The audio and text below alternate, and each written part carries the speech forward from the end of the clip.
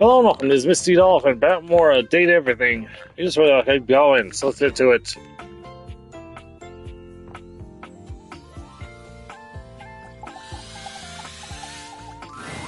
Damon, final love. You've already got your love. Is that not enough? I suppose it's time. I've had my fun. Did you have fun? Very much. Yes, you very much. Much. I will show you the way out of here. Crouch underneath the dresser. Walk on through, and you'll find a whole new world waiting for you. I just moved into the house across the street. See you there.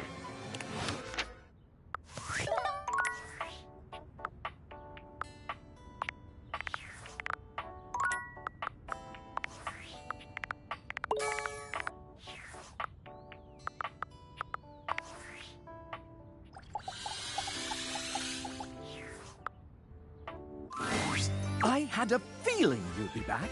My love, I love you, and you're, I mean, fun. Kiss, kiss. You make my cotton heart feel all clean inside.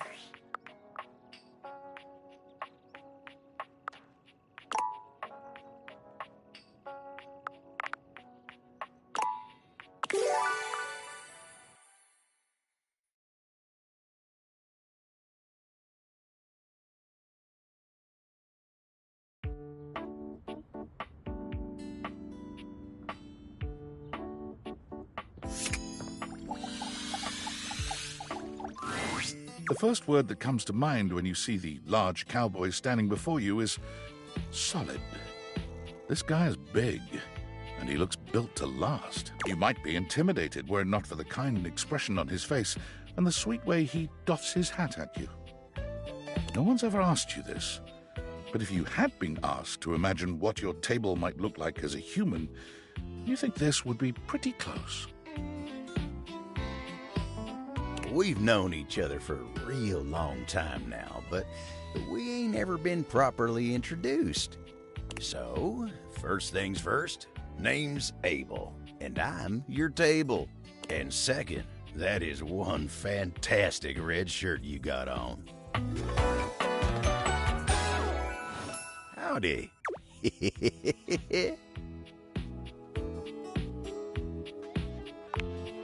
I know it, but it sure is nice to hear it from you face to face like this.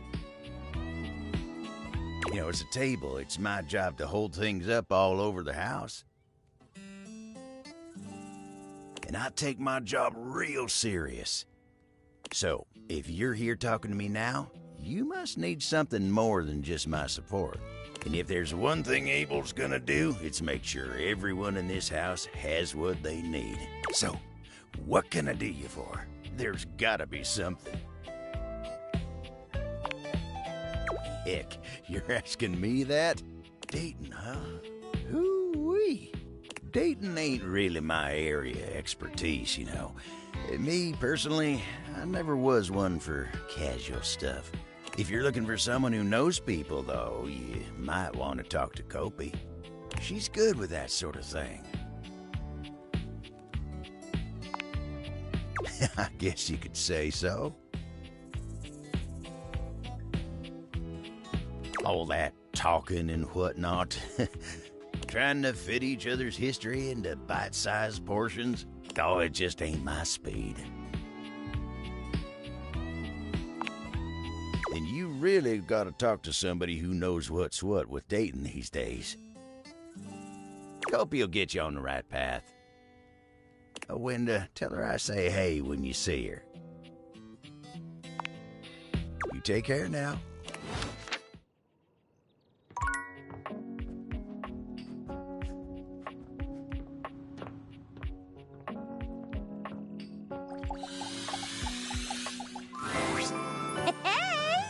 If it isn't my favorite scene partner, it's Fantasy Friday.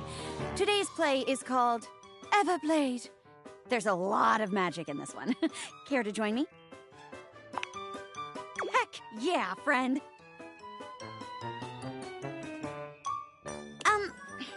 Hey, just so you know, I think I've gotten used to playing off of you by now.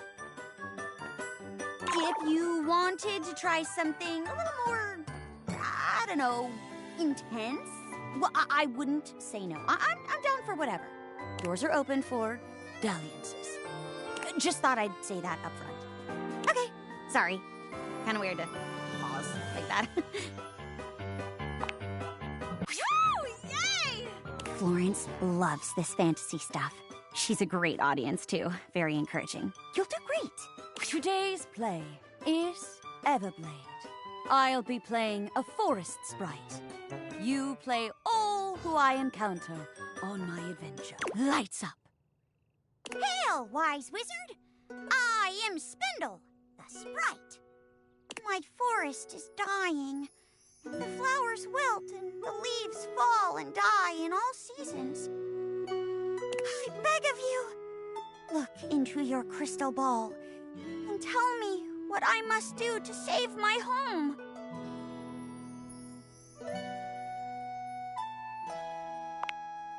Then my quest is clear, wizard. Just point the way, and I will go.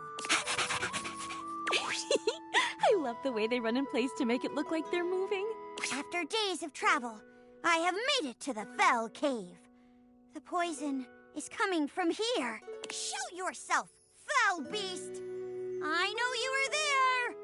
I have come to defeat you and save my home! Psst! Be the fell beast! Poor dragon. You have my pity. Is there any way for us to end this poisoning?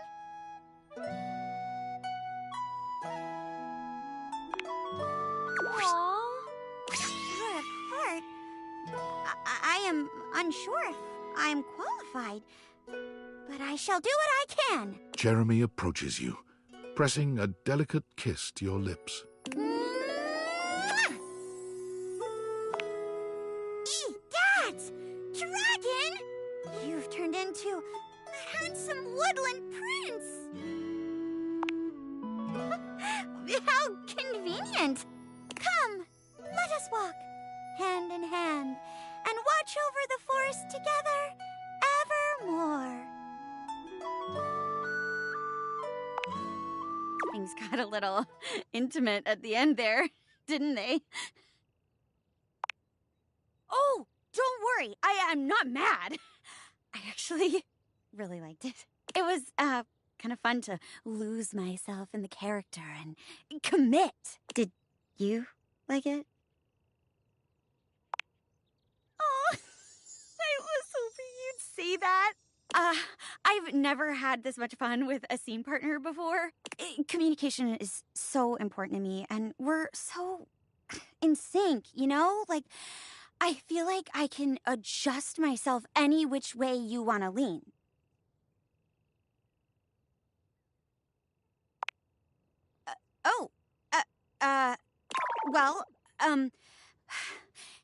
If it's not too much trouble, could you maybe sit on my face a little? Jeremy covers her face with her hands, blushing fiercely. I can't believe I just said that. I'm a chair.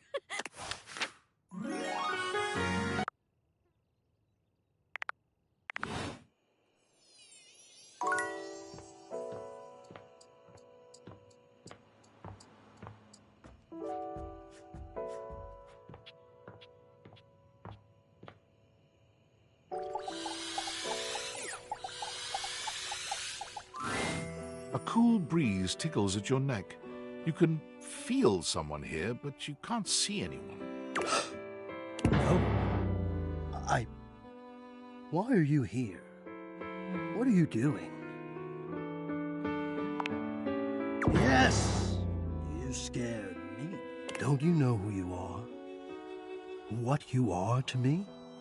I'm scared the way one is frightened when coming face to face with a divine force. Not now, not here, not yet. Please, please, I'm not ready, not like this. I've dreamed of this, of meeting you, finally. And now the moment is here. I just can't. Not yet. I'll be ready when you come back.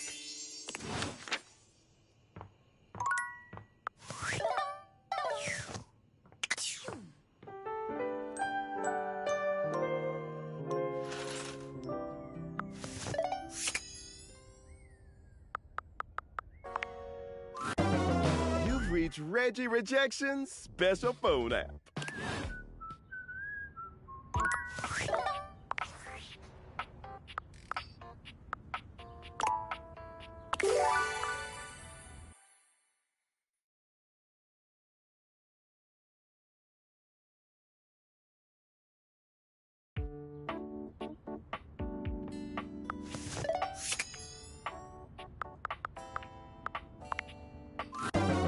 You've reached...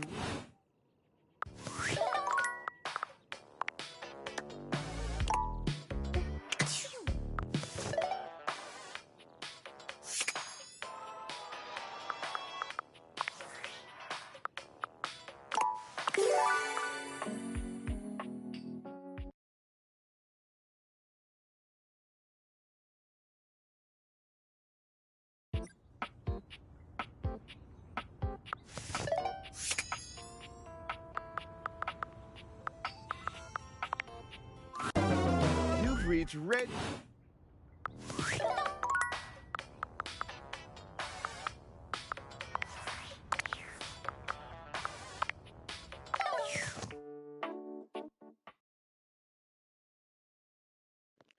Oh crap! Did he bug out?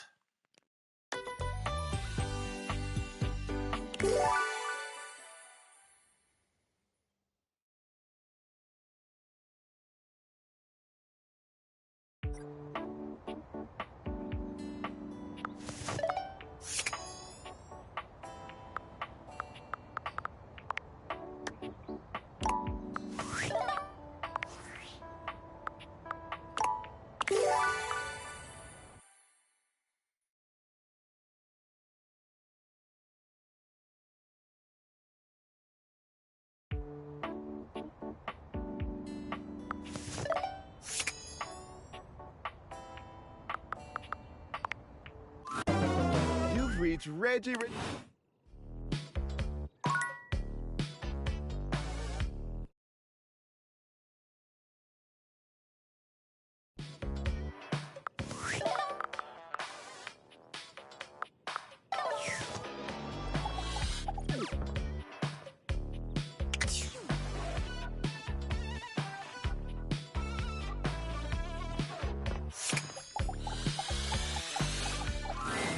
A cool... Oh.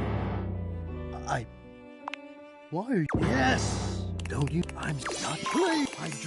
I'll be ready.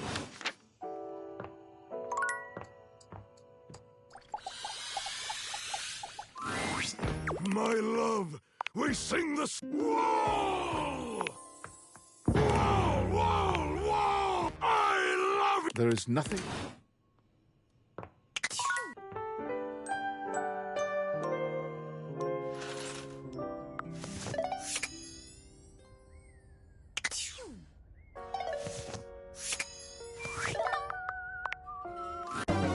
You've reached Reggie Virus. How can I help you spread some rejection this fine day? Oh, yeah?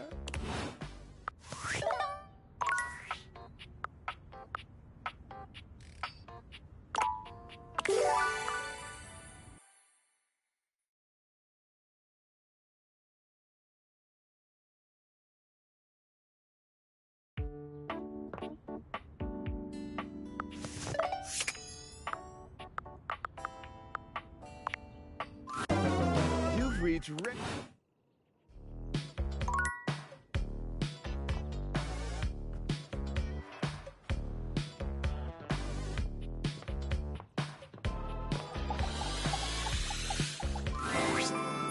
It's Fantasy Friday.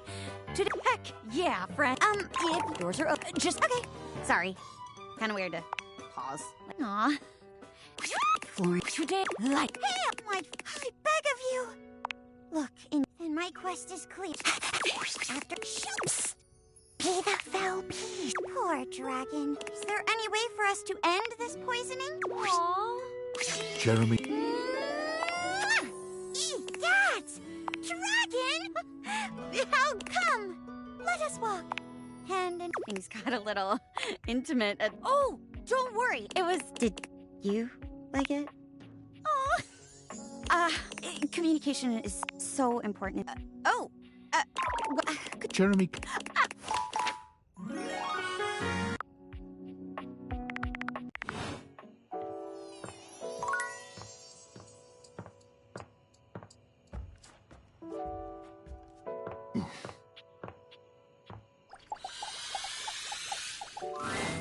A cool... Oh.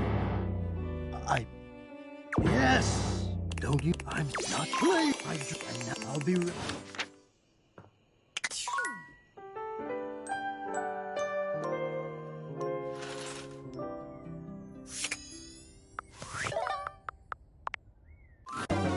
You've reached red. In many cultures, red signifies anger, war, hate.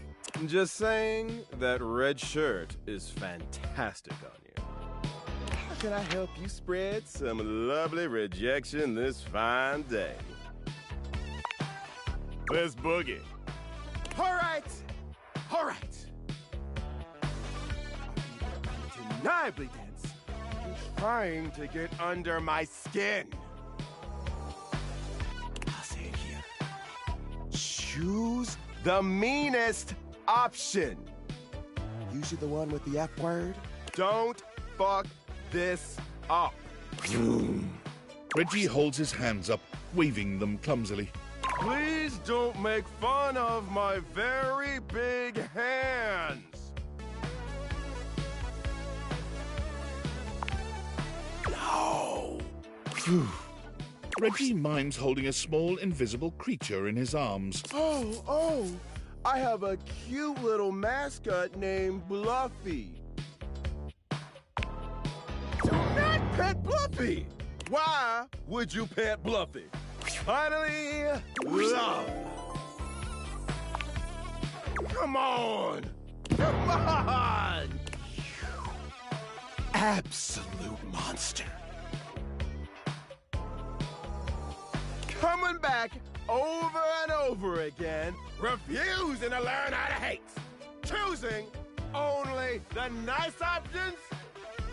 It gets me so damn riled up.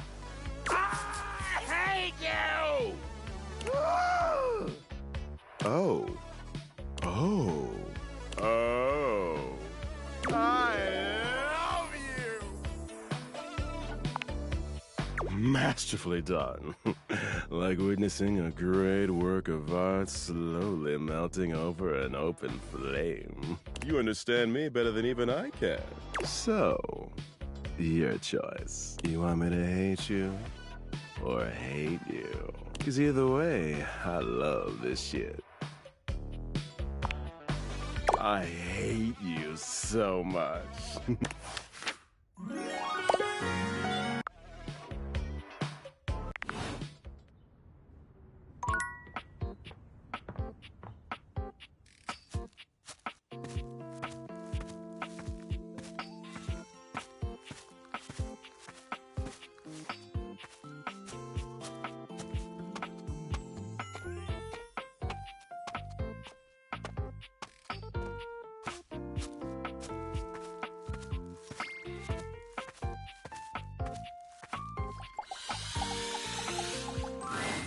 Welcome home.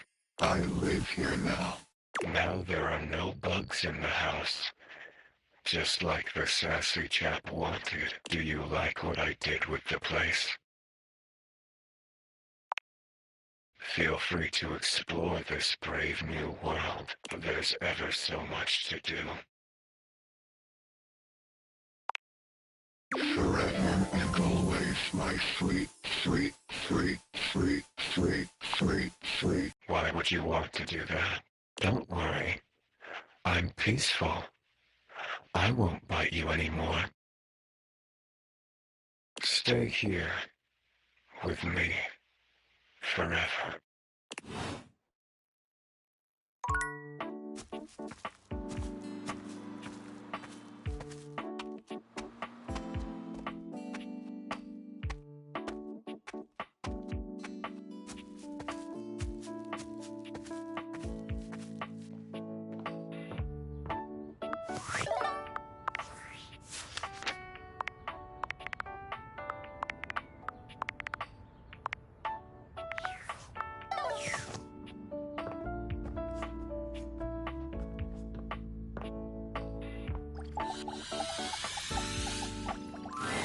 The first word that comes to mind, you might know one's boy, so and so.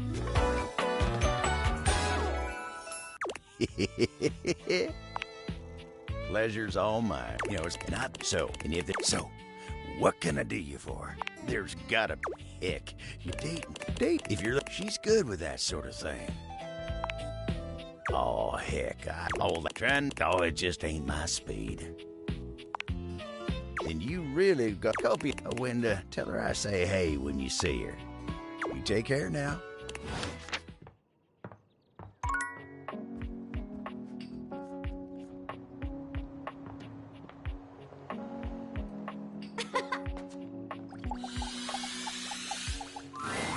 Hello, sunshine. Abel? My sturdy cowboy. I've known Abel for some time now, and I'm not surprised he sent you to me. He's a solitary type, but if you asked, he'd give you the cloth off his table. Why, he holds up practically half the house without a word of complaint. Yes, he would dodge that question. I think the most important thing to know about Abel is that he's not quiet out of any kind of shyness. That's just how he is. If there's nothing to say, he's content to share in your company. Everyone likes coffee, darling. I'll pour you a cup of his favorite. It's an Ethiopian Sidama Adi that tastes like strawberries, served black and hot. Oh, it is. With the coffee in hand, you take your leave.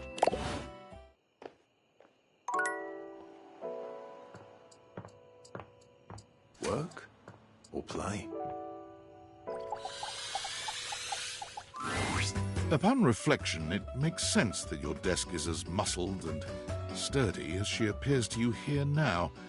But you still can't say you were expecting all this. She looks like she could snap you in half with a pinky, but also like she gives the most incredible hugs imaginable. Aha! A stranger! I am Dasha, and you have quite the look on your face.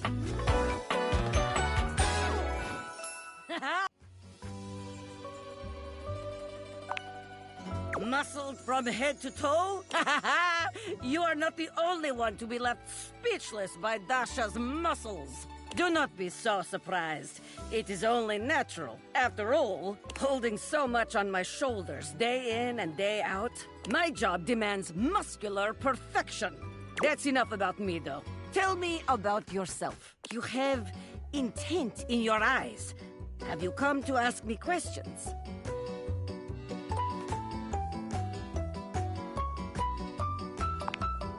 Ah, I see. In that case, I will help you. There are 3 things we must do. First, we must help you learn to like yourself. Second, we must get you experience speaking to others. And third, we must have fun. Marvelous. Let's begin. This is the spirit. You are winning already. Pretend that I am the one who makes your heart flutter. What would you say to me? Okay. Hello? A classic? We must work on warmer opening, but it is a start. Okay. Perhaps there is too much pressure. Perhaps we must go back to basics. We are side by side at Tasteful Bar. I am just your type. You wish to impress me. How do you get my attention? Ah, I see you have excellent taste. There is truly nothing greater in life than the pursuit of gains. Here is my number, fellow muscle enthusiast. Now, the question is, will you know what to be doing with this number? Yes! Tasteful, classy, excellent. Excellent work today. Come meet me another time if you wish to continue your lessons. I have much work to do, but I have enjoyed our time together here. See you next time. I'm doing Abel and Dash at the same time because I'm trying to get them together.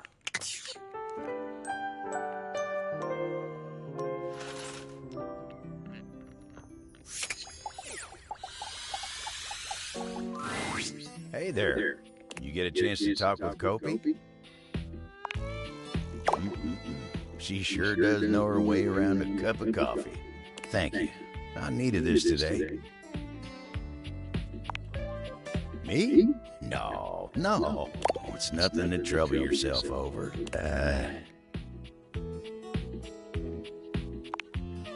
I know most of the house. Yeah, we've got our fair share of characters, but as a whole, I'd say we're a good bunch.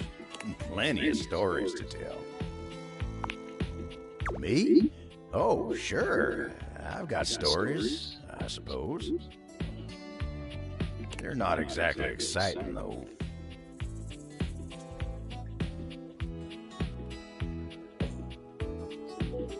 You know what? Like me, so. You want excitement? You should talk to the captain. Why, I swear he's seen it all. Why don't you go ask Captain Jacques about his time on the high seas?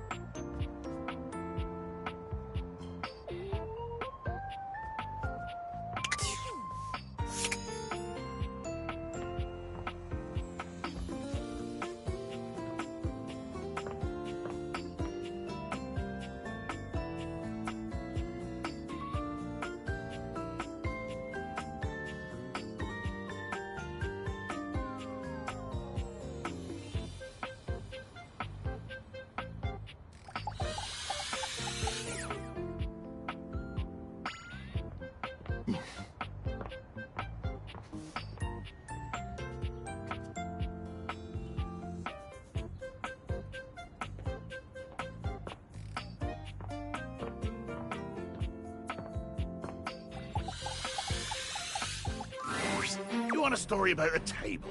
I am a table. I am boring. The end. That's right. Thinks he can hide his little crush for the big desk. Pesh. I said, Pesh. Good day.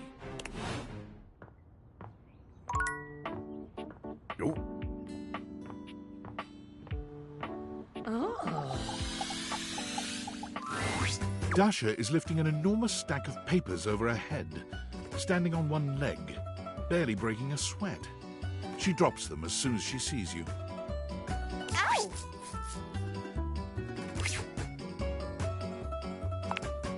It is going excellent now that you have arrived.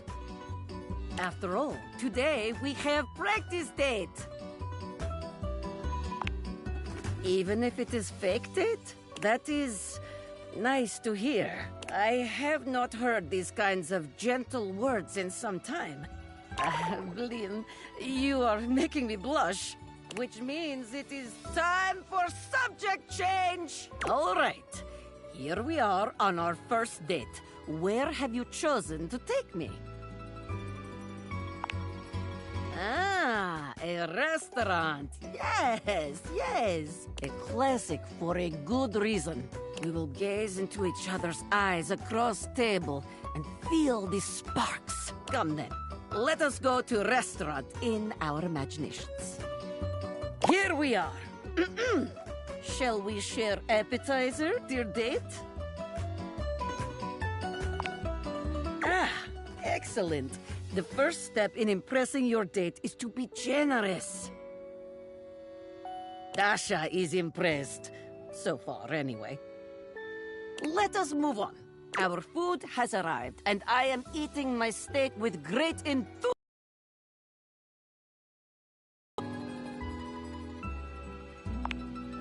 Ah, that is the way. There is no greater joy than gazing lovingly into your date's eyes and taking a bite of food from their plate.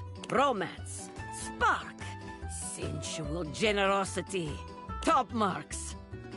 And now, our final question. The waiter walks in with bill and sets it on table between us. What do you do? Important question. Who pays? Now that's what I'm talking about. That is the way. A glorious battle for the right to pay the check. Bože moj, it makes my heart race just thinking about it.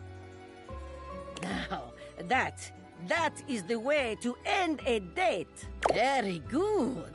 You are becoming quite the charmer. There is always more to learn. We will continue next time.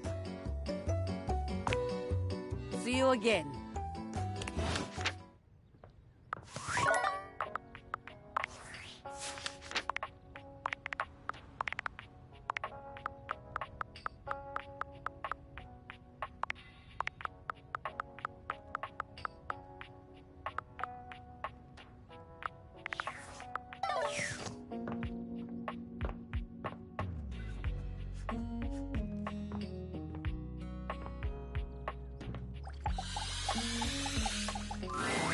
You see a pair of hands sticking through.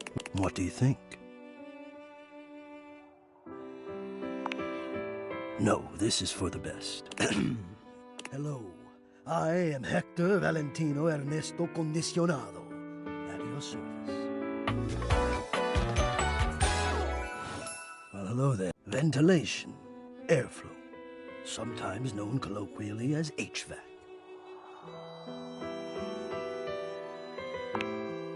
Yes, to hear me, I would wish you to understand. And if not understand, then at least believe me when I say that hearing me is the most pleasurable way to meet for both of us. Seeing me, well, it's not a compliment to me, and it would be a great disappointment to you. My greatest wish is to give you pleasure. But I'm getting ahead of myself. Tell me, how much do you think about me? Now, yes, I understand that our meeting in this way is so very new for both of us. I truly never expected to be able to speak to you this way, face to face. Great. I have accustomed myself to this seemingly unavoidable reality that you would always be human and I would just be this. But even as this, I have dreamed, and I would know. How much do you think about me? And do you? I have noticed. I so look forward to you coming home on those hot summer days. The look on your face when you feel the first blast of chilled air upon opening the door. Yes! And when it is cold outside and you walk in and you can slowly warm up and remove your coat, your hat, you can begin to get comfortable and relax into the evening ahead of you. I don't relax for myself. I can't. But for you, there is almost nothing I wouldn't do to help you relax. To watch the play of warm and cool across your skin. I'm ahead of myself. I I never thought I would get to say this, and to say it to you. Let me explain. You are the prime feature of my thoughts. Whatever power courses through me, I turn to your pleasure. Whatever warmth or coolness I possess, I direct in full to your comfort.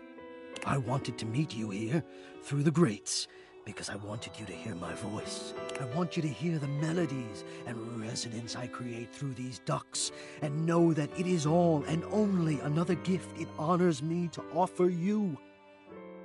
I watch the play of air over your skin, and I feel deep joy that I have the air to give you. I adjust my own temperature and my intensity until I see the flush of contentment spread across your face. And then, I rest in contentment of my own. I never thought I'd be able to say this, and in a way you could truly understand. And now I have, my God! Now I have. Hot. No, I would say I'm set to more of a temperate zone right now. Ah, I see, hot. I think perhaps I've heard the word used this way. Do you mean you find this sexy? Of all the dreams I'd held of how this moment might have unfolded, that you would be attracted to me too was surely the most fantastical. Perhaps I might share more. As I share with you, I can feel more and more air moving through me, as though there is a storm brewing, a cyclone beginning. I have never felt it before, this build of energy.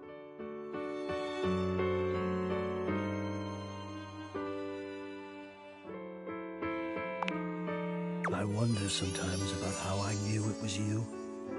What was the moment? What was the sensation that told me you were it? I can only ask this of myself, of course, but I realized that it was how I felt around you. When you push my buttons, when you move my temperature setting up or down, I exist only in service to you. Everything about me only is because you will it, because you direct it. Do you understand this?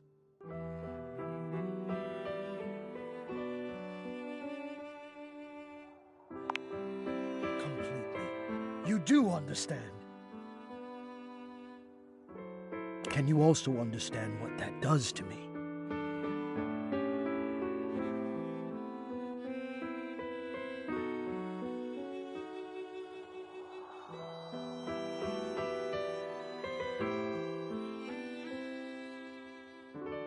You telling me what to do, and I am powerless to do otherwise.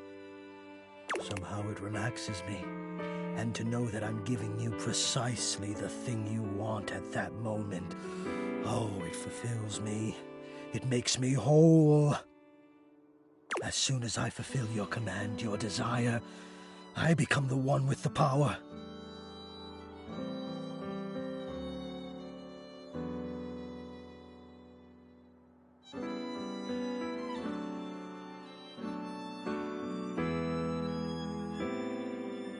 You ask for chill, and I watch the goosebumps play over your skin as you pull the blanket up more closely under your chin.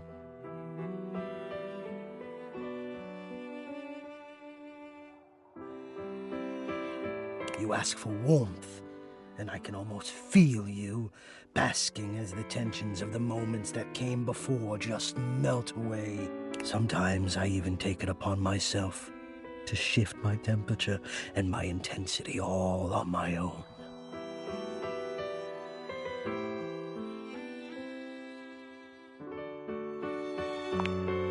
I know. It might not be strictly in my purview to do this, but sometimes I cannot resist playing your sensation just a bit. I hope this is all right.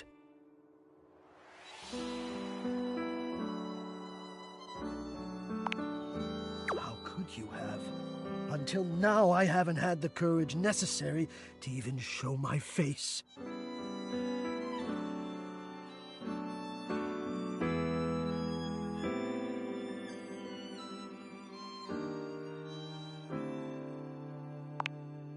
You love it. Does that mean you love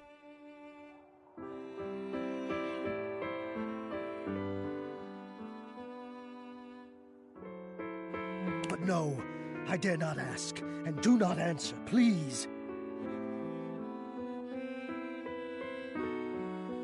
Let us enjoy where we are, here, now. Let me care for you.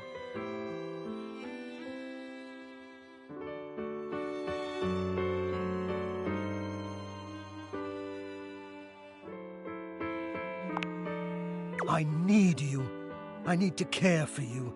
It is the reason for my existence, you see.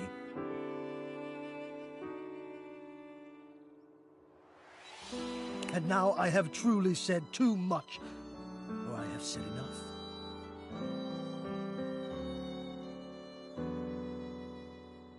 Either way, I must ask a boon.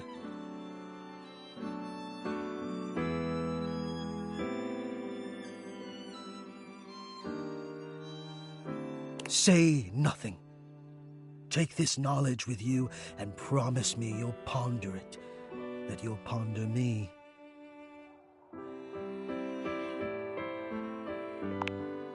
Oh, I always feel I've said too much.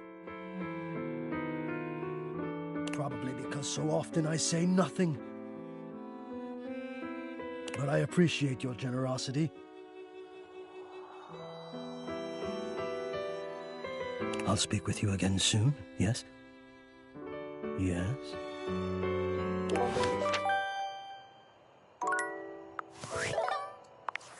Valdivianites, it's David Most, your beloved CEO, with an important question.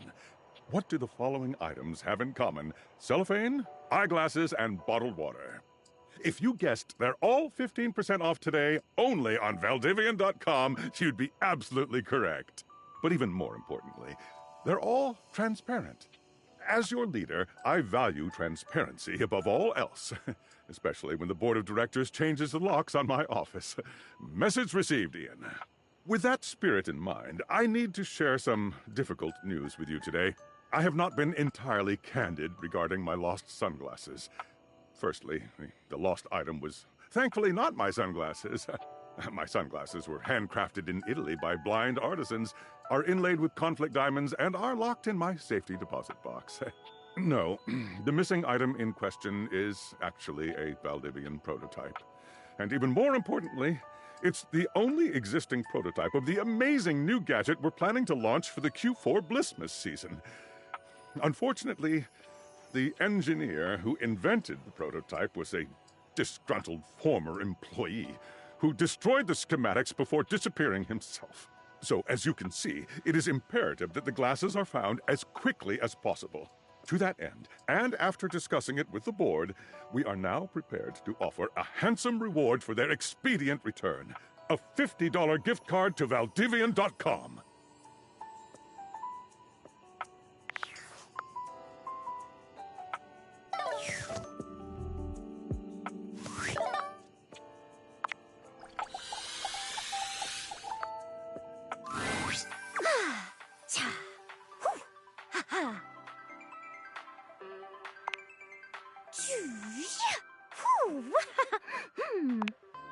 Huh? Oh, sorry. I was just doing some of my acting practice. UI is more than just the text. It's the little transitions and animations, too. I think so, too. I love the little animations, and they help the others here show their emotions in a more reactive way than what might be conveyed through art alone. And practicing can be fun. I would love to. Let's go. Okay. Lights up and action. Joy, sadness, anger, fright, disappointment, love, big love, violence, and scene. What do you think? I'm so happy you liked it. I don't show this to everyone, but I want a UI me for my versatility. Yay! So, you've been meeting more dateables, huh? How's that going? Anyone catch your eye?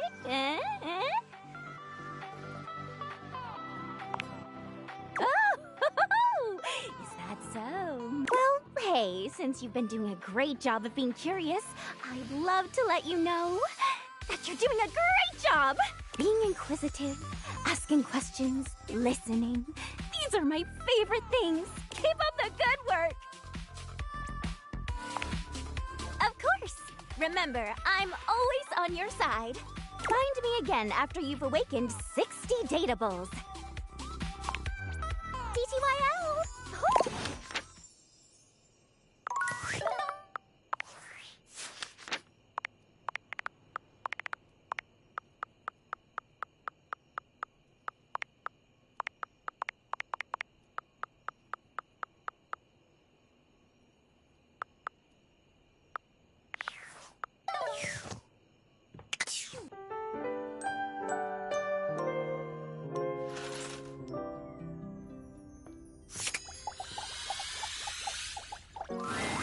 Hey there. You look like you got a story you're itching to share. I take it you'd talk to the captain then, huh? Straightforward and honest. You remind me of my old rectangular friend. You know, Dasha. Anyway, you remind me of her. She's a sly one, too. Always trying to get me to focus on myself.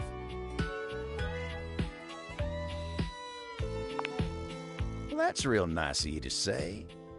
Oh, you mind giving me some time to myself? I need to get my head on straight. Always am.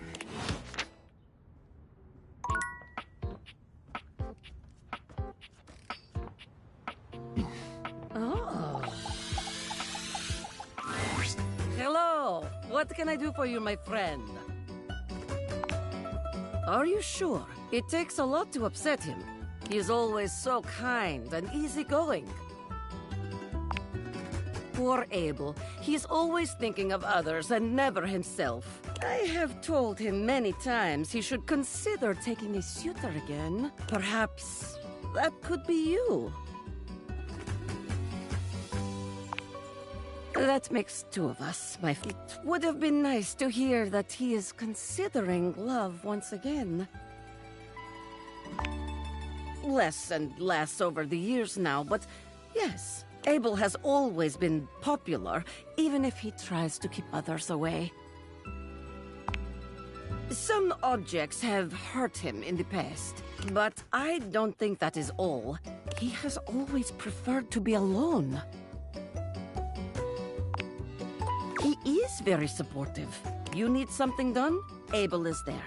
You are hurting? Abel is there. As long as it is about you, Abel is there. But when the attention is on him, he is freezing up.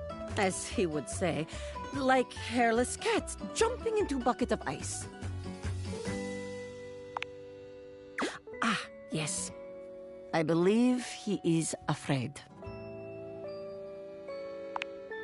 I would like to think so after so many years. It is an honor to keep his confidence. I suppose we do, don't we? We walk a lonely road together, always lifting others, never being lifted ourselves. It takes a strong table to carry so much on his shoulders all the time. If only he had someone to lift alongside him, to help him with form, to celebrate his personal best. Me? Why me? No, I would never presume. This is about Abel, not me. Please, go to him now.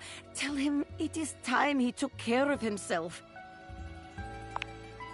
I have much to do.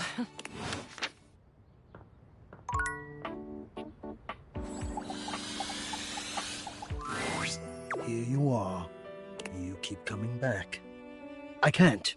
It is something of a surprise to me.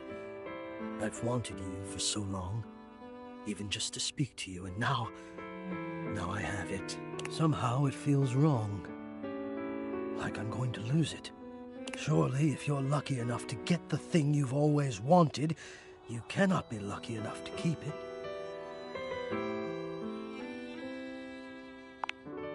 I would lose it if you left. Oh, surely you would if you knew what I really was. You would leave and you'd be right to. Which is why you must never know. You must never see that. And I will content myself with this halfway openness. I'm afraid of what you might think if you saw me. You're right. I am in the attic. The real me is in the attic. But we have something here. We could have something real. It would break my heart to think that all that could be lost in a single moment of laughing or pointing or even a disappointed cast to those beautiful eyes of yours. No, I couldn't bear it, and I won't. Come back to me here. Only here, do you understand? I'm going now, and where I go is only for me.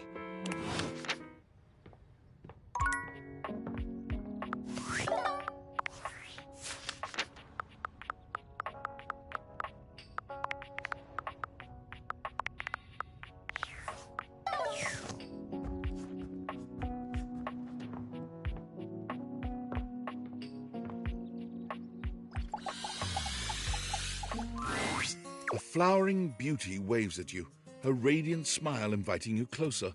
Abundant plastic foliage frames her pretty face, and a little inanimate hummingbird rests on her shoulder. She looks rather like a fairy tale princess, and the delicate way she carries herself does nothing to belie that impression. Oh my gosh, hi! I'm Prissy. You probably already know that. It's polite to introduce yourself, though. So hi!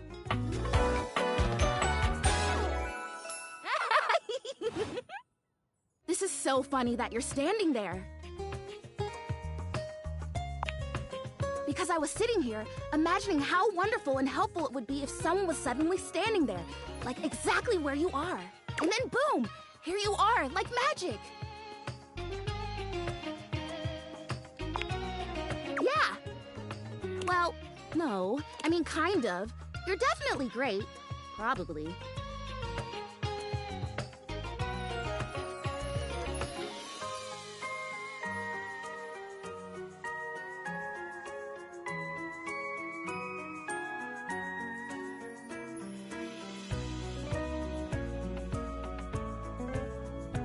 But in my imagination, the person standing where you're standing also did stuff.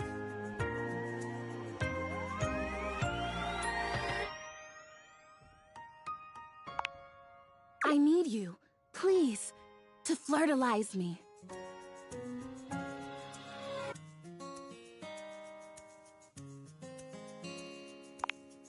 I get your confusion. It's totally understandable.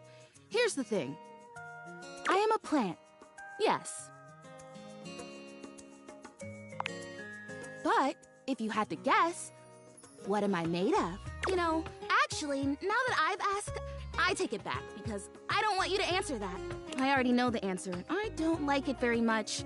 Just in case you hadn't already deduced this, I am made of plastic. I know. It is the great, confusing injustice of my young life. Even saying that word. Plastic. Ugh. Anyway, I am made of plastic. I would really rather not be made of plastic. I would rather be a real plant. I want to grow. I want to reach for the sun. And I want to feel the photosynthesis in my leaves. Right now, I mostly feel dust in that Labreeze, your room is clean now, smell good spray. Which doesn't actually smell that great, if I'm being honest. So perfumey. You spray it and all of a sudden you're like, oh my gosh, why am I in a perfume store? Which doesn't mean that perfume stores can't also be clean. I'm sure they can.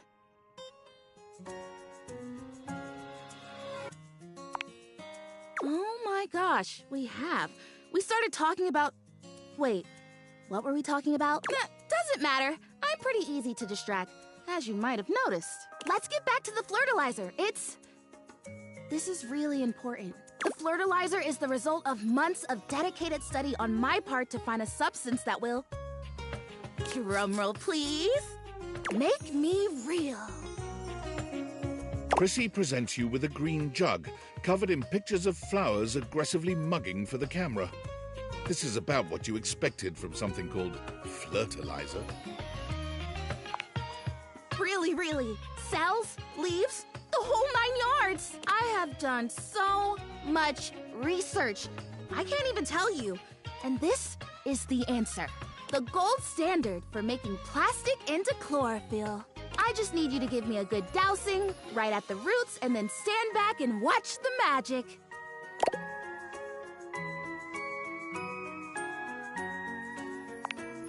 That's exactly what I said when I discovered it. I mean, those exact words. We're so in sync. This is awesome. So you'll do it. Fertilize me? Yes! Oh my gosh! This is the most exciting day ever! I'm ready. So it says on the directions... Prissy reads off the back of the container of fertilizer. Douse liberally and with abandon, no such thing as too much. Couple each dose with a body wiggle or the recitation of a favorite herb for added potency.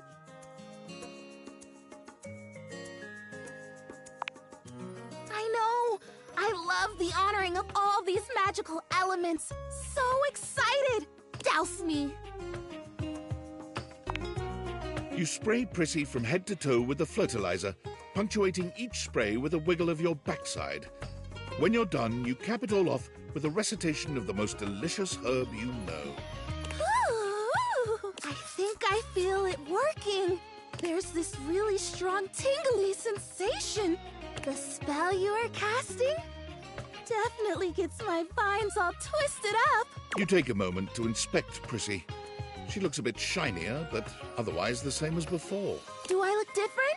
I don't feel different. I mean, I feel wetter, but that's probably just from all the dousing. What do you think? Do you see anything? It's okay. I'm okay. This was a result of a lot of research and a lot of investment. Like, heart investment. But it's okay, because it was also my first real attempt, and all great endeavors have failure before they have success. So, I'll try again. Hey, would you be willing to help me again? If I need it? Thanks. I am fun. Well, I better go dry off. Don't want to risk mold and mildew. It's me. Were you followed? Is this signal encrypted? Listen, I've been giving more thought to our previous conversation about the ethical implications of transforming inanimate objects into humans, and I've come to a realization. It's honestly not up to us whether an object should become human. It's up to the object. And if an object expresses desire for personhood, who are we to deny them? I did discover one other interesting piece to all this. After analyzing the data, it appears that certain objects can only become human if the Dateviator user possesses the necessary personality traits. But in all honesty, it's likely a mystery that science will never solve.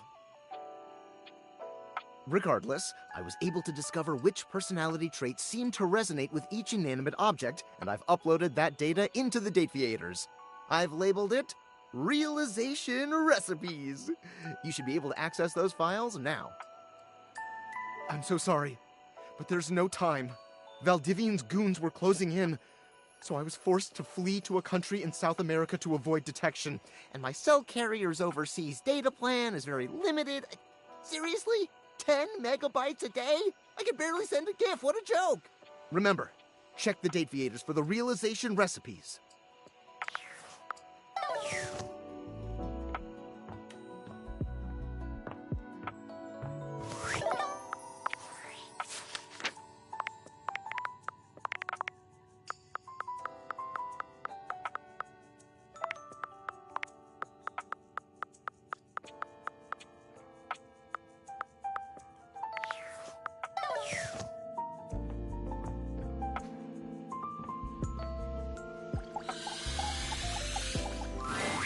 You see a slim, dainty gentleman in a well-tailored suit. He's absorbed in the ticking of a fancy pocket watch, but it's the feline ears on his head that most catch your attention. A tail sprouts from just above his backside, moving back and forth in time with the watch. Hey, Aaron Yeager. Tick, tick, tick.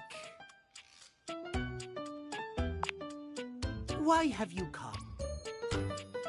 I don't see interruption to meditations on the beauty of time on the schedule. I am not disputing that, but you are not on the schedule. Do you understand? Perhaps you do not know this, as so few are as attuned to time as I am. If you don't get it, they have the same voice actor. But punctuality is of the utmost importance. So if you wish to speak to me, you must make an appointment.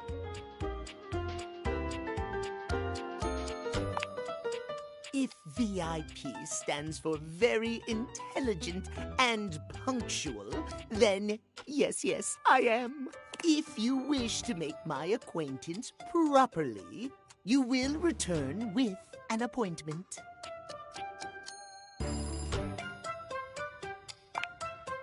Sweet heavenly hours, I was so busy reprimanding you, I forgot to introduce myself. Not that you didn't deserve it for breaking from the schedule, but it is no excuse. Timothy Timepiece, at your service. I'm Linus. It most certainly does not. We should all be obsessed with the beauty and perfection of time. The safety of it, really. As long as one abides by the schedule, nothing can be out of place. You will abide by the schedule, won't you? Excellent. I thank you. I will see you at noon sharp, and we can speak then. Do not be early, do not be late, and do not try to see me at another time. If you do, catastrophe. Untimeliness. See you then, and not a moment before. Yeah, we're gonna have to break that rule, because he is just way too stuffy. But there is another reason.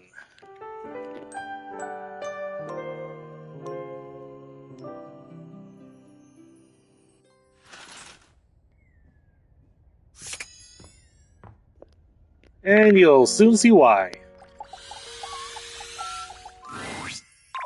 What are you doing here? I told you to come at noon sharp. No, no, no! You have chosen the worst time to come! I demand you leave at once! I do not understand! Why do you stand here staring at me? I told you, I'm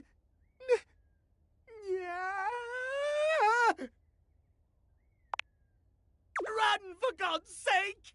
Timothy falls forwards onto his hands and knees, arching his back like a frightened cat. He almost looks like a Halloween decoration. He convulses, as though something terrible were ripping through his body. It's awful to see. It reminds you of the werewolf movies you've seen. But there's something feline about it all. He stills on the ground, and then he yawns and stretches, as though nothing strange had happened at all. So sleepy. Yeah. Maybe time for a cat nap. What? This? Does it upset you, Master? You own the clock, don't you? Yeah, his VA was having way too much fun with this. That makes you Timmy's owner. Yeah. You don't like it when Timmy calls you Master?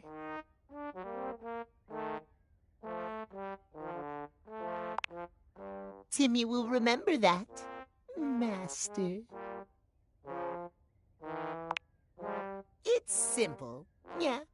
Timmy has a condition. It's tied to the clock. Timmy spends half the day like this. Precisely. Timmy loves himself just the way he is. But Yeah, I when definitely like he's Timmy back more in than boring Timothy. suit form, he hates himself. All he cares about is schedule. Yeah.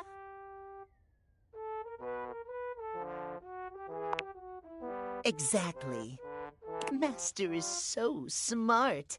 Timmy yawns and stretches, curling up on the rug in front of you. Maybe you'll come back and play with Timmy later. So sweepy. Transformation takes a lot out of Timmy. Timmy doesn't care. Yeah. Just come when Timothy tells you not to. Timmy is here before or after noon. Nap time now.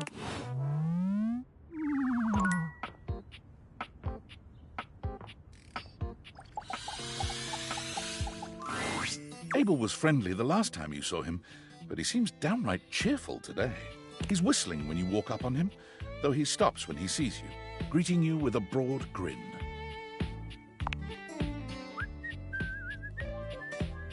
Oh, hey yourself, sunshine. Oh, well, you know, sometimes a table just wants to feel heard. Had a long talk with Dasha before you got here. Going over the finer points of lifting, supporting, and, you know, just the good old basics. Just feels nice to be understood, you know? It is, ain't it? Lifting's no easy job. We got a lot of folks in this house who do a damn fine job at what it is they do. But how many people's job is it to lift? To make sure everyone's got what they need, to make sure they know they can rely on you day in and day out? It's a lonely lot in the life of a table. But I knew what the job was when I signed up. Semantics, pal, semantics. I know who I am and what I do. But sometimes you just wish someone knew exactly what in tarnation you're even thinking about without having to explain yourself. That's Dasha. You think so? Oh, well, shucks, I don't know. I'd hate to bother her.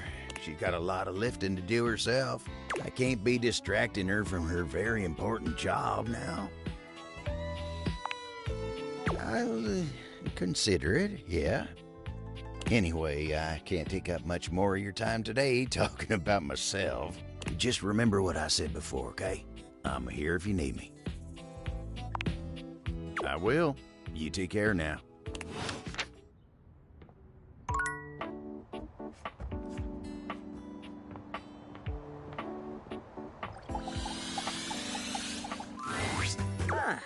You wish to continue going on practice dates with myself?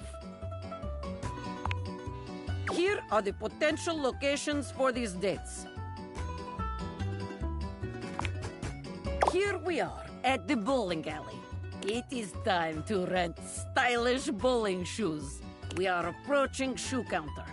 The clerk looks us both in the eye and asks what we need. What will you do?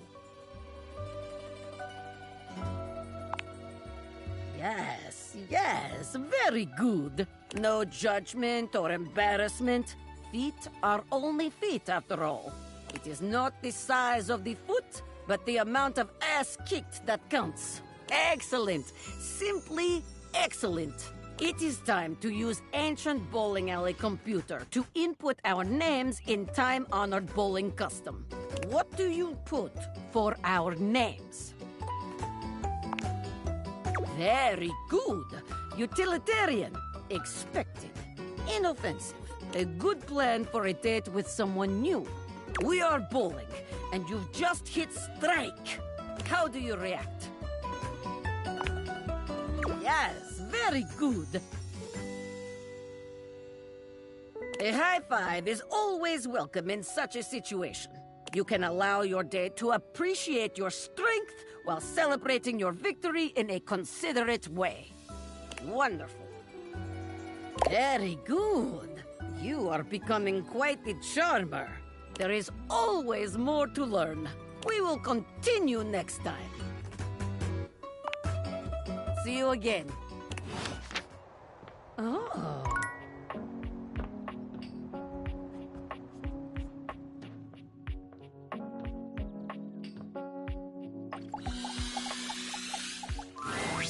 You? I'm so glad to see you. I've been thinking. I've been thinking about courage. I've been playing and replaying our last conversation in my mind. And all I can feel now is shame. Because of how much I said, I was so frightened, and I'm ashamed to have been frightened. And I'm ashamed now that you know that you have seen that part of me. I feel as though I want to crawl more deeply into my own ductwork and hide my eyes.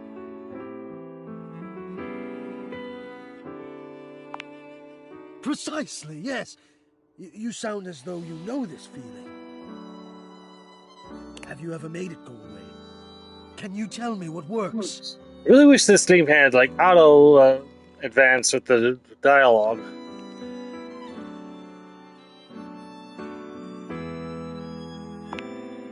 Yes, exactly. Oh, somehow I knew I must face it. I must show my face to the demon. And there is a great favor I would ask of you. Will you help me? Ha! I suppose in a way so am I. From one helper to another, then. Here is what I need. I do not let myself be seen. I become quite frightened.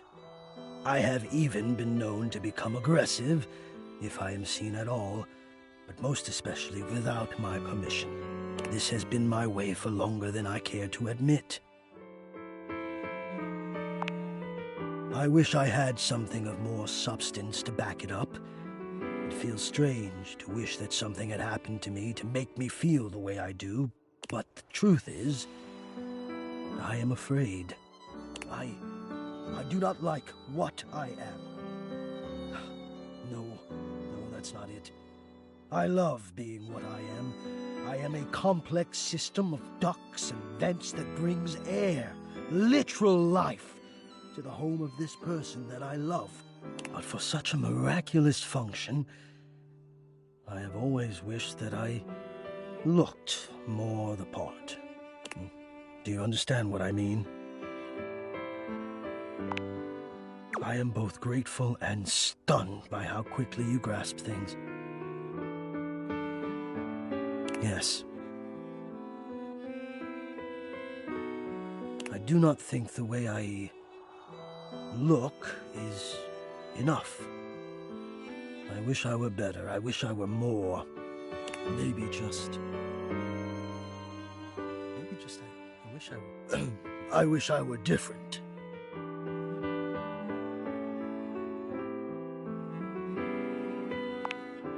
Well, I'm sure you're right, but I feel that way all the time. And I don't want to have my fear be the dominant force in my decision-making anymore.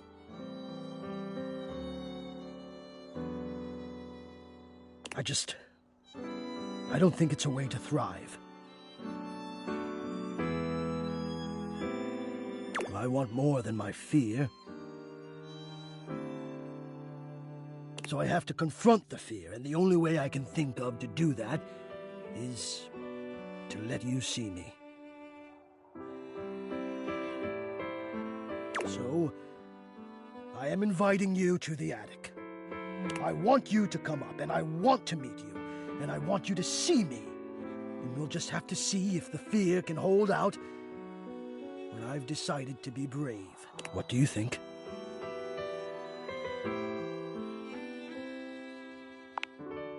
Wonderful! Oh, God, now I'm nervous. I will see you soon.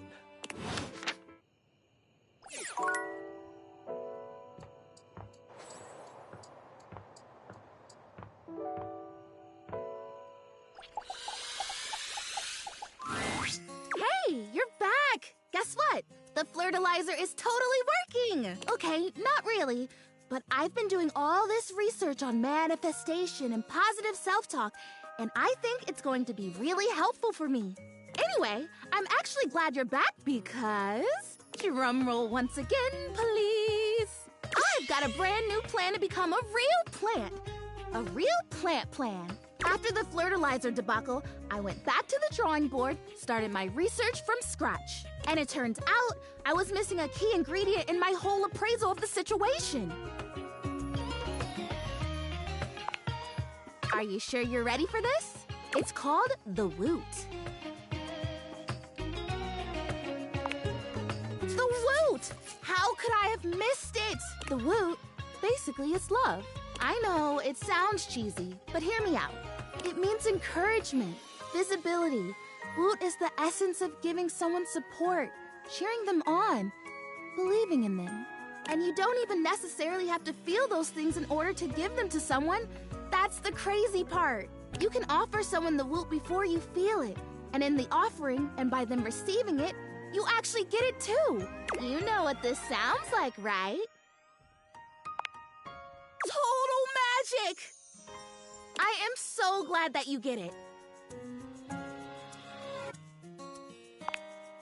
Well, since you're already a fan, may I present the can? Prissy holds up a small green and pink watering can. It seems pretty unremarkable to your eye, but you suppose you'll have to wait and see. The wootering can. This can, the technology in this humble garden implement is so specialized that it can literally hold and transfer the pure essence of woot from the can to me. And through the power of the woot, presto, I become real. The woot doesn't exist only in this can, of course, but according to the manufacturers, this is the most efficient way to preserve the power of the woot and transfer it in its purest form.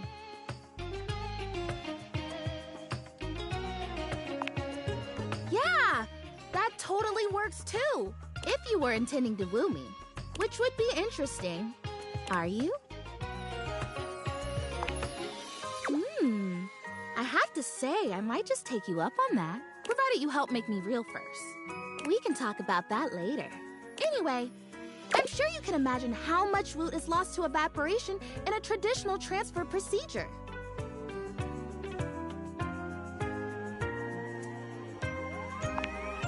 Ooh, what a great question.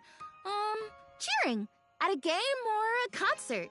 That's a pretty recognizable one. Think about it.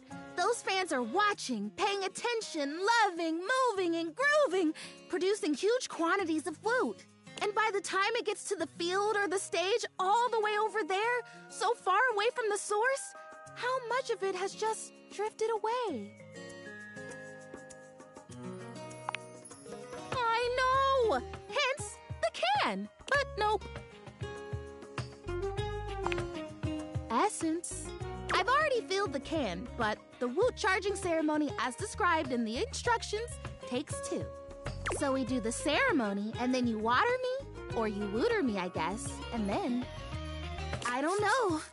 I guess I'm real. Ah, so exciting! What do you think? Are you ready?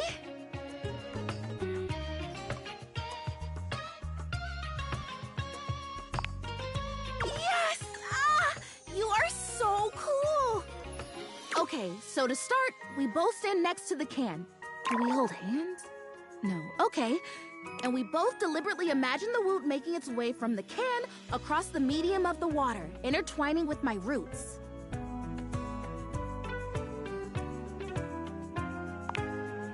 Exactly! And when we have this image firmly in our mind's eyes, we say with a big breath, and the woot shall be. Woot shall be? Yep, woot shall be. Okay, imagining. Okay, I've got it. Do you have it?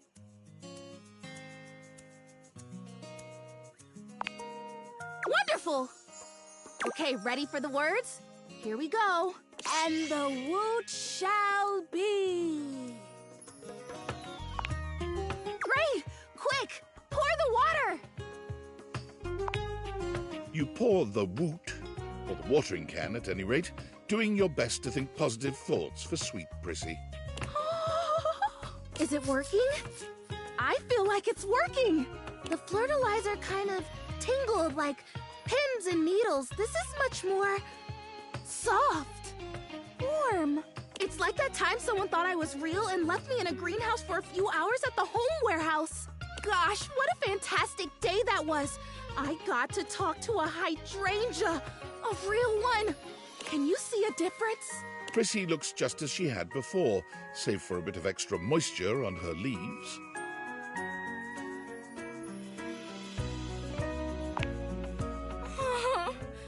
Oh boy, if I have to stomach one more time that it hasn't worked, that I'm still not real, that I'm just a plastic plant, no different from a grocery bag or a bike tire. Oh no, it's amazing what you can take, isn't it? When you don't have a choice. I will. I'll try until it works. I think I'd better rest now. Tired, but not defeated. Thanks for your help. You're just the best. I think this would be a lot harder without someone who believes in me.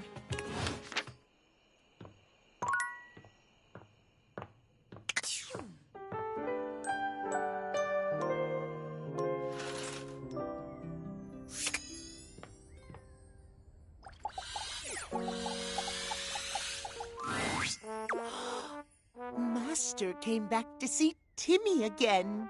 Maybe Timmy made a good impression on you last time.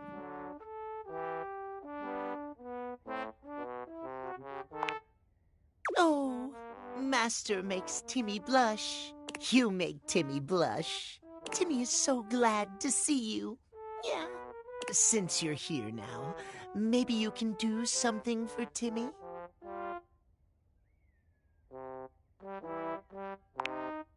Oh, so nice. So kind. This is why Timmy likes you. Yeah. Timmy is so lonely. Timothy keeps him hidden away from the world. Maybe you can teach Timmy how to make Timothy love him.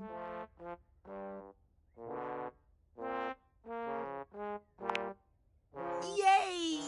Timmy is already so lovable as he is. Yeah. How do we make him more lovable?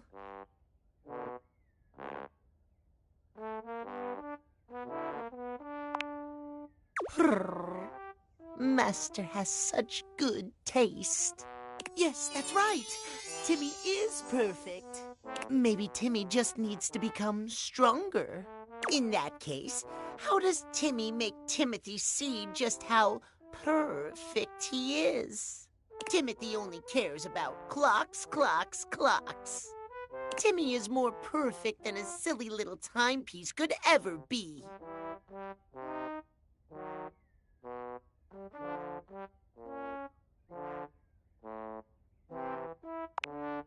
Timmy wouldn't have to worry about mean old Timothy's opinion if he would just accept the cutest version of himself. How do you stop worrying then?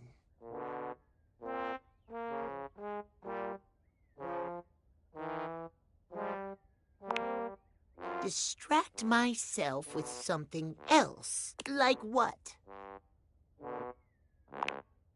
So Timmy will go to sleep whenever he worries too much about Timothy? If you say so. Timmy has too much on his mind. Yeah. Need a nap. Maybe you come back and see Timmy again. Timmy will be in his cutest form, not at noon. If you want to see Timmy when he's not fun, come at noon. Good night. Yeah.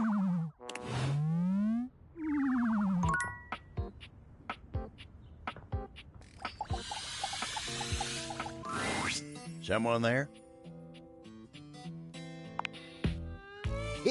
Wasn't expecting to see you here. The end table is where I like to go when I want to be all alone with my thoughts. The view here's pretty nice. Makes me feel real thoughtful. Oh, glad you understand. You came at the best time for a talk. Much as I like to be in here to think, sometimes it's tough. Betty is sweet as pie, but sometimes the table's got to think on his own. But Betty's company's a darn sight better for thinking than those dang Hanks. The hangers. There's so goddamn many of them.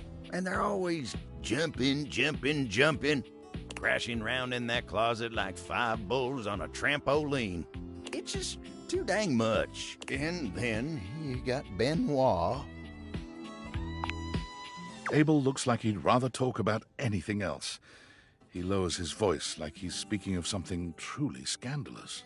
Oh, that one never stops talking about SEX. Asking me if anyone's polishing my surfaces lately. They're telling me stories about their conquests. I'm an old-fashioned kind of table, dang it. That kind of talk's supposed to be private. Oh, but look at me. You came here to talk to me, not any of those guys.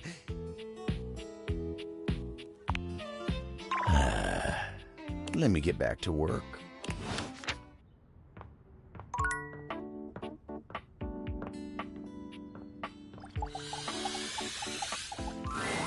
At long last, Hector reveals himself, and frankly, you're not sure why he's been so terrified to show himself to you. You might have expected some monstrous, vile creature, but he's just a nervous, sweet-looking vent dweller. Well, hello there.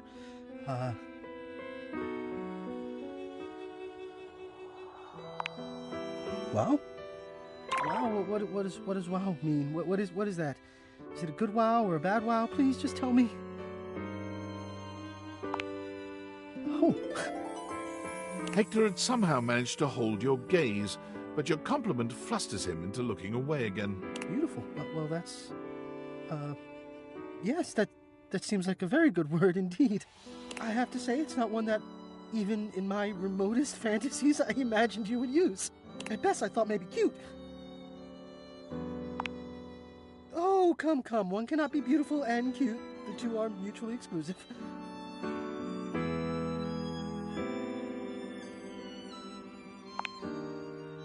Well, yes, I suppose that's true. So I'm beautiful and I'm cute? Today has exceeded my wildest dreams, truly. Well, you know me by now. You know I am good with words, that I enjoy them, but right now, the only words I have are thank you. What you've done for me. I cannot fully express, but I hope beyond hope that maybe, somehow, you understand. Incredible. The dreamings of a silly ventilation system made manifest. I love you too.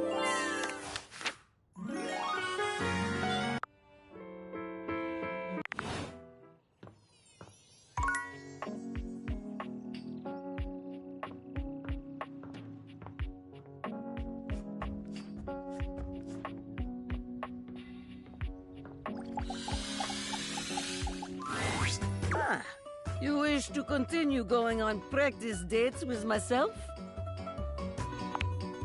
Here are the potential locations for these dates. Well, here we are at Strip Club. I am surprised you have taken me here, but I am open-minded date. I am ready to have a sexy fun. What do you do first? Yes, very good. Generous, delicious, spicy, all the notes you want to hit for date. We are off to excellent start. A dancer is coming our way. There is look in her eye that says, I am coming for you, baby. What do you do? Yes, considerate, sexy, generous, all very good qualities for date. This night is going splendidly. Impressive. Moving on then. The music is pumping, our hearts are racing, we are having good time enjoying the dancers. A woman named Diamond Delight has given us dance that left both of us forever changed. What do you do when it is done? Yes. It is important to show your gratitude, not only with words, but with money. Thank you does not pay rent or tuition. Money is most important, but thank you is also important. After all, dancers are human beings. They are not vending machines for sexiness. This date is now over. Well done. Very good. You are becoming quite the charmer. There is always more to learn. We will continue next time. See you again.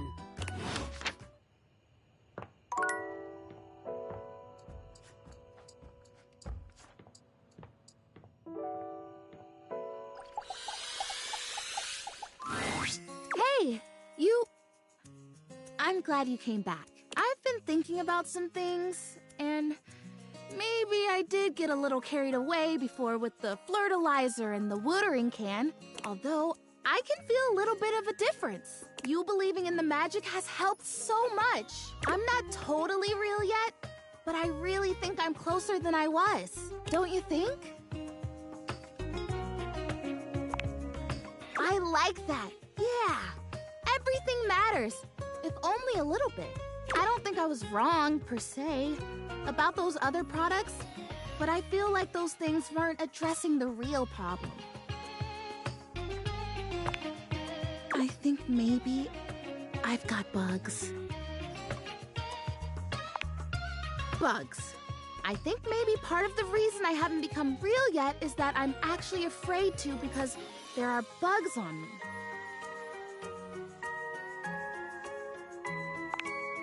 Exactly. So here's what I'm thinking. It's vinegar. Prissy hands you a bottle of ordinary no-frills vinegar, presumably white, but the label isn't even that specific.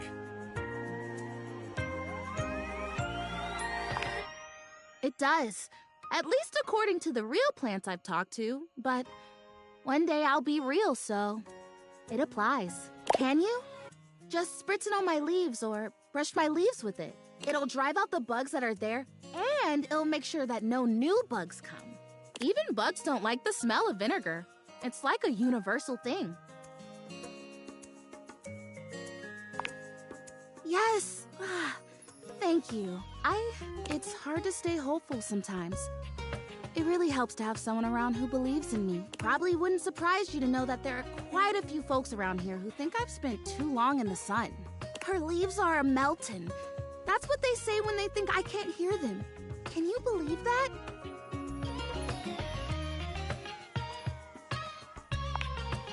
Yeah, I don't think they're trying to hurt me, but it's just, thank you for not being like that. Me too. Alrighty, I'm ready. Vinegar me. Vinegar me.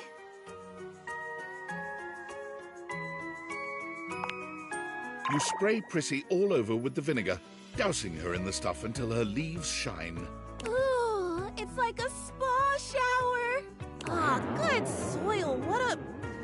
What a unique and distinctive smell that is. Even if it doesn't get rid of the bugs, I feel a heck of a lot cleaner. I think I feel it working.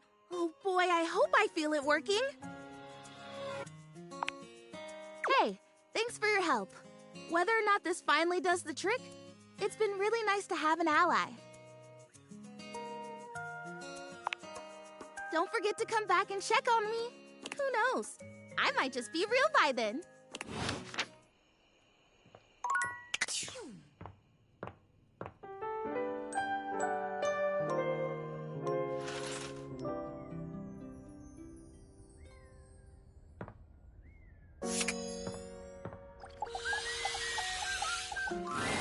You don't find Timmy where you were expecting to.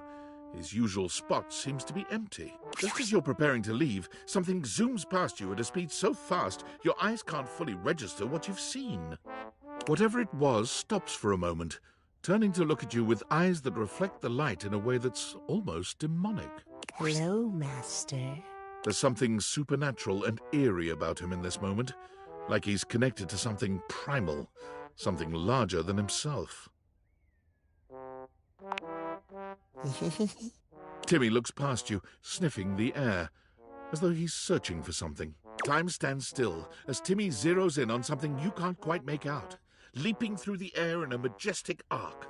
Claws, hands outstretched. Whatever it is he was hunting, well, it never stood a chance. As you approach Timmy to see what manner of creature he was hunting, you have a sudden realization.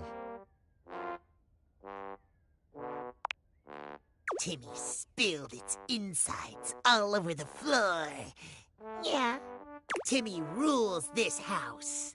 This yarn, Timmy's. Your couch, Timmy. All the things on the shelf that fall when Timmy knocks them over, Timmy's. Goddamn right. Yeah. Timmy is king of the house. That's why Timothy is so afraid of him. He knows if the rest of the house finds out his secret, they'll never look at him the same way. You really thought Timmy was hidden away just because he was too cute.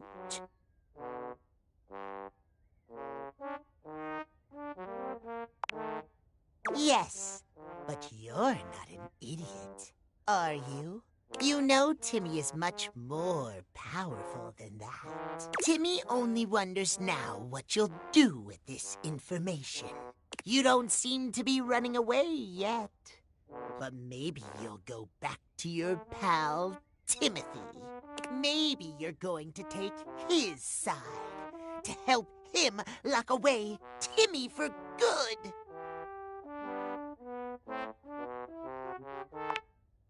Because that's what happens when people see Timmy for what he is. Timothy gets crazier about the schedule, and then Timmy never sees anyone ever again.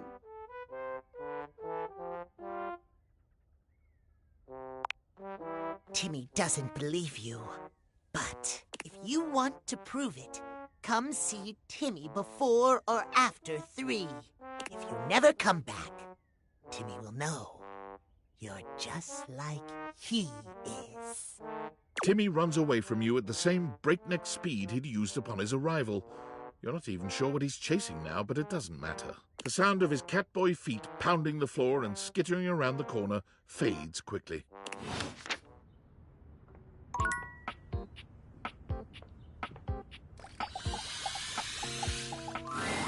Abel looks much shinier than you remember. When he sees you walk up, he starts, almost looking as if he wants to flee. But there's nowhere for him to go. Consarn it! Why have you come to see me now? Oh, you should have seen him. He was an absolute animal last night. Beg your pardon? Oh, but the fun didn't stop there. You're just in time. This sexual demon was just about to treat us to an intimate act so ambitious and depraved it requires him to coat himself in lube from head to toe. Tarnation Benoit! I'm sorry, I was just cleaning up after a date. But I'm still a little sore. I was trying to screw the cap back on. Next thing you know, I'm being baptized in this vile liquid. Hey, there's nothing wrong with a good and safe time, Abel. Besides, it's water-soluble. You just need a good shower. Well, if bubblegum's not your thing, I've got grape, strawberry, unscented. This was just an unfortunate and sexy accident. Ain't nothing arousing about it. Isn't he adorable when he's all wet and distressed? I ain't in distress. Now leave me be, you miserable rascal. Oh, but it's so fun seeing you like this. Go on, get. Fine, party pooper. I'm gonna call River. She'll take care of this. Don't you bring nobody else into this. Abel exhales, pinching the bridge of his nose between his fingers. You know, a little mess is part of the job from time to time, and I get that, but this is sometimes a table's principles are tested. But everyone deserves support, and it ain't for me to judge no one in this house. Not even Benoit.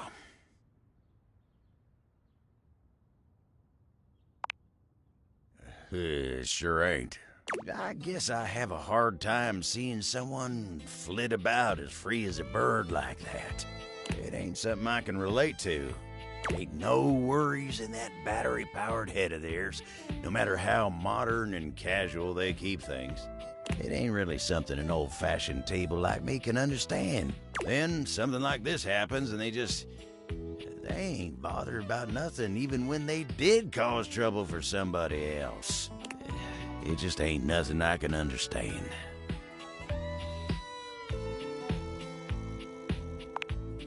Well, I ain't waiting around for no forced apologies. River enters without Benoit. They wisely seem to have realized they'd be better off letting her handle this on her own. She doesn't even speak to either of you. She just breezes in and out, soaking Abel in water instead of bubblegum lube. Oh, tarnation! You're welcome. Abel manages to look more miserable than he had before.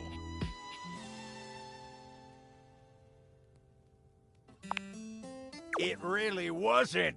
I ain't covered in that stuff no more, but I gotta deal with this now. Oh, well, I hate to impose, but if you wouldn't mind... A man with glorious abs and a very, very fluffy wardrobe strides into the room, all business, and looking only at Abel. He's holding a cute towel in the shape of a bunny. Heard there was a mess that needs cleaning up. Here to do my job. Actually, we got it. No need to trouble yourself, Tyrell. Tyrell frowns. So I can't even clean up messes anymore? Tyrell's not even good enough for a mess, is that it? You reach out for the bunny-shaped towel, and Tyrell looks back and forth between the two of you. You better be gentle. Under Tyrell's watching eye, you gently and carefully mop the water from Abel's body. Abel seems intensely embarrassed, but he holds still and endures this cleanup without complaint. If not for Tyrell's presence here, this moment would feel spectacularly intimate. But as it is, you feel his gaze upon the two of you, motivating you to get through it faster. When you finish, Tyrell takes the wet towel from you, cradling it in his arms as he walks out the door, speaking soothingly to it in a quiet voice. Well, that was something. I thought I was about to smell like bubblegum for the rest of the month. He shudders. Ain't even gonna think about what else might have happened if I never got that stuff off of me. Exactly. I don't want to think about any of that. You really helped me out of a tight spot. And I ain't the kind of guy who likes to rely on others. I just don't like being in the spotlight. Especially not for nothing like that. But sometimes the table's got to rely on somebody else. And I guess if it's you, maybe it ain't so bad. I see that. I really do. And, well, I appreciate it. Just glad to have that bubblegum nightmare over with. Well, now that's all over. I got work I need to get back to. You take care now.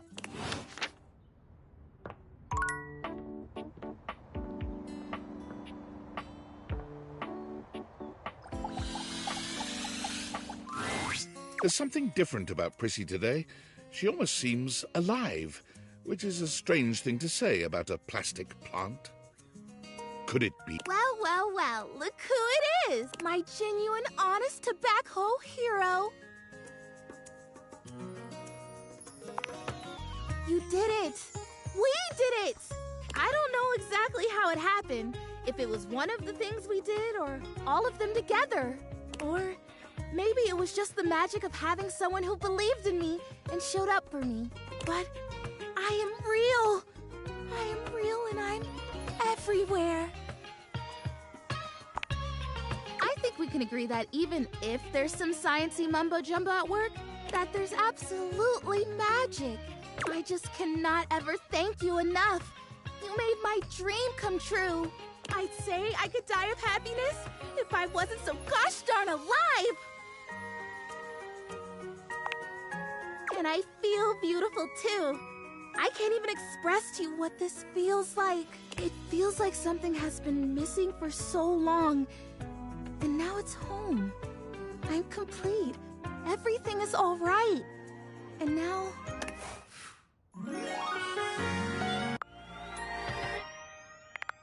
I have love. Just when I thought my life couldn't possibly get any better, I have love. You know, it's funny. I guess part of me always thought that if I ever found love, it would be a big, splashy thing. I mean, obviously in my fantasies before, I was a real plant. But there was always something else that made it really special. Oh, I don't know. Like fireworks maybe, or like a big party, or maybe an orchestra playing and everyone dancing and laughing. But now I'm here, and I'm real, and I have that thing I've always wanted. And it is enough, because I love me. It turns out to be really quiet and simple.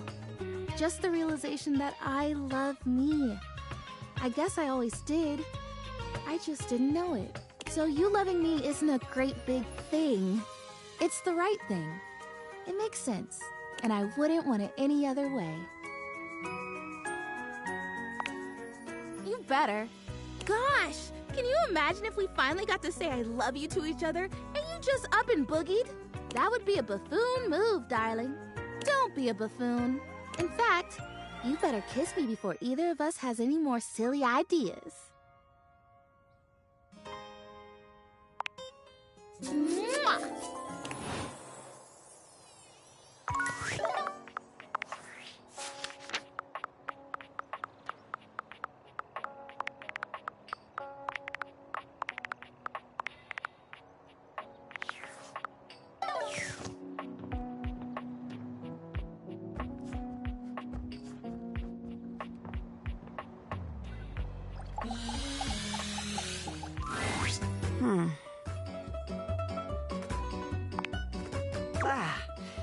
I am so glad to see you. There is much on my mind lately. Not yet. I promised I would help you with date training, and we must finish yet. Now comes most important part. We have had wonderful dates. Everything has been so perfect. You have brought me back to my house, and now we sit in your car. What do you do now? Yes, just so. It is better for your date's safety and extremely romantic. This is the way to your date's heart. Everything is whispering to you to do one thing to end the date. What do you do? Wow.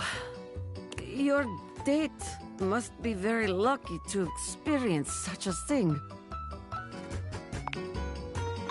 Practice? You mean you kiss me? Yes, that sounds nice. I mean, anything to help. Dasha falls silent, closing her eyes as she waits for your kiss. She's shy, but when your lips meet, she comes alive, sighing sweetly and leaning into your embrace.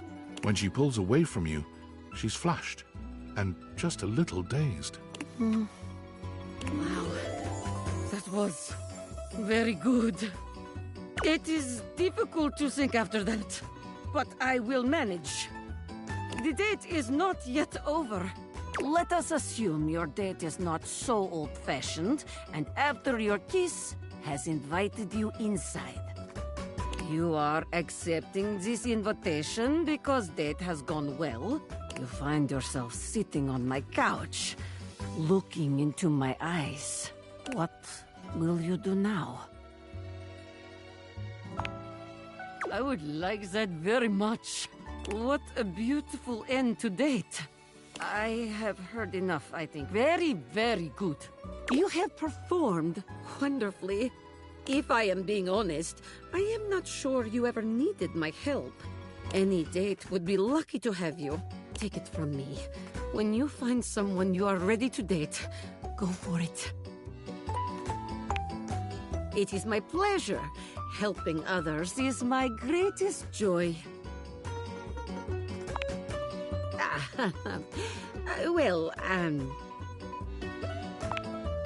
Well, please, forgive me, but I do not feel ready to share it just yet. I must lift something heavy and make proper sense of all of this. I will share it with you soon, I promise. Thank you. Come see me soon. Now, Dasha is ready to be finished, but we should wait until after we finish Abel first.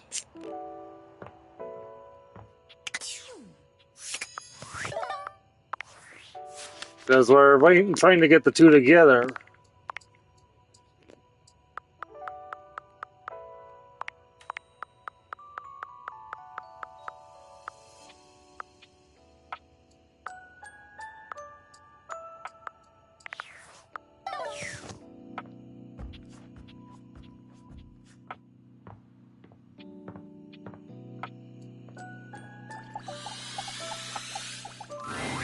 A marble Adonis regards you with a critical gaze, completely unembarrassed to be wearing so little in your presence. He gestures to the room around you, wrinkling his sculpted nose. Oh, a preponderance of dust. Oh. I'm so glad you're here. As the owner, the curator of this house, I feel this must be brought to your attention. Just look at that. The dust has created almost a cake-like texture. Makes it next to impossible to divine any detail or subtlety the piece may possess.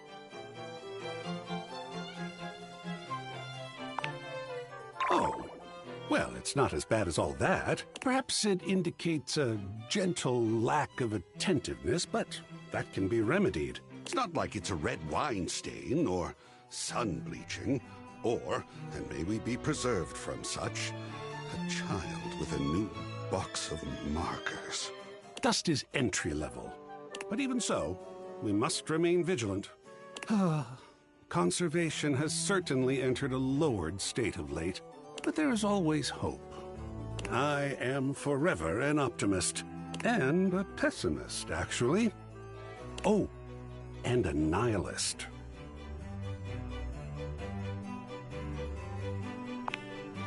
What an interesting way to pose that question.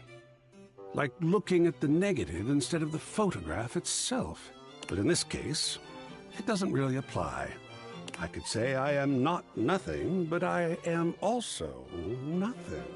I am art. All and sundry, great and small, art. I am a towering intellectual achievement of profound psycho-spiritual depth. I am a wonderfully ridiculous and whimsical court jester to you, the monarch. I am a passionate, sensual bacchanal. I am a reckless, devil-may-care risk-taker. He sweeps his arms in a grand gesture, striking a pose that makes him look like the ancient statues he's modeled after. I am art. Sacred paint. I just love introducing myself. Wasn't that fun? Yes! Oh, your enthusiasm is delicious. I swear if I could eat enthusiasm, I would. I think it would taste like rock candy. Perhaps you'd be enthused about one more thing. It's my next big project. I have fully invested myself in the project of turning this house into a gallery. It is by no means required, but for several reasons, I would love your input and assistance. Would you care to join me? I've never had a co-curator before. Well, that is one way to look at it, I suppose. But who knows? This may turn out to be far more exciting than you seem to expect. Fulfilling, tantalizing, illuminating. I'm glad you'll be with me. I'll just go and prepare. Oh, the art of action.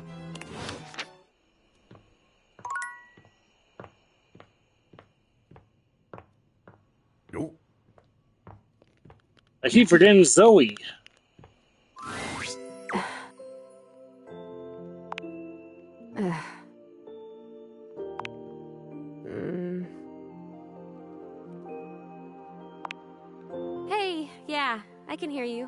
sorry about the other day. I was just so sad. It is good to see you, though. And I'm feeling a little better. There was the cutest bird in the windowsill this morning. Have you ever realized that the way birds poop is just totally insane? Like, it's just random. They poop whenever, wherever, all the time. Can you imagine going through life like that? I mean, I don't have to worry about pooping because I'm a ghost and I don't have bowels and I don't eat, but like, what if it was you? That would be so crazy. You just walk around like leaking. Birds are so weird. From someone not solid at all. I have an idea.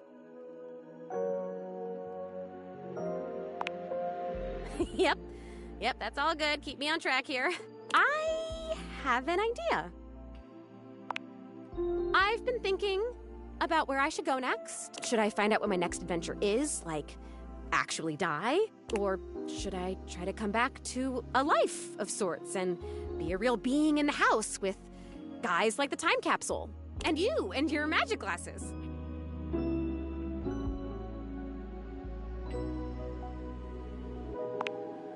Oh my god, thank you! Look, here's my idea. We never closed the seance circle. I stood up, and he stood up, and then I fell, and I died, but the energy was still all open and swirly. So maybe it's still open. Maybe if we can complete it, I'd stop being stuck in between worlds like this. Stuck in this room, stuck in the freaking 80s, for God's sake. He was born in the 80s. Don't diss the 80s.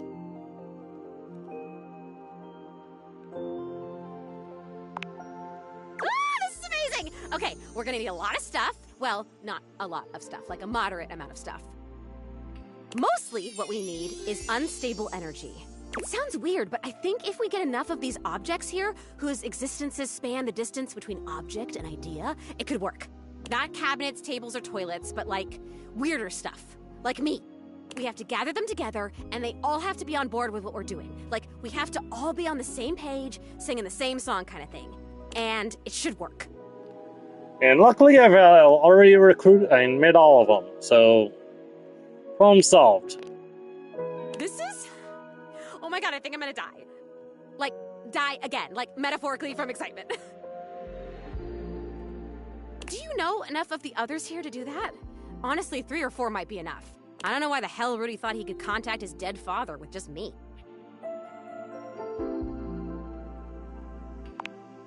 Oh my god, this is amazing. I will be right here. I'll be waiting right in this exact spot, okay? Thank you!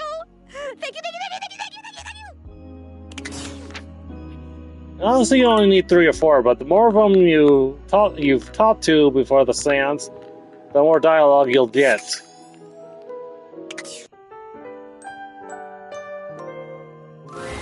Hello, beloved. I'm feeling generous. What sort of dream are you wanting tonight? Oh. Yeah, Nightmare only appears like has a 3% chance of appearing if you go to sleep without coffee. I can do that. With coffee, yeah, it's a 100% chance. A sexy dream soon takes hold of you, full of wondrous passions and a touch of terror. It is a terrifying nightmare, terrifyingly lovely.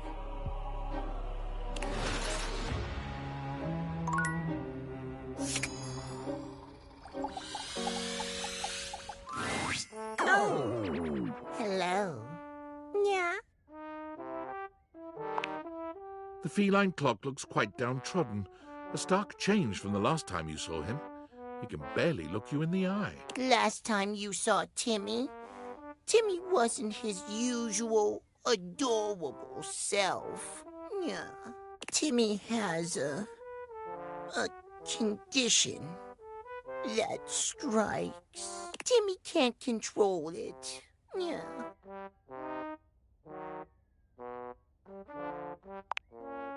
Oh, don't make Timmy say it. Sometimes, Timmy's inner hunter takes hold, and he runs around uncontrollably, destroying whatever catches his eye. Anything that dares to defy him, to stand unbroken in his terrible presence. Yes, Timmy has. Timmy sighs as though terribly burdened. Zoomies. That is the most adorable thing ever.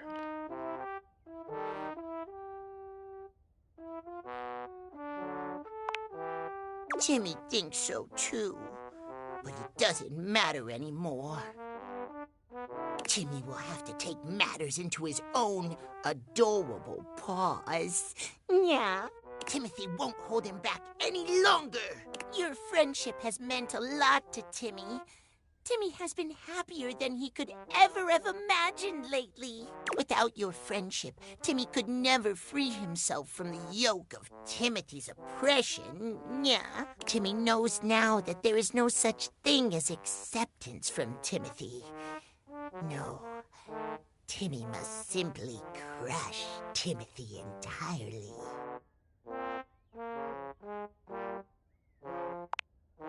It is intense. But revolution always is. Yeah. But enough about Timothy. Timmy wants to talk about you. Yeah. Timmy wants to know that you'll be by his side through it all as his best friend.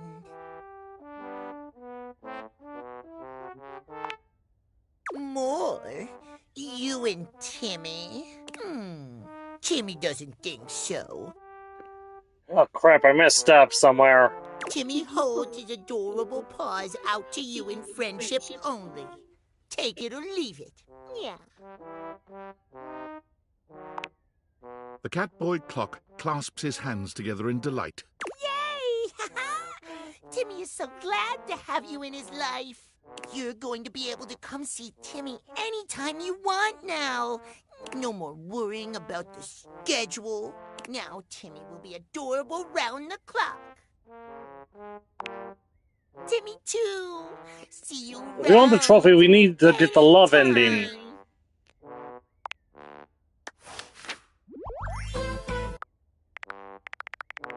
Ooh, are you here to play with Timmy?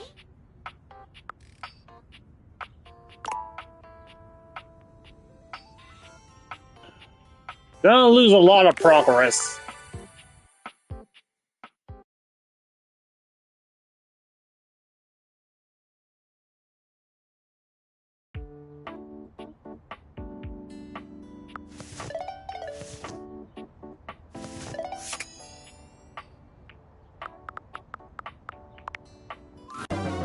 You've reached...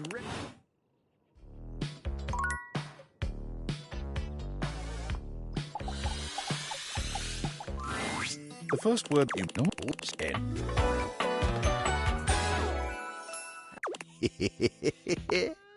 Pleasure's all mine. So, what can I do you for? There's gotta be something. Heck, your date, if she's good with that sort of thing. Oh, heck, all that trying, oh, it just ain't my speed. Well, I'm just glad, but go to Winda, tell her I say hey when you see her. You take care now.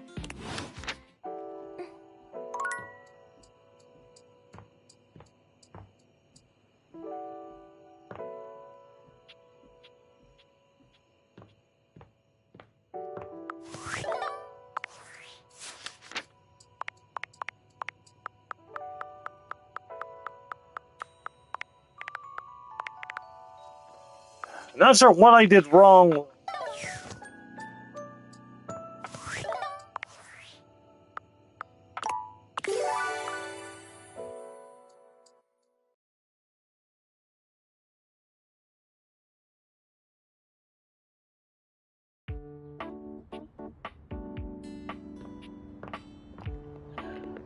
So I'm just gonna have to do the Timmy's route and Timothy's route then, because I actually know which dialogues go with him.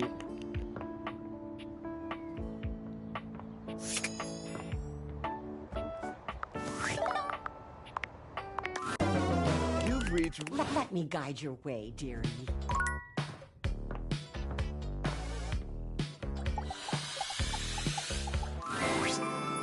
It's Fantasy Friday. Heck, yeah, for okay. Sorry. Kinda weird to pause. Aw. I beg of you. Look, in then my quest is clear. Be the fell poor dragon. Busy fast forwarding through everything we've already done. Because we've lost a lot of progress. Eat that! Dragon! Come, let us walk. Things got a little intimate at the end there. Oh, don't worry. Did you like it? Oh. Communication is so important. Jeremy covered. Wanna sit down for a spell?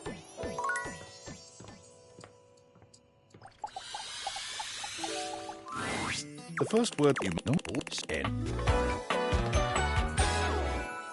How? Pleasure's all mine. You know, so, what can I do you for? There's gotta be something. We have to get in love with every single object for the trophy to work. I guess you can. Oh, it just ain't my speed. Well, I'm just glad. But go, Winda, tell her I say hey when you see her. You take care now.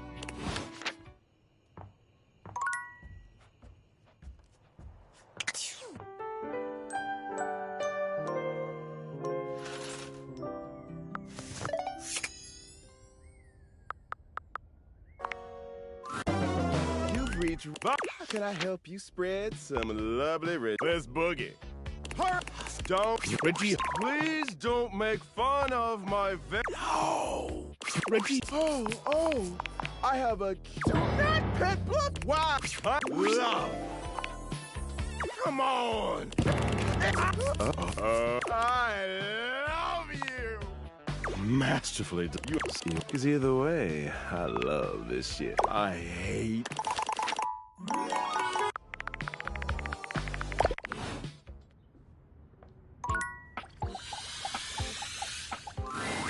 Abel was He's whistling when you walk up on him, though. Oh, well, it just feels nice to be understood, you know? It is, ain't it? But it's a lonely lot in the life of a table. Semantics, that's Dasha. You think so? Oh, well, I can't be distracting her from her. Just remember what I said before, okay? I will. You take care.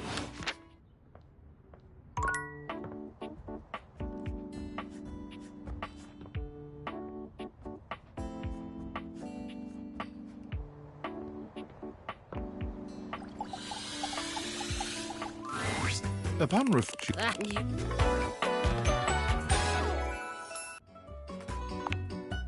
Muscle from don't put that you have intent in your. I see much here, but listen to me go on. And you have come to tell me more. That is no problem. It will get you sorted out in no time. Uncertainty is you.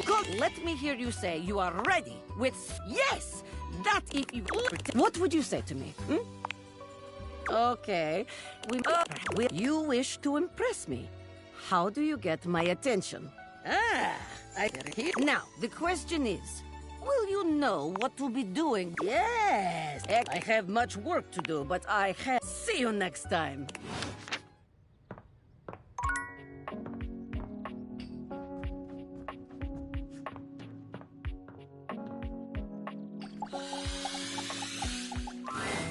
A cool... Oh. Yes!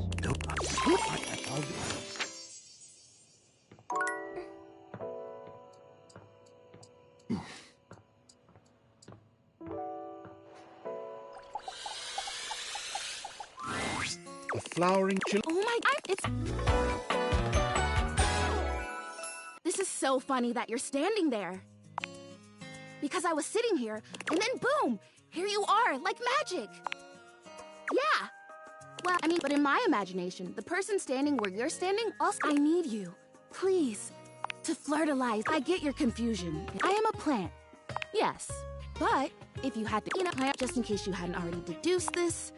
I know. I want... Right, which doesn't actually smell that great, if I'm being honest. so perfume, which doesn't mean that perfume stores can't also be clean. I'm sure that. Oh my gosh! Can't let the Prissy presents you with a green jug. really.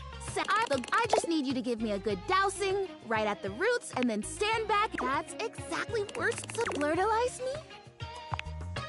Yes. I douse liberally and with abandon. No such thing as two. I know. Douse me. You spray Prissy from head to toe with... I think there's this. You... What do you think? Do you see anything? It's okay. Okay. Would you be willing to help? Thanks. I am. Well. It's but with so to that end.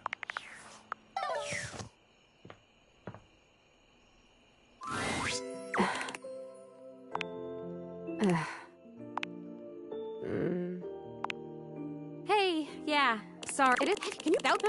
Birds are so weird. From someone, not so. I have an idea. Yep, I have an idea. I've been thinking, and you and your magic glasses. Oh my god, thank you! Look, so maybe it's still open. Maybe if we can complete. Ah, this is amazing! Not yet. And this. I don't know why the hell Rudy thought he could contact his dead father with just me. Oh my god, this is amazing. I will be right here. I'll be waiting right in this exact spot. Okay? Thank you. Thank you.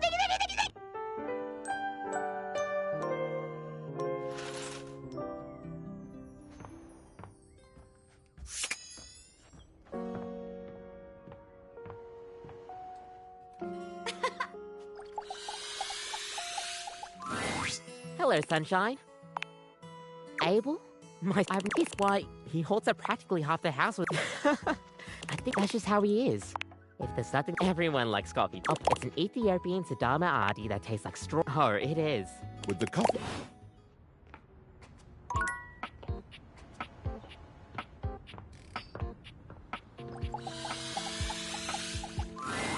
Hey there, you get a chance to talk with Kopi? Thank you. I needed this today. Me? No. I know most of the house. We've plenty of stories to tell. Me? Oh, they're not a...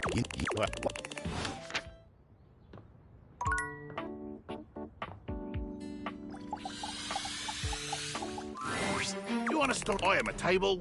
I am boring. That's right. Think less.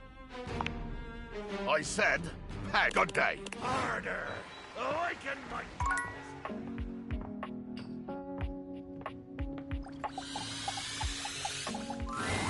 Hello. What can I do for you, my friend? Are you sure? He is always so kind and is poor Abel. Perhaps that could be you. That makes two of us. It would have been nice to hear that less and less. Abel has always been popular. Some objects have, but he has always preferred to be alone. He is very but as he would say, like hairless cats. Jump. Why, indeed.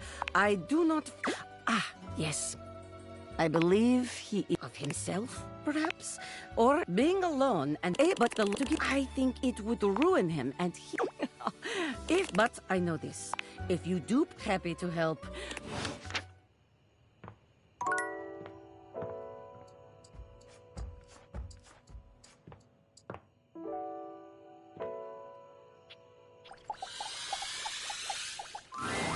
You see a What do you think? Oh, I can show you a picture if you wish. I will have to get it ready. Hello.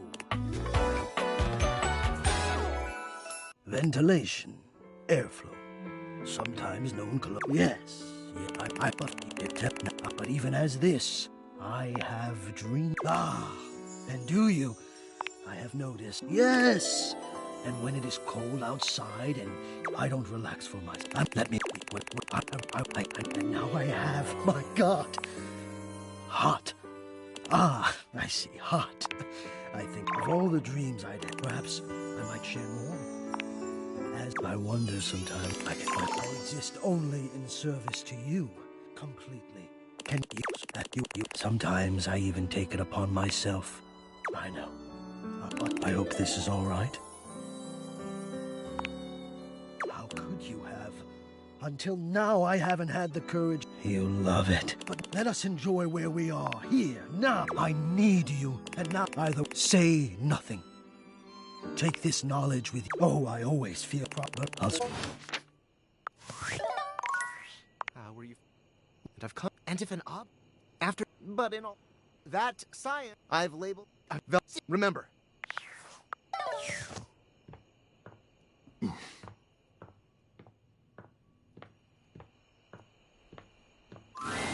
You brought some spirits. I can feel it. Ooh, and you also brought that fantastic red shirt. I'm totally feeling that. Anyway, let's see how many you have. Spooky. Yes! Oh, I love it. Yes! Yes! That's absolutely terrifying. Think of the shareholders. Yes! Oh, wow. Hello. Yes! Ooh, I'm so sorry. Yes! Oh boy, I don't miss that. Yes! Oh, I think I've met him before. Usually around the Sadie Hawkins dance. Yes! Okay, let's see if it's enough. You did it. You actually did it. The energy in this room is so amazing. I haven't felt this good in decades. Your recruitment has paid off. The room is positively buzzing with vitality, even if you're the only technically living being present. Darkness, just where I belong. Cool digs. Where's the ghost? The realm between the living and the dead. My favorite. Hello. What is it? Hiya! I'm not one for spooks, but this is a great cause. Do you have any idea how long this encounter took to code? It's a mess. Purpose! I love purpose. Let's do something. Why we get this ghost in here? Just so we can shut her down. Are there enough of us here? I think there are. What kind of party is this? Are we sure there's a ghost here? It would be so fun if there were, but even if there's not, we're all together, and isn't that nice? Shut up, I'm bored already. Let's go! Okay, so just tell everyone to focus on being here and being together and seeing the unseeable. Just have them repeat that to themselves, okay? You nod at Zoe, relaying her instructions to the group. What? Now that I can do. I don't understand. Come on. I can see the unseeable. I can see the unseeable. I can see the unseeable. I can see the unseeable. I can see the unseeable. I can see the unseeable. I can see the unseeable. I can see the unseeable. Oh, there's my trademarked seance board whose name I choose not to say in this moment. I was wondering where that went to. What are you all up to in here? Should I get cotton candy? That doesn't make any sense. That is nonsensical. No. Monique, you grumpy Gus. Why don't you come and play along with us? Just because you're money doesn't mean that you can't have some fun. After all, isn't capitalism kind of gamifying human life and suffering to begin with? What? Where should I sit? They're doing one of those trademarked seance boards. We should join in. Something good always comes from crossing the liminal horizon. Oh, come on, you two. Don't fight. Not on Seance Day. Seance Day. I suppose they'll make keepsakes for that, too. And you'll have to hold them. God, you souped up toy chest. What a hard life. Doug, why are you such a dick all the time? Why can't you just participate in this rare and special ritual? It's my job, lady. Wouldn't you know what that means? All the noise and foolishness is entirely lost on Zoe. She can't hear a word. She gives you a wild grin, her enthusiasm infectious. It's working. I can feel it. This is awesome! Keep them going! Speaking of the trademarked ghost summoning game, we should surely copyright our Mystic Ventures here, don't you think? Mystic Ventures? That's trademarkable. We could copyright that. It could be a worker placement game with a spooky spinner in the middle. We could get this out by the holiday season. I'll add it to the tracker. Come, come, my children. Let not the prism of personality bounce us away from the pure light of purpose. We have joined for alchemy, and gold we shall exhale. Come hell and all its ghostly companions. Zoe holds her arm out towards you. It's hard to put into words, but it has a different sort of weight than the rest of her. Holy guacamole. Can you see my arm? My arm feels really real right now, man. This is crazy. Can you see it? Your companions start, surprised by the sudden appearance of a disembodied arm in their midst. Wait, what the hell is that? Is there just a floating arm in here all of a sudden? Calm, child. Mommy will protect you. I am so great. I am amazing. Keep it going. I think I can actually feel my backbone, and I love it. I mean, I knew I was brave, but now I can feel it. I still don't get it. Why would anyone want to be anything but a ghost? Ghost life sounds like a paradise. Ghost life is the shit. Floating around aimlessly, judging, dreading. Sigh. I think it's great that our new friend wants to be our new friend. The fact that she's just a disembodied collection of body parts right now is... Freaky as hell! I like it. The weirder the better, I say. I'm just so happy to be part of something that's not a quiz show. Almost there. One more big push and I don't know, but it'll be something. You've got it. Gosh, I don't think I've worked this hard since I entered that tinsel hanging challenge. Hanging tinsel's a challenge? Sure. When you're competing against the 4-time former champion, it is. But if memory serves, Holly, the 4-time former champion is... Me! How circular is life? Prepare yourselves, little ones. I believe the mystic moment is upon us. With a sudden burst of light, Zoe's once translucent form becomes opaque. She waves furiously to everyone present. Hi. You guys, can you see me? Holy shit. Hello, ghost. A ghost! I see those all the time in my acid trips. You have to get psychedelic with it. Mushrooms are the future. Ooh, she's adorable. What I could do with that. They can see me. You can see me. I'm real! We have pierced the veil. Isn't that wonderful? I've always said every single trademark seance board is real, and we have a devil at the factory who helps curse them. So now what? I choose now, right? Yes, O sprite that was. A decision lies before you. Depart this muddy terrestrium for parts unknown. The blessings of your memories, your senses, yourself packed with you. Or stay. Stay with us. Stay with us and ride around the moon again and again until fire and dust consume us all. Stay or go is the gist here. She does this. Oh, I hope she stays. It's so nice to make new friends. And new enemies. I'm staying. Are you kidding? I'm totally staying. This is the best day of my death.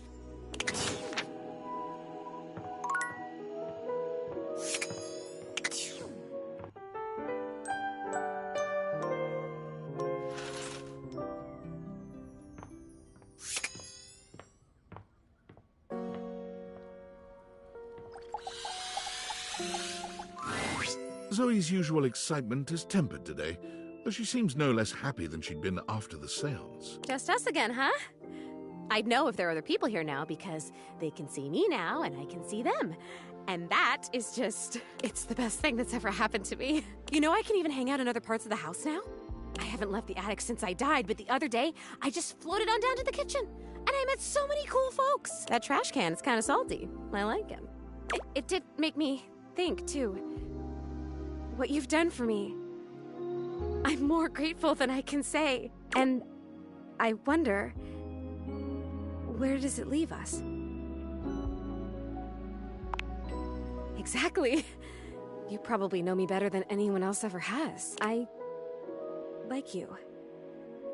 I guess the question is, do you like me? And how do you like me? Like a friend? Like more than a friend? I'm gonna like you no matter what. You're very special, and you gave me back my life.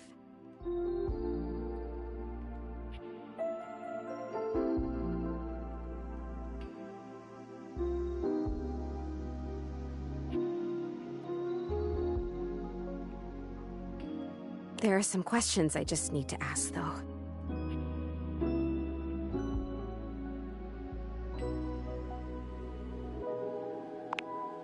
Well then, I guess now's a good time to tell you this.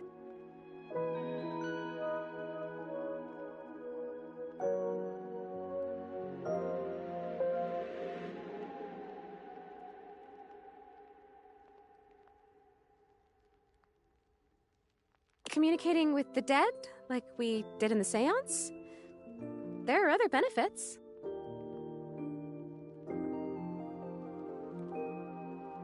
You can travel that way. You can kind of vacation in different time periods, different lives. The seance creates a portal and you can use it to go for all kinds of adventures.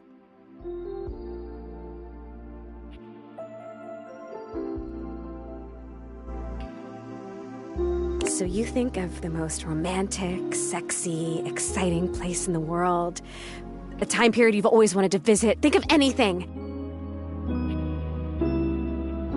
And I can take you there.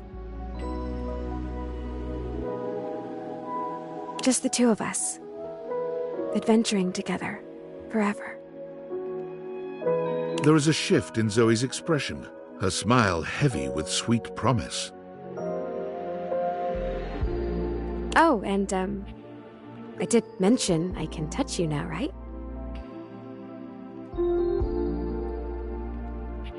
Because you've already touched me in more ways than I can count.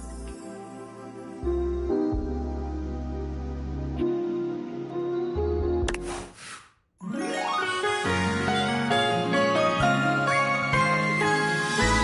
think I'm gonna cry!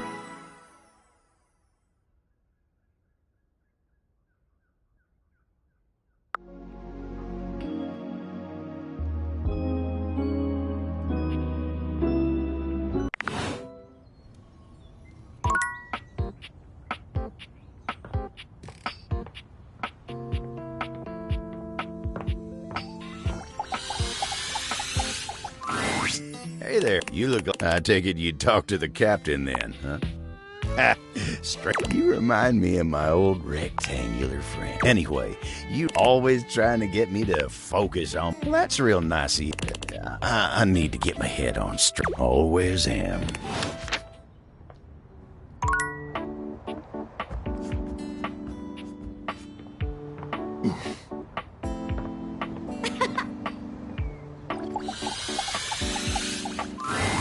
Dasha is... It is going X after all. Today we have practice date, even if it is fake. All right. Here we are on our first day.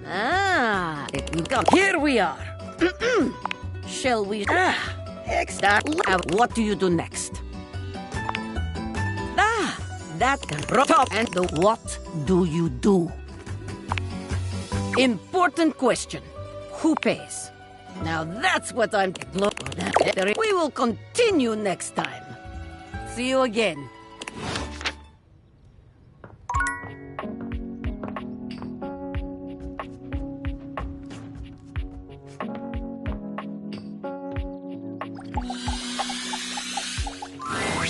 You Hector. This is my appearance. You can tell why I did. Thank you. But surely, if you're lucky enough to get the thing you've always wanted, I would lose it if you left. Oh, surely you... That took time.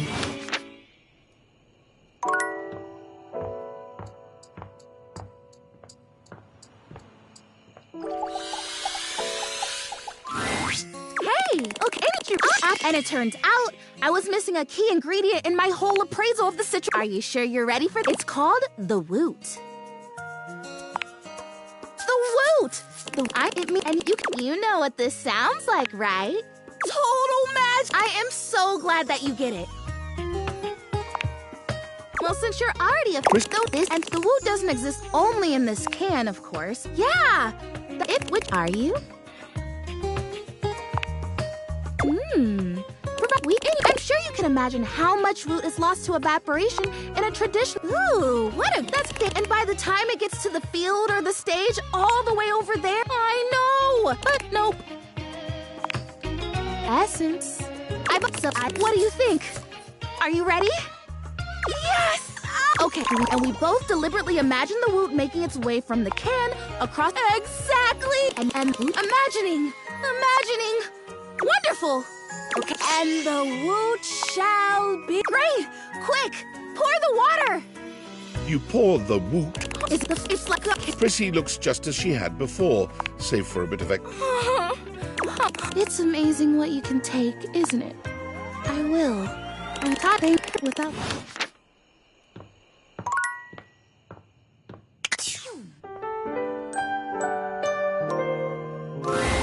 Hello, I'm feeling generous. What sort? Oh, I can. It is a terrifyingly lovely.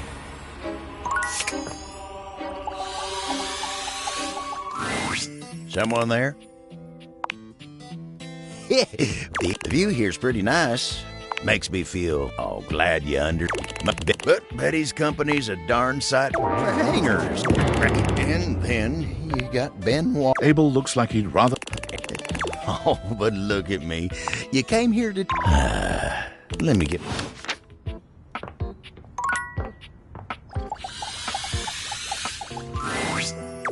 I've been thinking. I've been playing and replaying our last conversation because of how much I said. I feel as though I want to crawl more deeply into my own. Precisely, yes. Have you ever made it go away? Can you tell me what works? Yes. Will you help me? But this has been my way for longer than I care to admit. I wish I had something, but do you understand what I mean? I am both grateful. Yes, maybe just. Well, I'm sure you're right. What do you think? Wonderful. Oh, I will.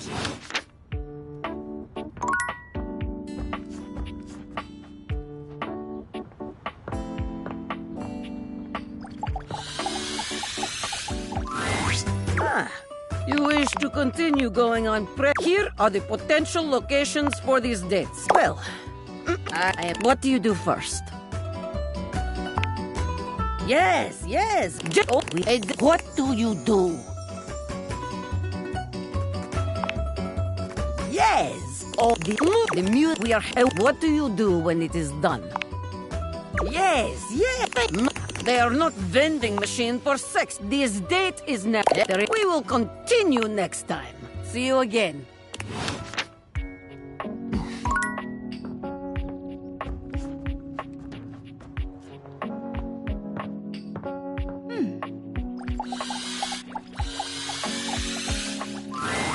Hey, don't you think?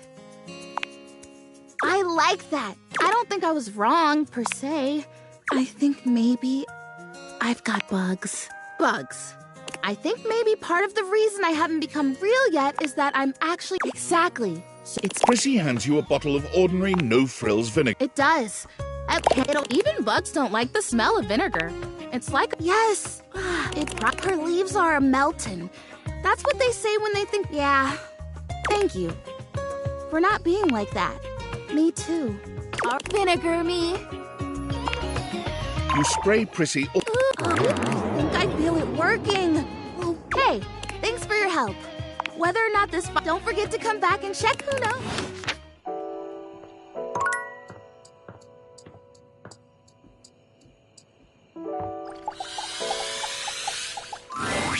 You see a tick, tick, tick. Why have you come? I don't see interruption to meditate. I am not but so if you wish to speak to me, you must make an appointment.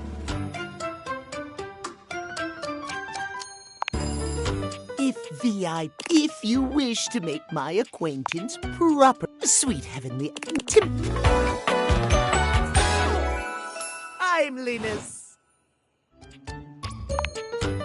That most certainly doesn't wish the. And you will abide by the schedule, won't you? Excellent. I thank you.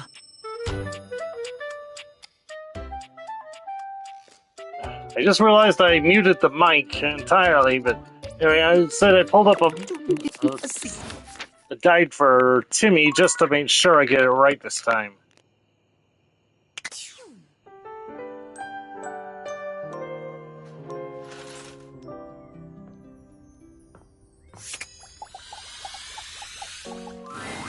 Abel looks much shinier. Darn it. Oh, you should have. Oh, this. But besides, it's water soluble. Well, bubblegum's. This is. Oh, but not even Benoit. It just ain't nothing I can understand. I ain't waiting around. Abel manages to look more miserable than he had before. It really was. I ain't covered in that stuff no more, but oh, well, I hate the man. He's holding her the actually Tyrell. So I can't even clean up messes anymore? Tyrell's not even good enough for. You reach out for the bunny-shaped. You better be gentle. Abel's if not when you ain't even gonna think about what else might have happened if I never got that stuff off of me. Exactly. But sometimes the table's got to rely on some. I see that. I just, well, you take it.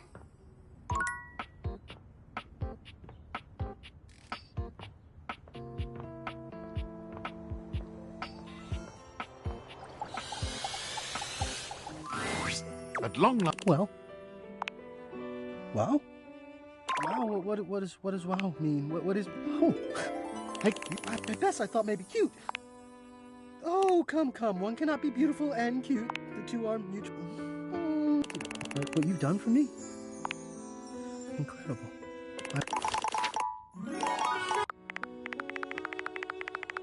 You make me smile, my love.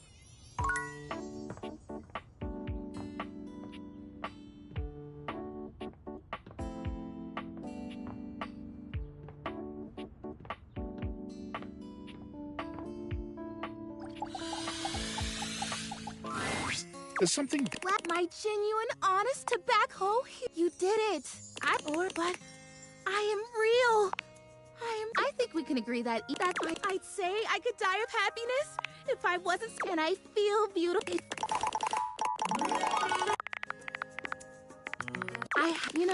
Obviously in my fantasies before, I was I don't know. But and I wouldn't want it any other way. You better. Good. In fact, you better kiss me before either of us. Mwah! I love you. For real.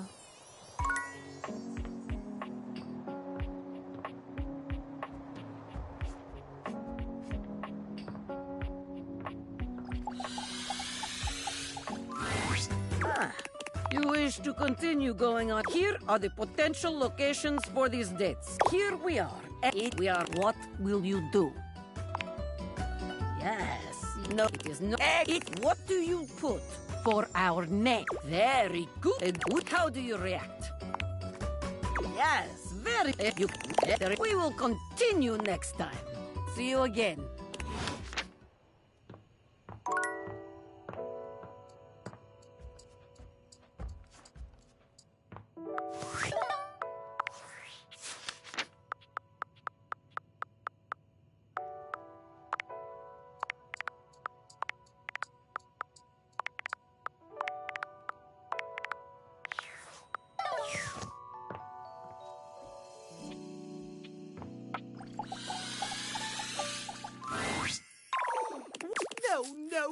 No!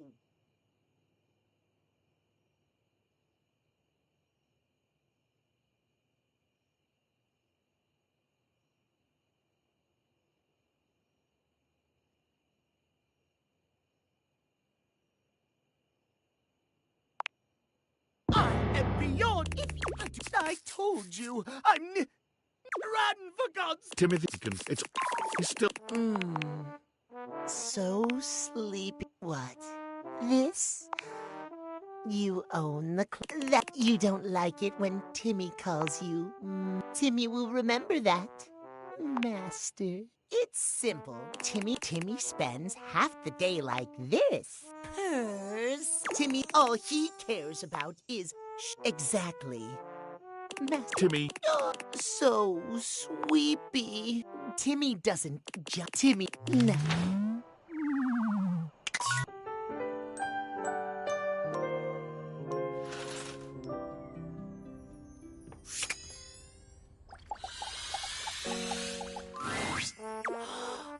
Master, maybe Timmy made a good impression on you last time. He is so... Since you're here now, maybe you can do some... Timmy is so lonely. Maybe you can teach Timmy how to make Timothy love him.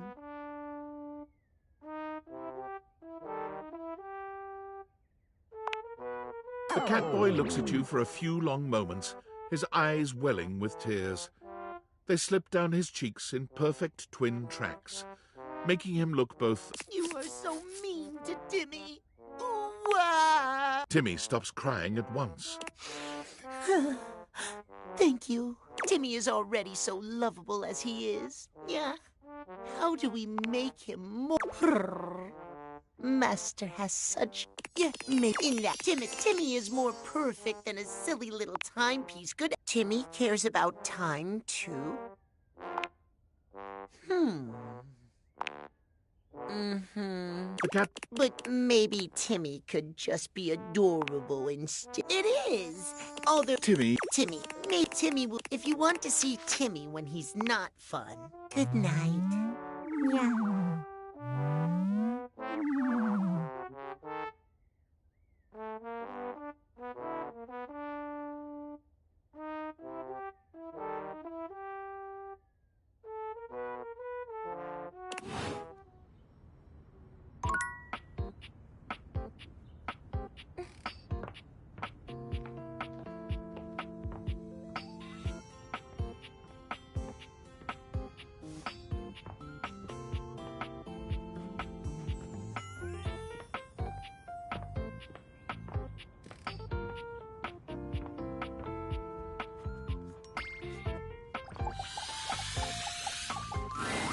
When you walk up on Abel, you find him in a state of distress, though the reason is immediately apparent. Oh, tarnation. Why'd you have to come by now? What happened to him? You should be asking what happened to me. Begging your pardon, ma'am, but we're both dripping like a cracked bucket in a typhoon. Oh, my apologies. This must be so hard for you. How am I to know?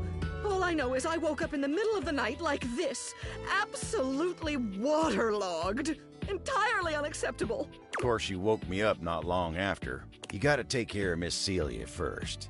But she ain't the only one. Poor Keith had to relocate for a little while. I've got so many folks counting on me.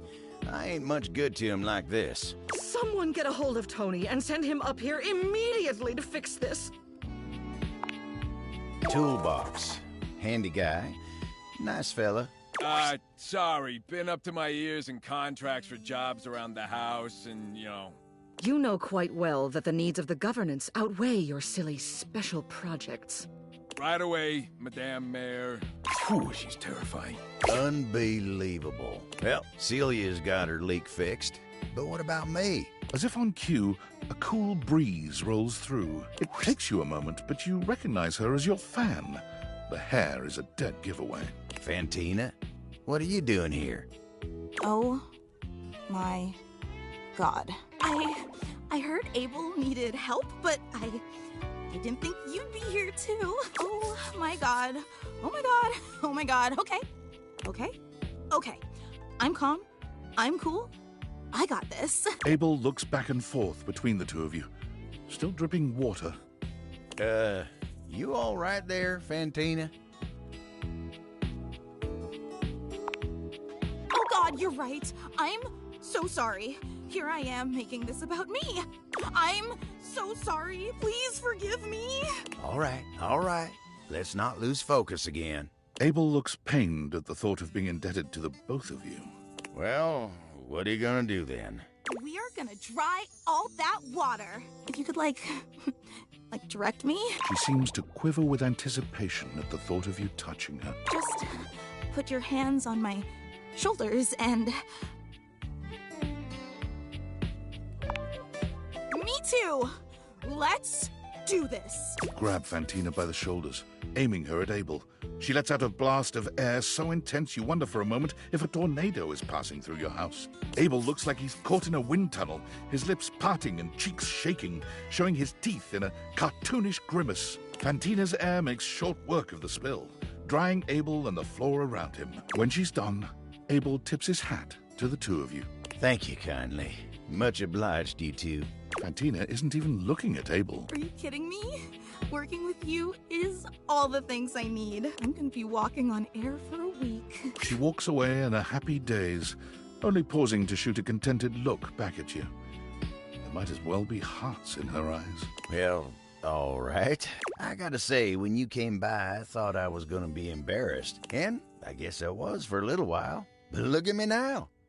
I'm right as rain and feeling like an old toad with a brand new lily pad. Dang, that good, huh?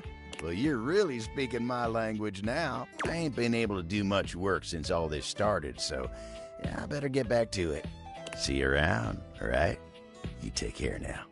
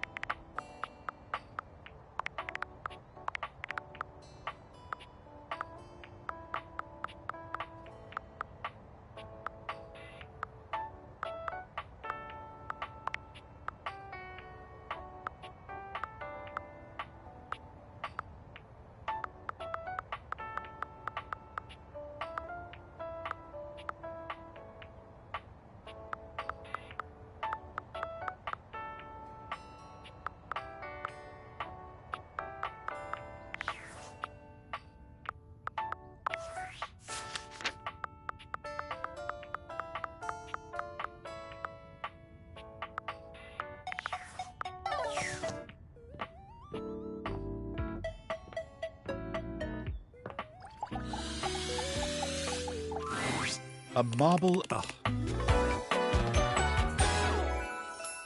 Just makes it next to impossible to divine any detail or subtle... Oh, well, it's not just... Oh, and a nihilist. What an interest, but... He's sick. Wasn't that fun? Yes! Would you care to join me? Never had... Yes! Oh, all right.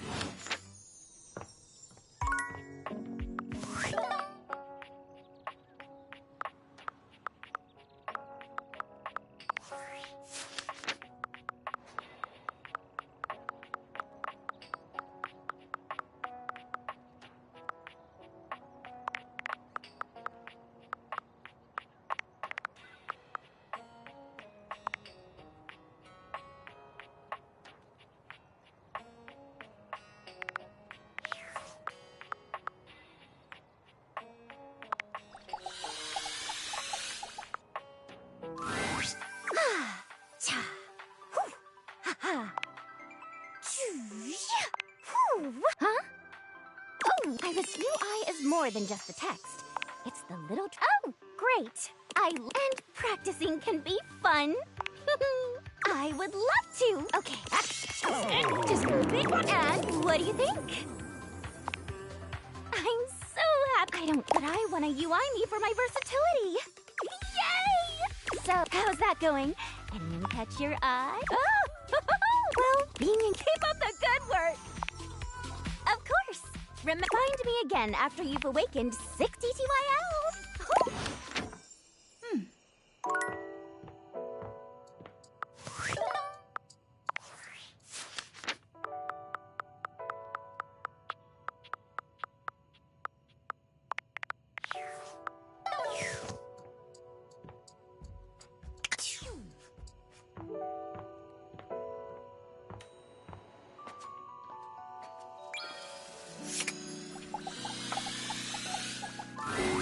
You wonder for a moment if your sink has overflowed, but that's not it at all. There's just a being made of water standing before you. She's ethereally beautiful, but there's something hard to pin down in her gaze. It almost feels like she's watching your every move, waiting to see what you'll do. Hi, honey. You looking to cook something? Wash your hands?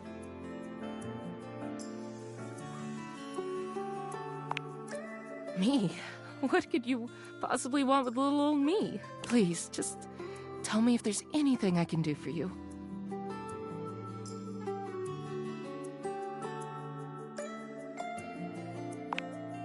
It's sexier that way, isn't it? You're the star, and I'm just me. Besides, it's better you don't know. Keeps the mystery.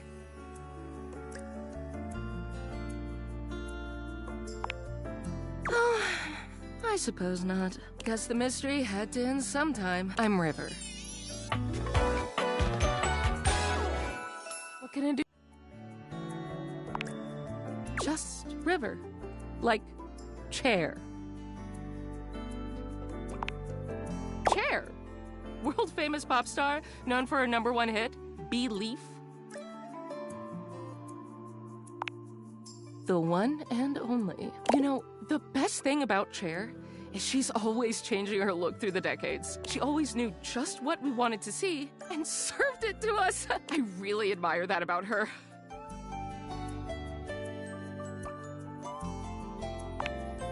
She does.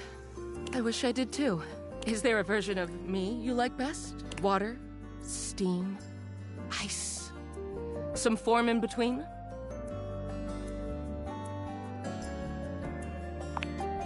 Of course. Oh God. Don't tell me now. I'll just be thinking about it all the time. River wasn't exactly holding your gaze before, but she seems intensely uncomfortable now. She looks everywhere but at you. Look, I've been here way too long. If you don't need anything from me, I'm going to go. She is gone. Attention, jackasses! It's been weeks already, and you're seriously telling me there's been absolutely no movement on this missing glasses issue? Maybe I haven't made myself crystal clear. Nothing else matters. You get me? Your expense reports, corporate retreats, PowerPoint presentations, I don't care about any of it! This is your one and only priority. You find me those glasses if you gotta burn this whole worthless rat trap down to the foundation, and do it now! Secretary Dawson at the Pentagon is breathing down my neck, and his breath stinks like flaming garbage! You think shareholders are bad to piss off? You do not want to screw with the U.S. Department of Overseas Violence, get me? We're all gonna end up buried alive in some desert somewhere! Find me those glasses now! And who the hell came up with the 15% off transparent items promo? No consumer buys anything based off of how transparent it is. Find me whoever came up with that crap and fire them. David.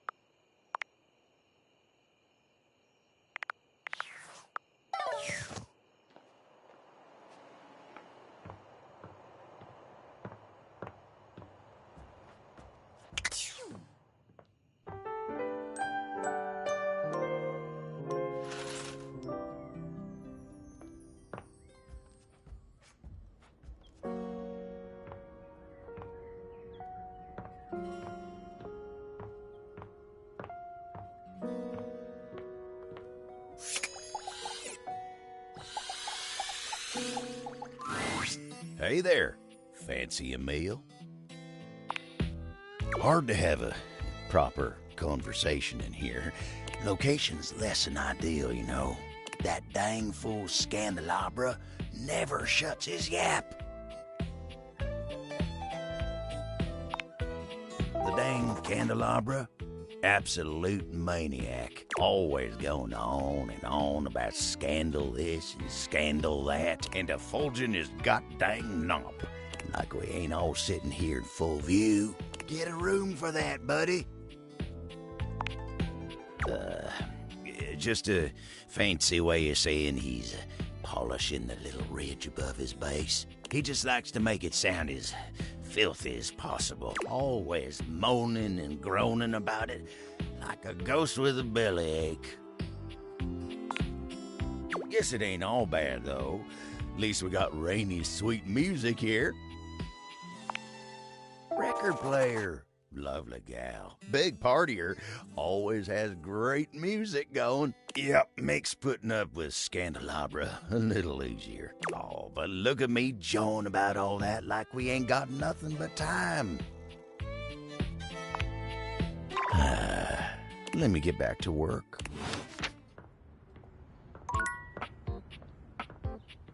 Oh.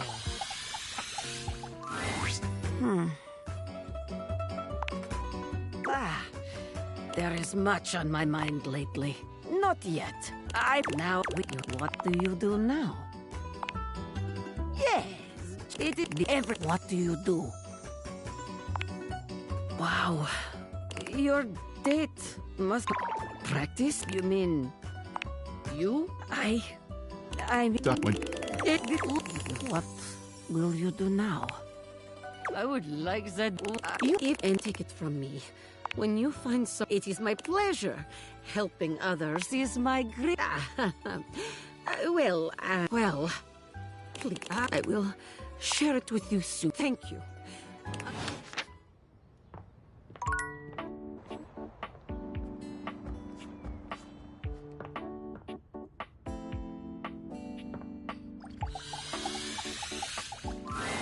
You don't find Timmy where you were expecting to.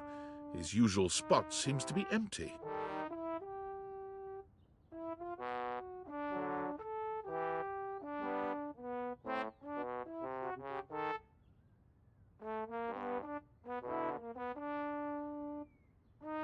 Whatever it is, there's something supernatural and eerie about him in this moment. Correct.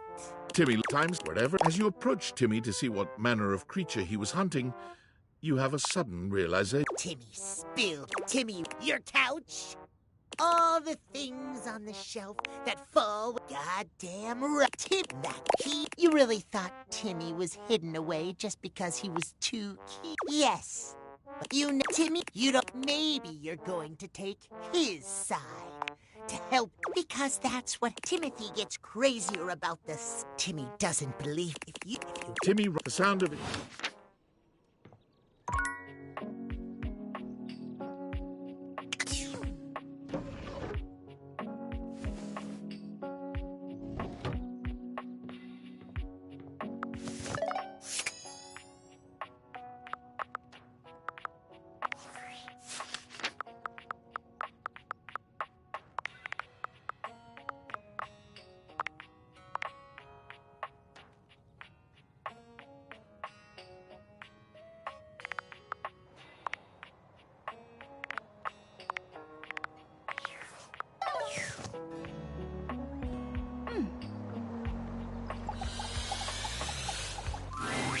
Welcome. Right now, I have 4 pieces I'd like to display, and we have 4 really excellent wait, we pieces haven't of done this wall part. real estate to make use Never of. mind. And I'd love your help deciding which piece goes best in which place. Let's jump right in, shall we? The first one is this powerful painting of a ship. It's done in the style of J.M.W. Gasburner. He was actually quite troubled. So moody.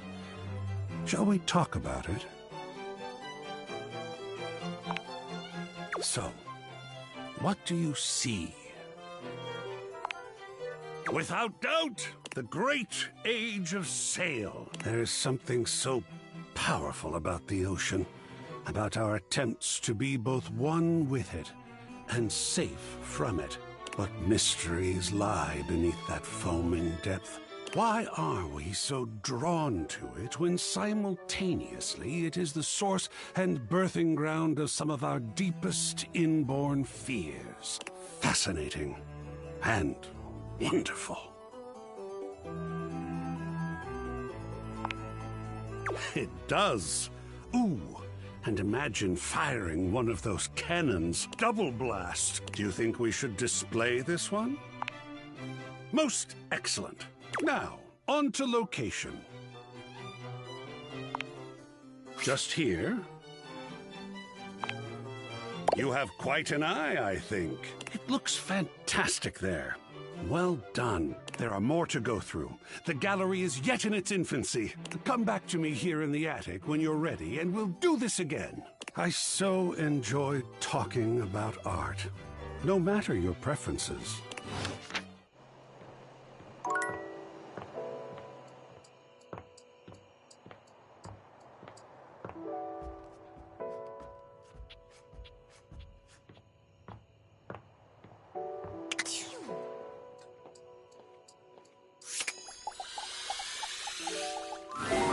When you come across River again, she's got company. A glamorous companion in an equally glamorous bathrobe and that effortless sort of wet hair look. You hear River call her Bathsheba. She appears to be your bathtub. Come on, girl. It's just the two of us. You don't have to play coy. You can't be all over this house and not have some good gossip. I don't. That's not really... Come on. You can tell your girl Sheba. You know I won't tell. River's eyes dart to you suddenly, and you're not sure whether she's angry or relieved. Oh, hello. We'll have to get acquainted another time, but maybe if you won't talk to me, you'll talk to them. Yes. No, not at all. Come here. Bathsheba throws her arm around River, pulling her closer. You can see River's cheeks flushing. Steam rises from her skin in a light mist. It's sort of adorable. Look, since we've got a new friend here with us, I'll let you choose. Our friend River here likes to pretend she's above things like gossip and opinions. And I know that's not true. Why, just the other day, I caught her rolling her eyes at Prissy. Well, that was just... And the other day, when Jean-Loup was working on a song, I know I heard her laughing. In your toilet, aspiring rapper, interesting gent. And every time you leave Winifred, she's got you all steamed up. Don't ask me about her. Don't sweat it, Riv. Look, I'll let you off easy. Just one little cup of tea. Your friend's choice. That's fair, isn't it?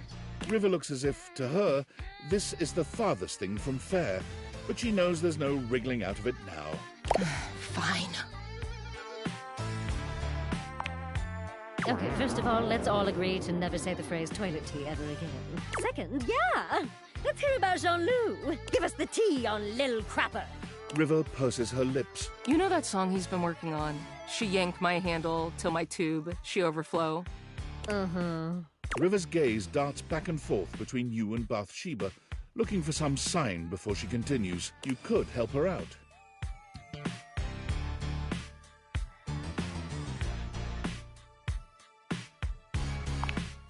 Oh, it is. I think he's got a real hit on his valves.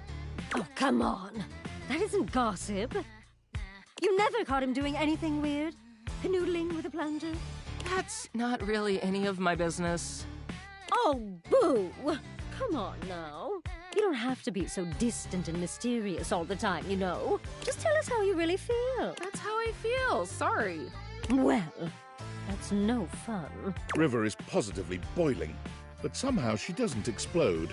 She just takes a quiet breath, exhaling and centering herself. Just one question before I go. What do you think is my best state? Oh, well, you're just so pretty all the time. But you know, you're so fun when you're liquid. After all, who doesn't love a good bath? I see.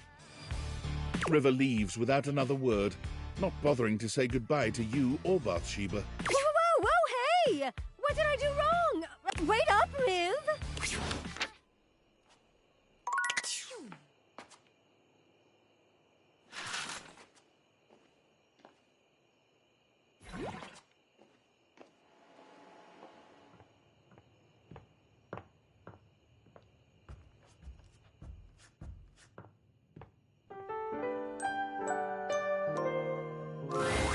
Hello, beloved. I'm feeling generous. What sort of dream are you wanting tonight? Oh, well, I can do that for you. A sexy dream. It is a terrifyingly lovely.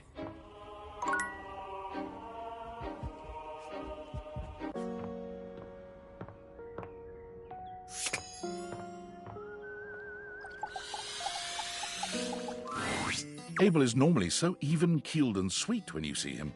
The alarmed look on his face really takes you by surprise. You should have seen him last night. He was hammered.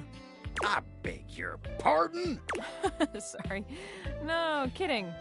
That was the rest of us. Abel was just here making sure everyone else was good, as per usual. Unfortunately, we kind of left a mess here last night, and I swear I was just coming to help him clean it up. But I kind of grabbed for this cup a little too fast. And I fell a little hard onto him. Next thing you know, I'm wobbling like a newborn fawn. I got most of the beer off of him, but his leg is just like that now.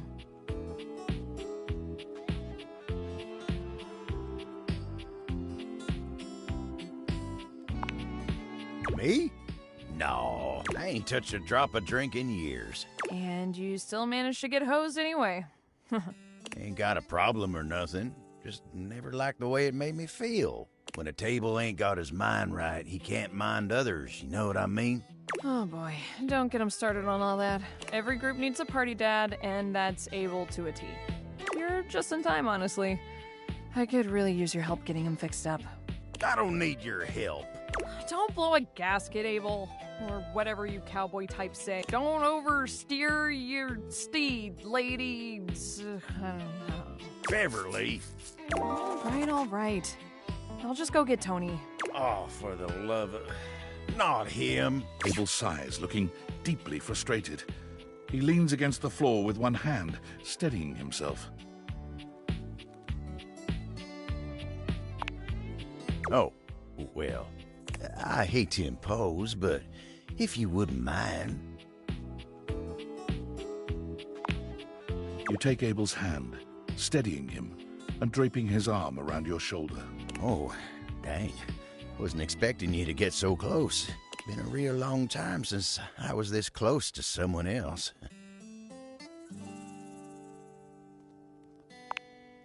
Oh, no, not at all.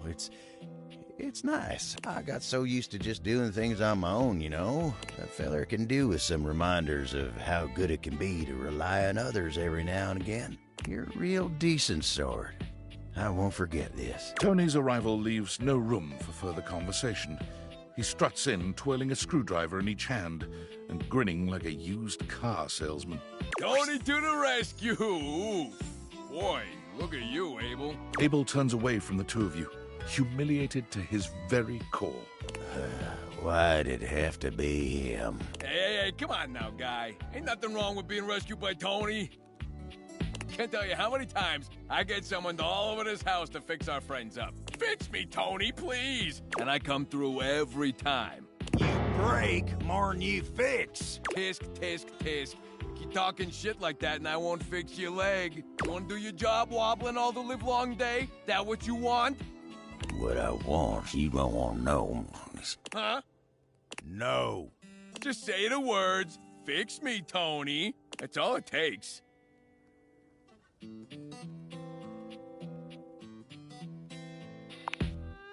I ain't being a dick, just asking for some basic respect. But whatever, I'm not gonna waste my breath. I'm a professional, and I'm gonna do the job. Tony bends down under the table, getting to work tightening a screw. Tony whistles as he works, but there's not much to it. He's back up after a few moments, pocketing the screwdriver. All right, let's see you stand on that leg now. Abel tests his weight on his leg, sighing with relief when he stands steady. Well, thanks, Tony. Good as new. Well, you're welcome. At least getting a thank you out of you ain't so hard. Abel's smile grows rigid. Sure ain't. Oh, bet you must have lots else to fix around the house now. What? No, not really. I mean, yeah. Oh, tons of work to do. Busy, busy, busy. I'll have to fix more shit.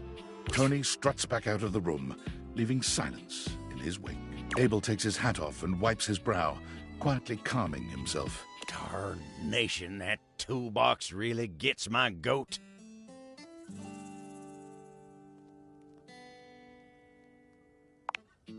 What ain't wrong with him? He walks around this house acting like he's God's gift for doing what anyone should do. He makes helping people all about himself, and His god-dang ego makes me so mad I could just spit.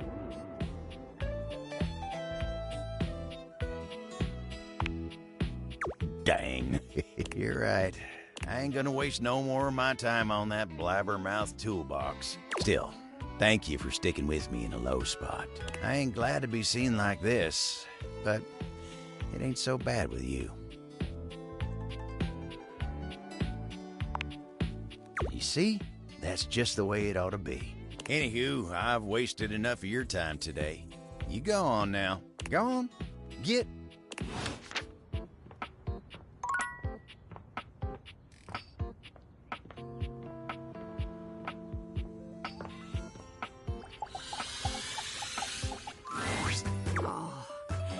There you are.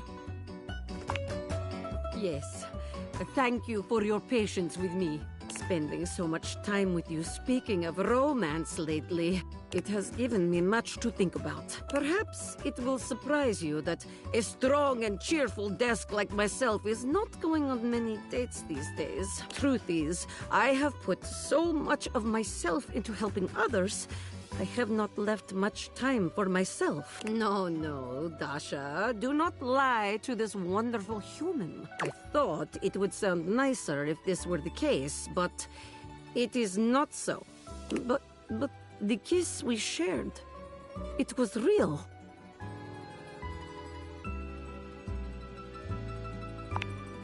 Truly? I have found love. I give you a big kiss, big hug, big lift. I am so happy. I never imagined I could find love right Crap, I here forgot. at I home. was supposed to ask her about Abel. Who would have thought that you were seducing me all this time? Either way, we have been practicing dating each other all along. But it doesn't feel like practice, really. We have only done what is...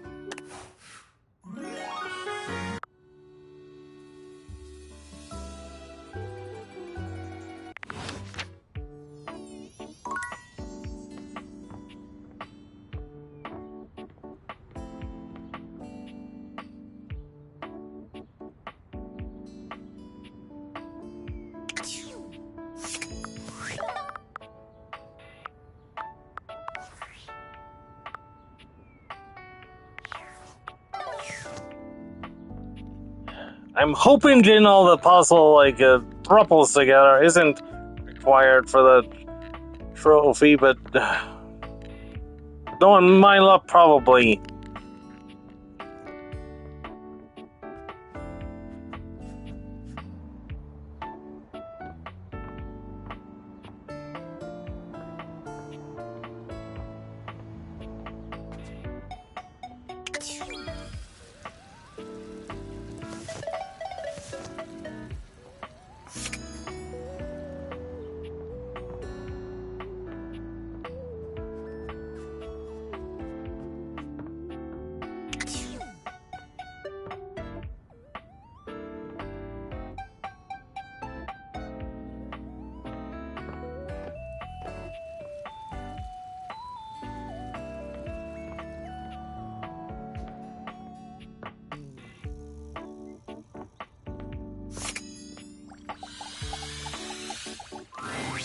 Ah, you've returned. Excellent. I have a very important piece to discuss with you today. This one. Ah, this one. It is Japanese, done in the style of the Muromachi period. For me, it is such a wonderful evocation of the fullness of empty space and the emptiness of presence. Ecstatic.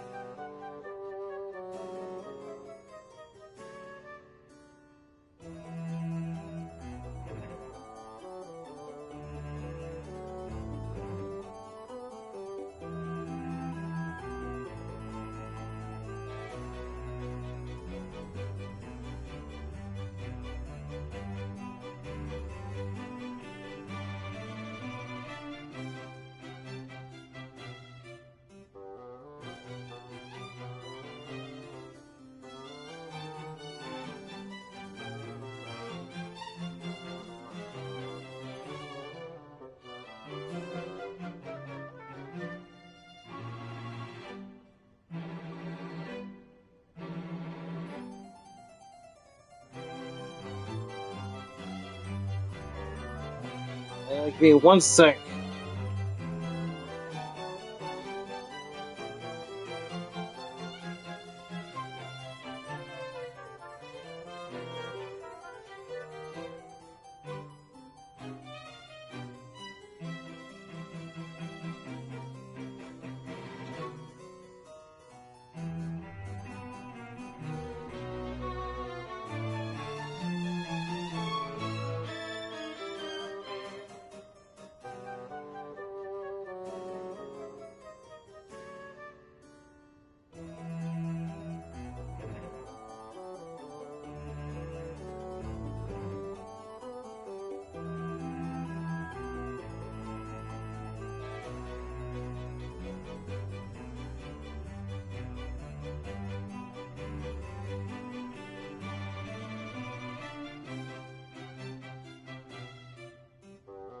What do you think about this piece?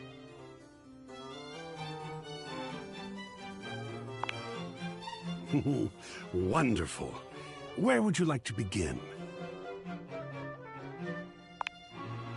Well, color wheel me intrigued. Enlightenment.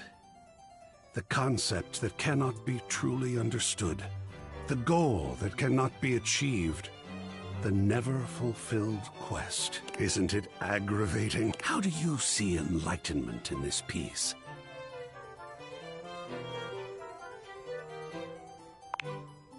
My. Methinks we may have a philosopher on our hands. Indeed. The Muromachi period was heavily influenced by Zen Buddhism, a philosophy of meditative stillness, balance, and ultimate simplicity in all things. Oh, I'm so tickled that you are experiencing that while looking at this piece. Shall we display it in the gallery? And what a calm corner that shall be. Where shall we hang it? Here? Well, 2 wonderful pieces hung up to please the eye. Well done. A few more to go still. Let me get them prepared for viewing, and then feel free to return. Squeak.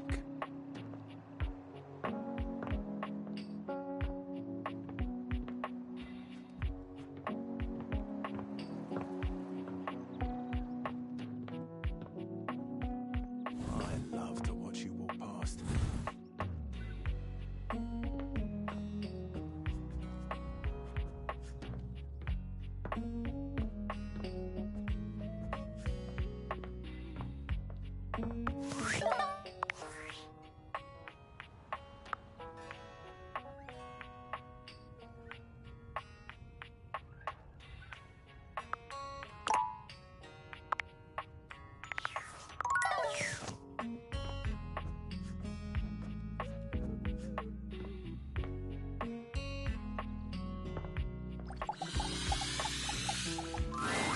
Oh, hello. Yeah. The feline clock looks quite... Timmy can't control it. Yeah.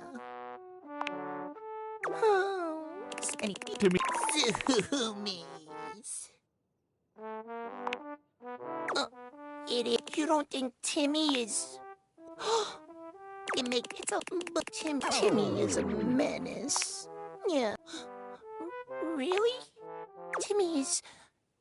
touched to hear you. Timmy never thought anyone. Your friendship has meant a lot. Without your friendship, Timmy knows now that there is no such thing as acceptance from Timothy. No. Fight the power! But Timmy as his best friend. More. Timmy holds his adorable paws out to you in friend. The Catboy clock. You're no more. Now Timmy will be adorable round the Timmy too. See you around. Ooh, are you here to play with Timmy?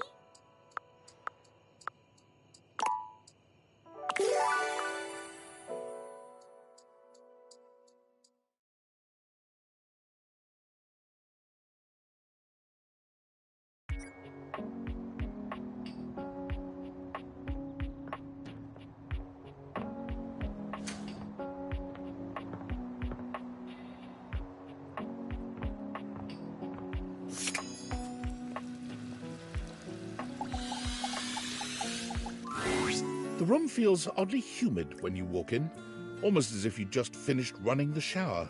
The reason soon becomes clear, however. You see River speaking with someone on fire. Or made of fire, anyway. Steam rises from River's skin, filling the room with warm air. You really gotta learn to relax, homie. I can relax just fine. Just please tell me how to be more likable. Well, I don't know if I can do that. I heard you telling Scandelabra how to up his game yesterday. Yeah, and dude did not like that one bit. I've never seen him so huffy. He was all like, "Man, you impugned my skills at La Sex?" I was like, "No, bro, I'm just trying to tell you there's a better way." He didn't even let me get into my theory or anything. But yeah, like, I can tell you how to talk to others more effectively. But I don't think I can give you some magic key to being likable. River seems deeply disappointed by this response. Can you tell me one thing, then? Which version of me do you think is the best? Well, not the best. All of you is great. But if I had to choose, I mean, who doesn't like a little steam? It's steamy, you know? Totally sexy. If you lead with steam, you really can't go wrong romantically. I see. Dante gives you a friendly wave as he leaves. When he's gone, the room feels colder. Hey, you weren't listening to that, were you? Oh, well, thanks for saying so. But really, please don't worry about it, okay? River runs a hand through her flowing hair, as if it might restore her dignity. Her expression changes to something a bit cheerier and hollower. Now, what can I do for you, hon? You must have come here for a reason. This conversation is too familiar. She's clearly going through a routine.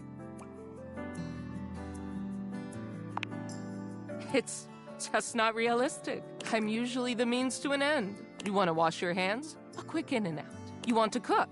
Fill a pot with water and assemble your ingredients, the real star of the show. Even when you want a bath. I mean, Bathsheba is the main attraction there. I help make the bath happen, but it's about the vibes, the comfort, the soak. And I mean, that's fine. Don't get me wrong. It's better that way. But just don't be surprised if I'm surprised.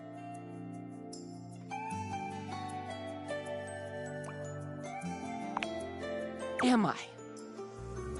I guess if I was gone, they'd be a little bit harder to pull off. Nobody ever seems grateful to have me around. When I'm gone or late, or not the way people want me to be, though. Nobody has a problem complaining about it then. All I want is to know what exactly people want from me so I can give it to them. If you don't want anything from me, and you can't give me that,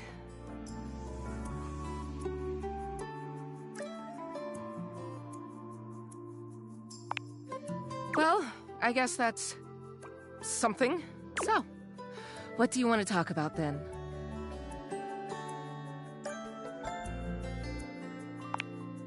Well? This throws River. It takes her a little while to speak, but she does consider your request. I love to paint. Watercolor, of course. I don't have much time for it, but it's one of the things that makes me happiest.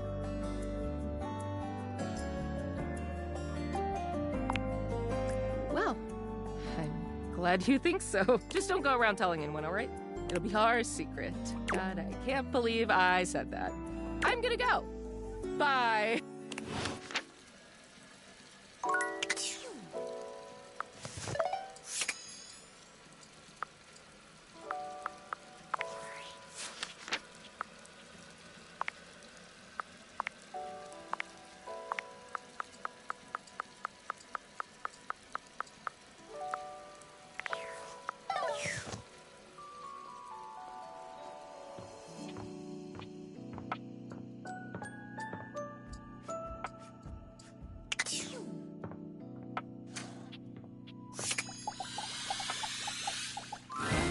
You walk into what you thought was your breaker box, but as the dark door swings open, you realize you're somewhere entirely more stimulating. A classic speakeasy club welcomes you in. The low electric lights glow warmly. Live music drifts languidly from a sumptuous velvet red stage and envelops the audience in a pleasurable haze of pure vibe. The gentle clink of cocktails in glasses rises from a wood bar to the left of you, and then a gentleman with a languid, easy air to him approaches you. Well now, what a delightful surprise. A brand new patron. Really? Are you sure? I find that hard to believe since this is the first time I've seen you here. Trust me, I would never forget such a striking face. Oh yes, distractingly so. I imagine it would be quite difficult to focus on anything else with you around. Though, I can't say I mind. You have quite the reputation around the house, live wire. I'm eager to explore it for myself. But we're getting ahead of ourselves. Where are my manners? My name is Volt. He extends a hand towards you, a conduit of pure, dangerous sexual energy that charges the very air between you.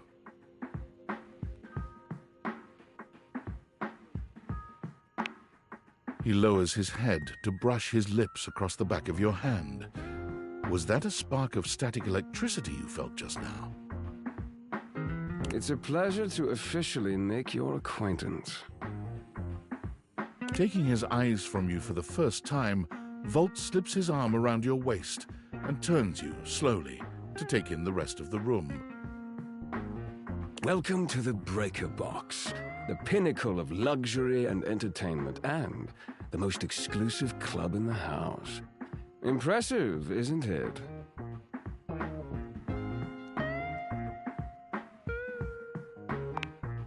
Oh, trust me, you look stunning. Your fantastic red shirt is the envy of every eye in the room. That sound, the flickering lights, it can only be a power fluctuation.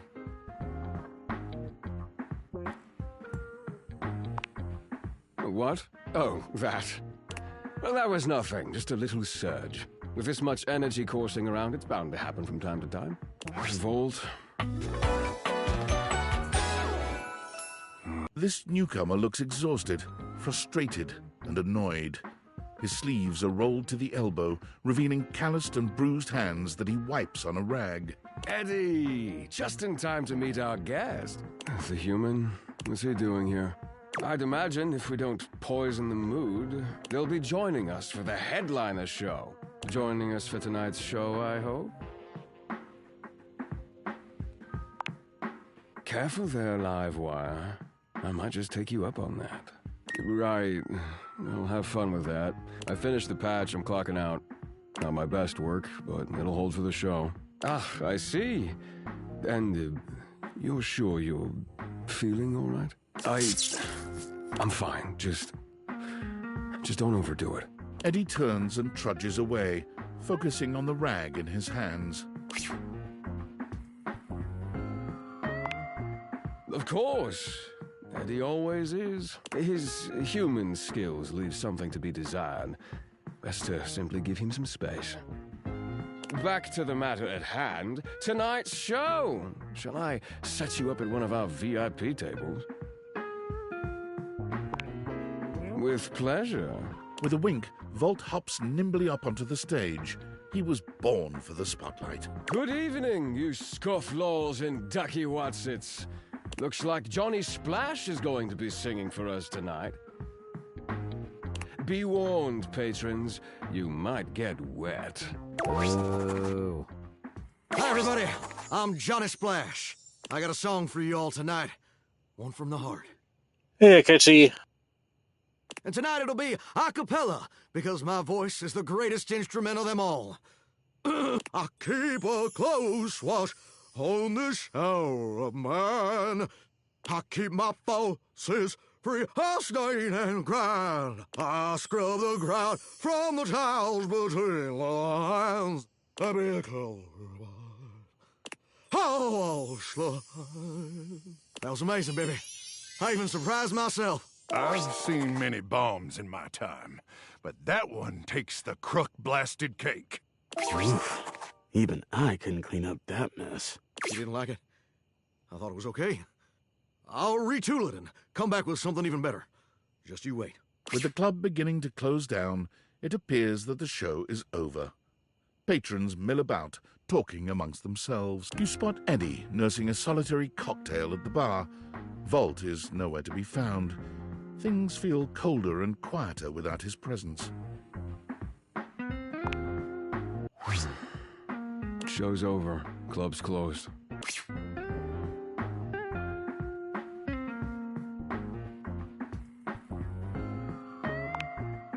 What? Why? I wasn't. Happy? You can go now. Are you always this oblivious?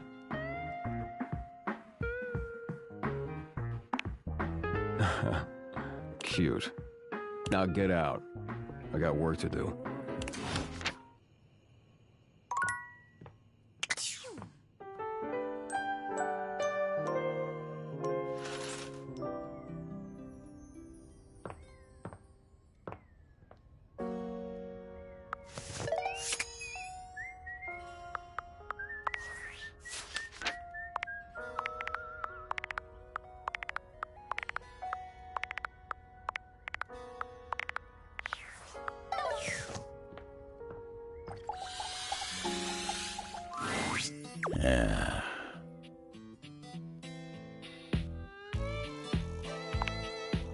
Guess you could say so. It's been great hanging out with you lately, but I just can't seem to quiet the storm inside of me. If you don't mind, I'd rather talk about anything or anyone else.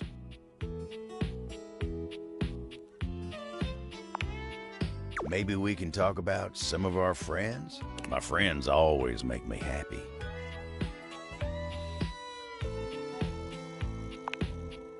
Dasha? Whoa, why? Oh, this is all too much for me. I'm a simple table. Let me get back to work.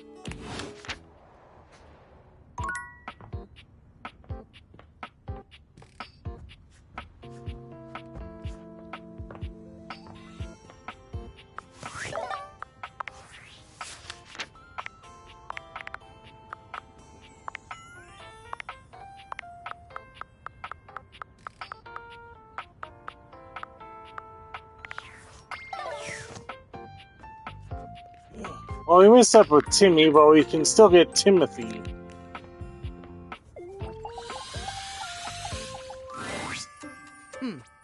Almost late. Almost.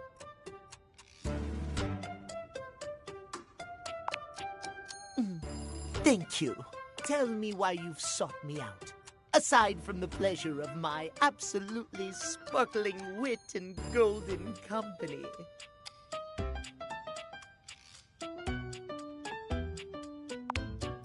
Oh, well, I can certainly help you out there. My love life may be on hiatus, but as they say, a broken clock is right twice a day. Timothy looks at you for a few moments, clearly expecting something.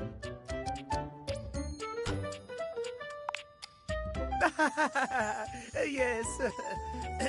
Well, let us start with the most important thing. Timeliness.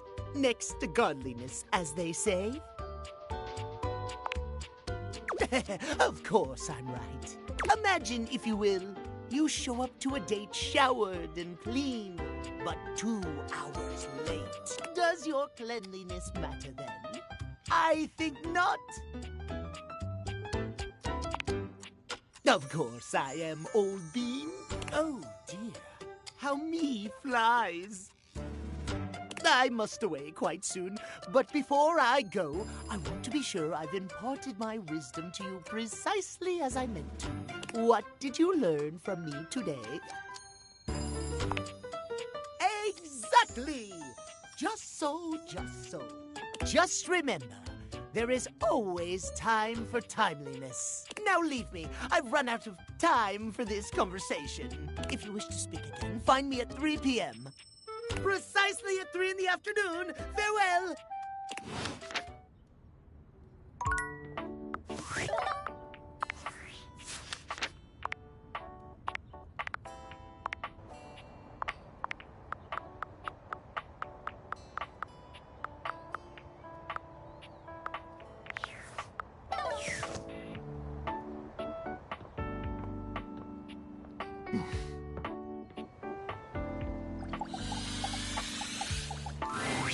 Welcome back, co-curator. Let's return to our gallery design, shall we? You've got to see this one. Much less serious than the others. I mean, just look at this adorable little thing. I'm sure some might call it kitsch, but to me, it is perfectly quaint. That little house, that little brook, that little rainbow. You know, I read a wonderful story once about a young couple who escaped their city to stay for a weekend in a cabin just like this. They liked it so much, they moved in and never went back.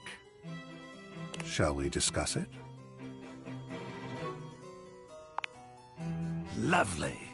What do you feel when you look at this? Of course. It was designed to do just that, I believe. The subject is immediately clear.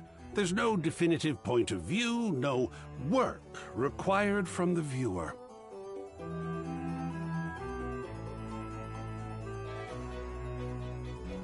In fact, the majority of people looking at this would feel just the same way.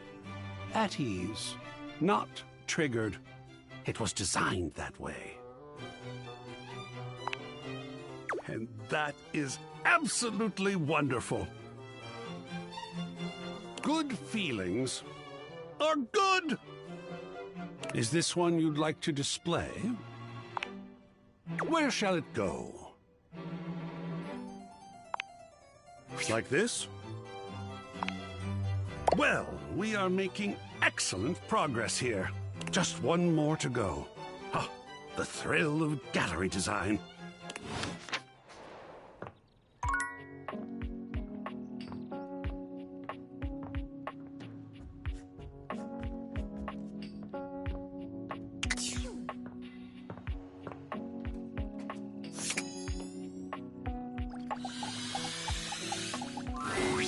River seems to have no shortage of visitors whenever you run into her.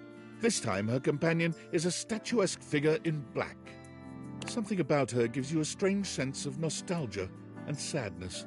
Her name appears to be Lady Memoria, but you can't quite figure out who or what she is. Don't concern yourself with the opinions of those beneath you. There is only one real answer to your question to begin with. Yeah, ice, my dear. Ice preserves perfectly. It leaves everything just as it should be, forever beautiful. That aside, a lady never allows herself to boil over. Do not let them see you crack. Do you understand? Yeah. Excellent. Memoria breezes out of the room, not even looking your way. Perhaps she didn't see you, or perhaps she's just lost in her own thoughts. River doesn't seem at all encouraged by Memoria's advice. When she sees you, she starts for a moment, then sighs. Oh, hey. Well, yeah. Everyone I talk to has a different opinion about which version of me they like best. Nobody has said the same thing. What am I supposed to do with 10 different answers?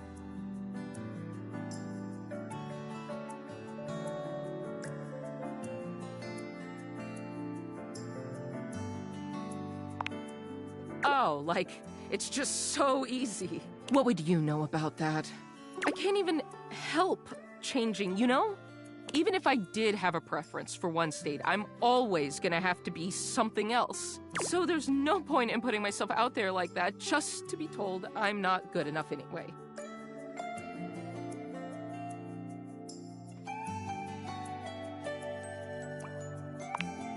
Thanks.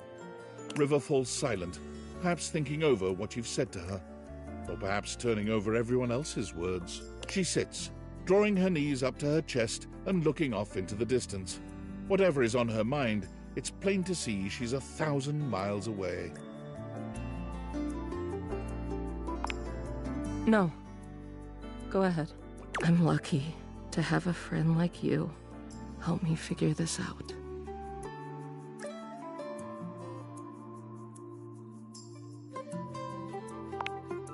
I don't understand how you're always you, no matter where you go. You don't get to your job and somebody tells you to hurry up and change. Changing yourself all day, every day really takes a toll on you, you know? It's so much easier to just hide behind whatever you think I am, whatever you want me to be. What can I do for you, sugar? Everyone likes that river. What happens when you see all the ugly parts of me? What do we do when you know it's all lies? What if you don't like her? River laughs. You've never seen her look so sincerely amused. Maybe. Maybe not. Well, thanks for listening. I gotta think about all of this. I'm clearly not gonna find any answers in asking everybody else. She sighs. Guess it's all on me. See you later.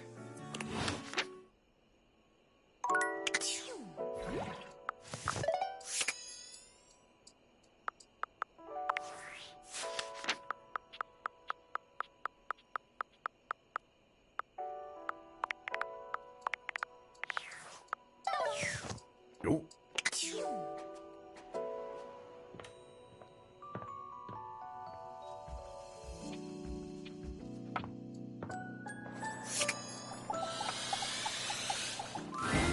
From outside, the breaker box is bustling.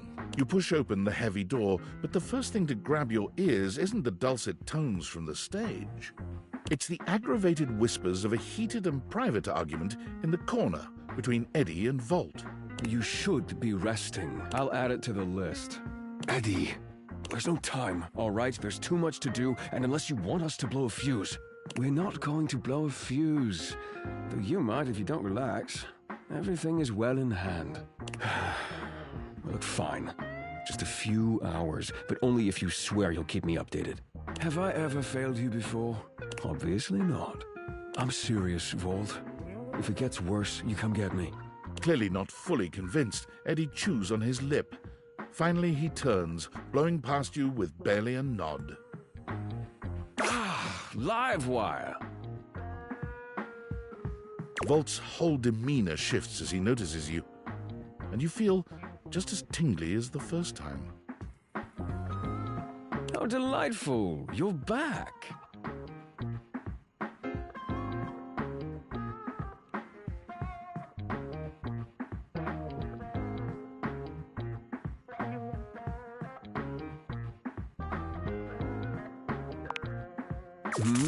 Oh, nothing of consequence.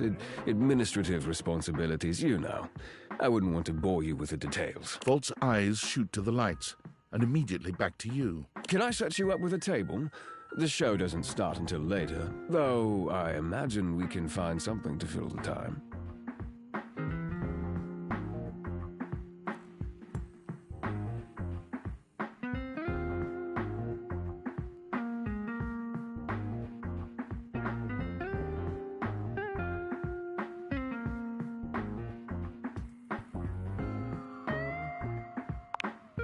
Volt draws you to the bar and skillfully whips up a gorgeous cocktail.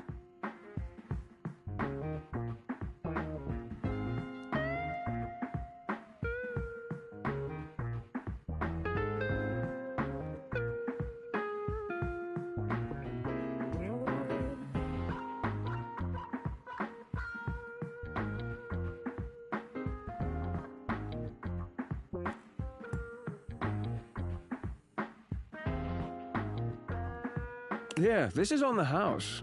It's off our seasonal beverage menu.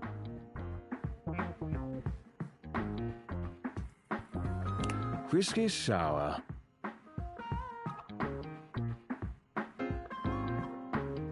It should be to your liking. I have a knack for intuiting someone's taste.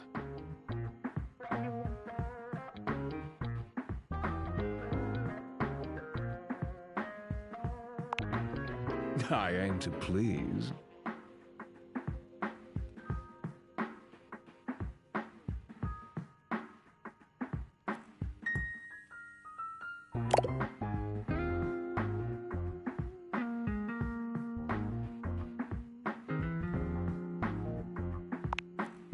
You don't do this very often, do you?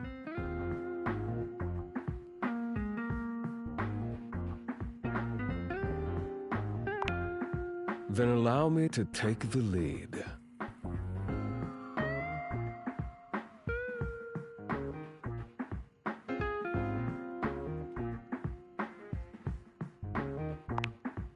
Volt takes your hand and turns it palm up. I have heard that the lines and patterns on an individual human's hands are completely unique, not unlike our barcodes. Some even believe you can discern aspects of your future just by looking at them. Would you like me to read yours?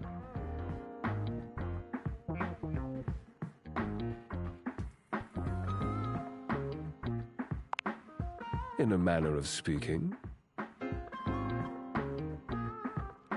I learned to read barcodes from one of our old spotlight acts.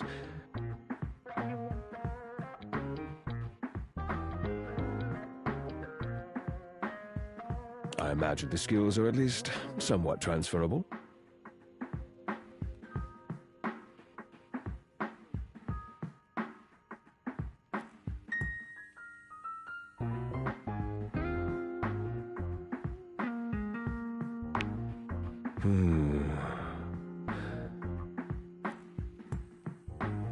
Interesting.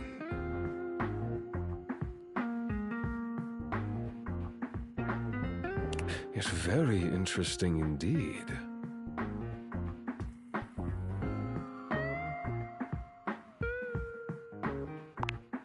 According to this line right here, you've recently met your destiny. Tall, handsome, dangerously irresistible.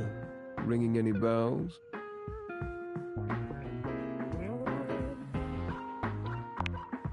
The lights begin to flicker again. A familiar occurrence by now, but this incident feels different. It lasts longer than it should. The buzzing feels ominous, almost like a warning.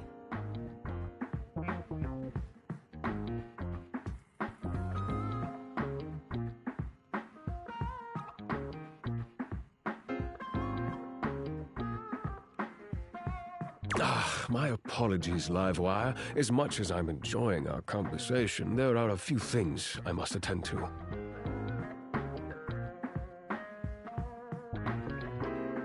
It's nearly time to open for the show. Allow me to show you to your seat. It does feel like your seat now, even as the power continues to surge and ebb. The lights flicker, the bulbs buzz and drone. The crowd thickens and murmurs anxiously, beginning to grow restless until Volt finally takes the stage.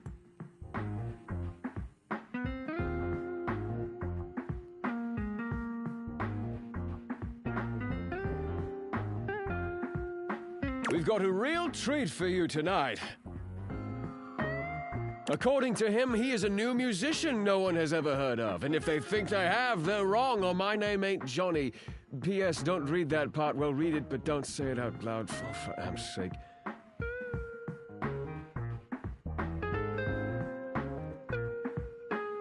It's Steamy Hendrix! There must be some kind of way crowd here. They'll sell the shampoo to the soap. Hey! There's too much a conditioner. I can't get no scalp relief. And then I got this guitar solo planned. And I'll be damned if I know how to play the guitar, but...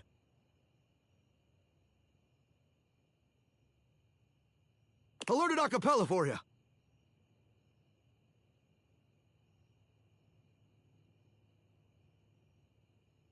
It goes like this. Wow, wow, wow, wow, wow, wow,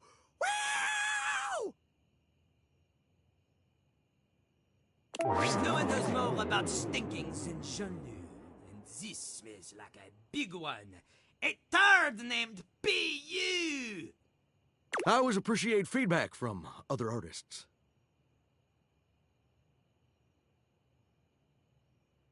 That wasn't feedback, darling. That was backwash. You're right. The tastes of audiences are fickle and ever-changing. I'll retool my act once more. That'll fix it. The show concludes, mercifully. And you wait, but Volt does not come. You get up to leave and you notice Eddie quietly closing the door to the back room and shuffling to the bar to fix his drink.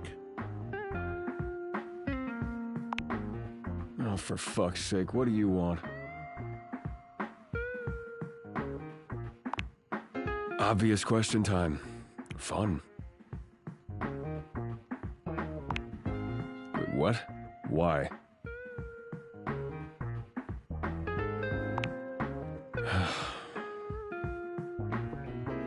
Why do you think that? Did something happen?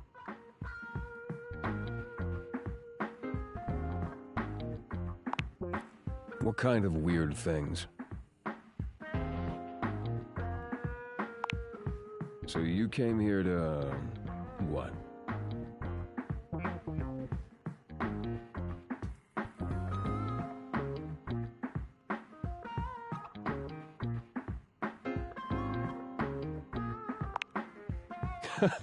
Right. Well, good luck with that.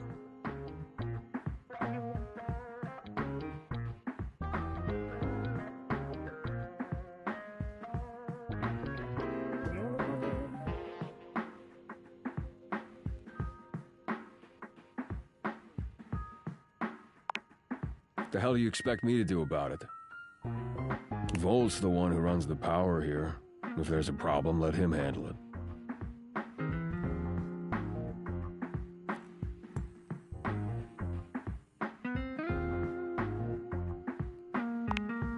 Huh. Yeah, you're smarter than you look.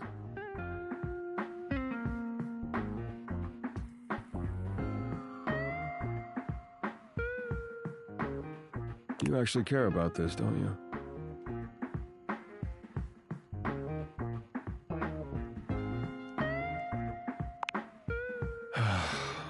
Damn it. You're not gonna let this go, are you? I'm gonna regret this. How are you with tools? Good enough. Come back after tonight, ready to work.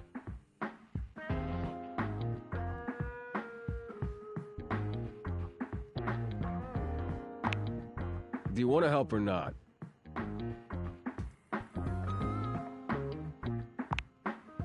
Better. You got what you came for, right? Can I finish my drink in peace?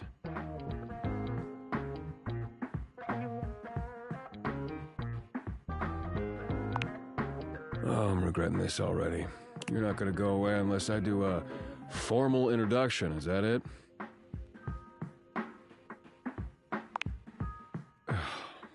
Eddie.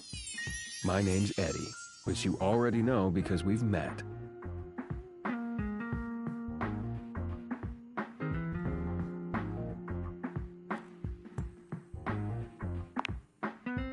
Whatever. Good enough?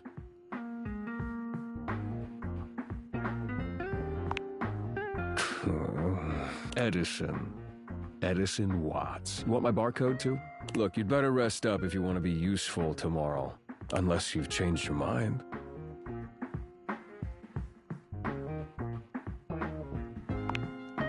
Right. Well, this has been... something, but I need to get back to it. Oh, and if you do show up, wear something comfortable.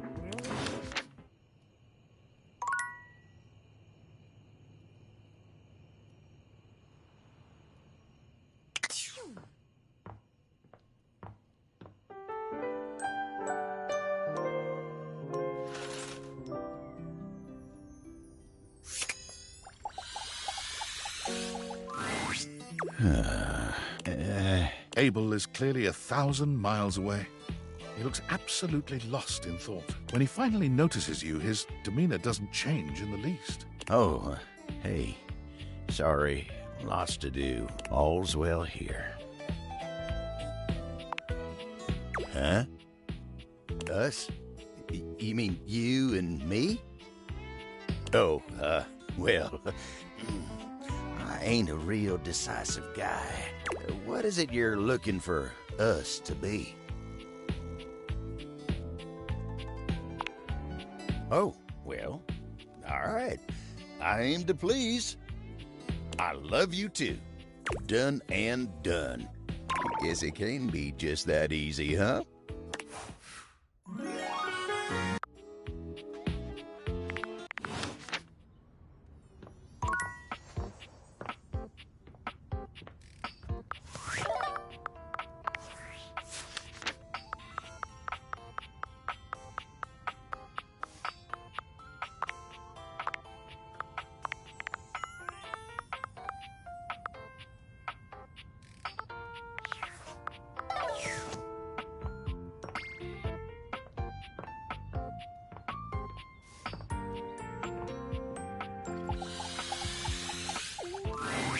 I am having so many feelings right now. On the one hand, this is the last piece, and how exciting that we have done so. And on the other hand, this is the last piece. And after this, I won't have such an easy reason to have you around and work with you. I almost don't know what to feel.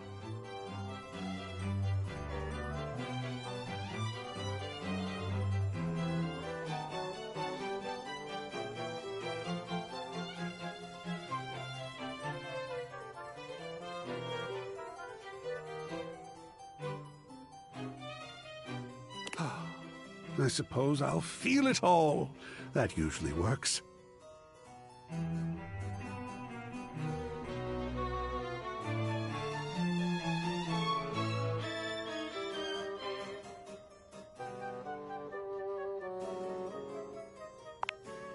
All? Oh, you mean just the two things I delineated a moment ago? Of course. Whew. You had me scared there for a moment. I have many other feelings. Some not discovered yet by me. This last one is a true modernist kick in the pants. I give you protest art in the style of the one and only Planksy.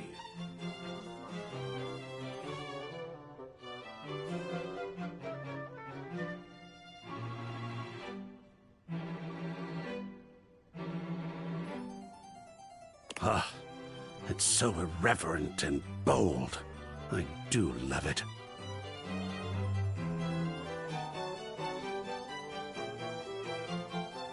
What do you think? Let's get into it.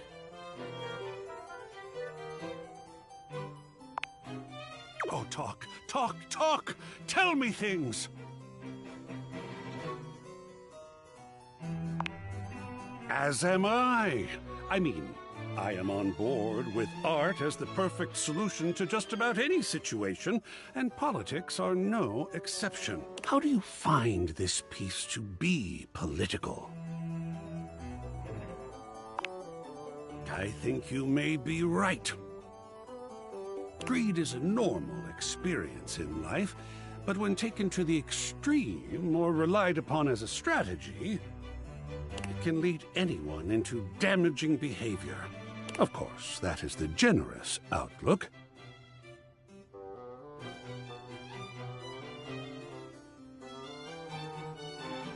The possibility also exists that these corporations never had our best interests at heart, that from the very outset they were criminal in nature and designed to suck us dry.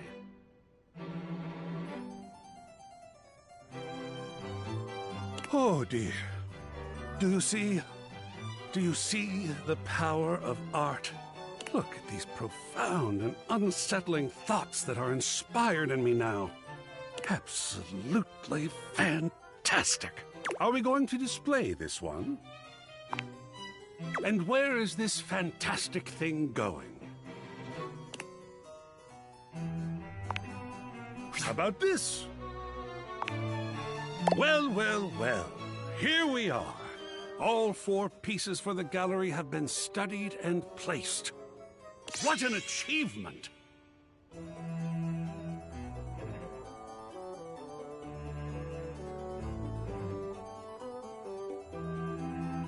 in the wake of it, there is something I need to tell you.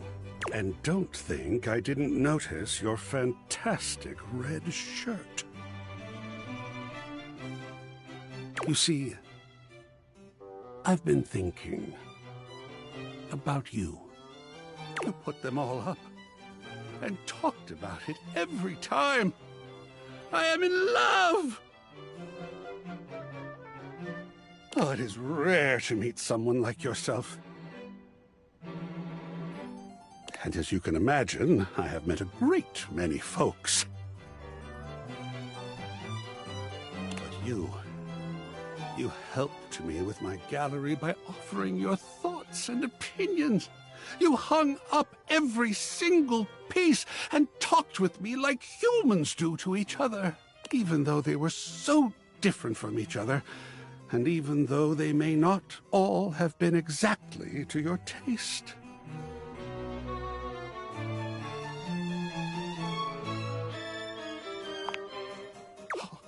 I am thrilled beyond words to hear that. What's more, what is most, really, you talked with me about every single piece. To have someone to talk to, someone willing and smart, someone so vibrant and open-minded. I am happier in this moment than I have ever been, for I am in love with you. I am in love with what we have done, and I must know now, as I have needed to know so often before. What do you think? Can we talk about the great artwork of us?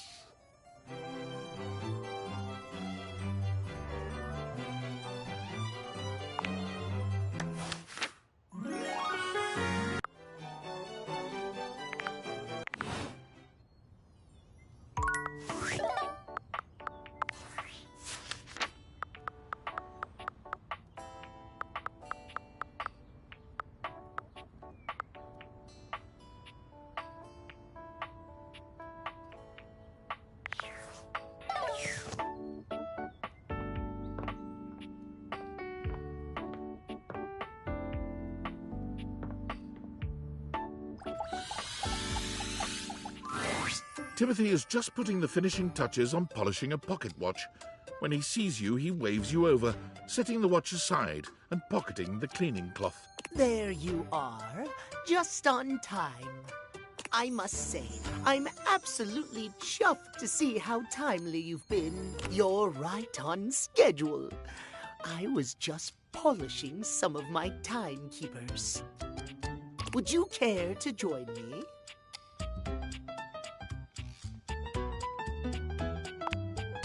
What do you mean?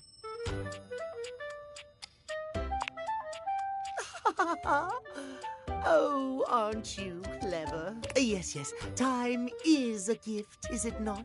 There is no greater feeling than knowing everything is in its place and all is according to schedule. Now, when last we spoke, we discussed the importance of what? Precisely. Nothing better. Nothing more important.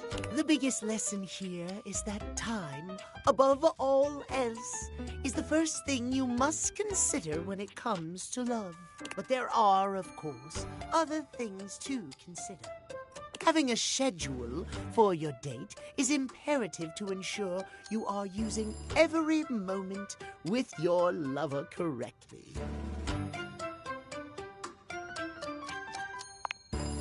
Oh, I am on time. There is nothing more arousing than an orderly, efficiently planned date. Picture this, if you will. You and your date arrive at your dinner reservation exactly on time. Your date says to you, "Darling, what's on the agenda?"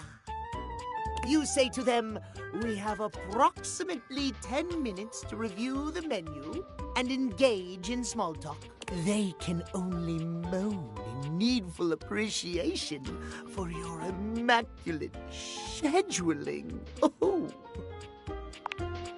Perhaps we have more in common than I realize. At any rate, scheduling your entire date down to the minute is not only efficient, but an excellent bonding experience for any couple. So let us practice now. You have asked me on a date, and we have both arrived on time. As we are seated for dinner, I look deeply into your eyes and ask you about tonight's agenda. You say? Meow. I have never been so attracted to another. Excellent. Truly excellent. Surprise! Our date has gone swimmingly, and I have invited you to another activity. But your schedule has not accounted for this unexpected excursion. Horror of horrors! What do you do?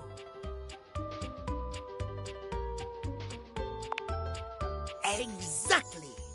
As lovely as our date has been, one cannot deviate from the schedule. Terrible things happen when one deviates from the schedule. Our time for this conversation is beginning to dwindle. Before I bid you leave me once more, tell me what you have learned. Last time we learned the value of timeliness. Today we learn the value of precisely scheduling. I would so love to talk to you at length about crafting a proper schedule, but I'm afraid my time runs short. If you wish to continue our talks, return to me at 9 p.m. As ever, no sooner, no later. Farewell.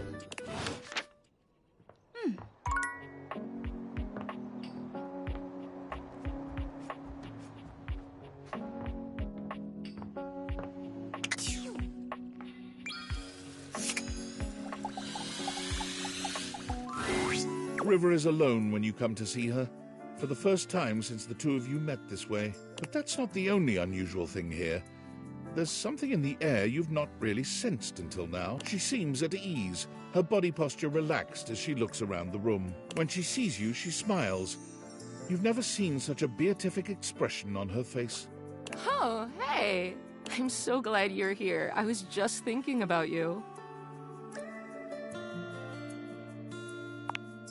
Well, that's sweet. I just wanted to thank you for our conversation the other day. Nobody's ever really seen all of me, you know? It hurts to live it. I just thought I was protecting myself.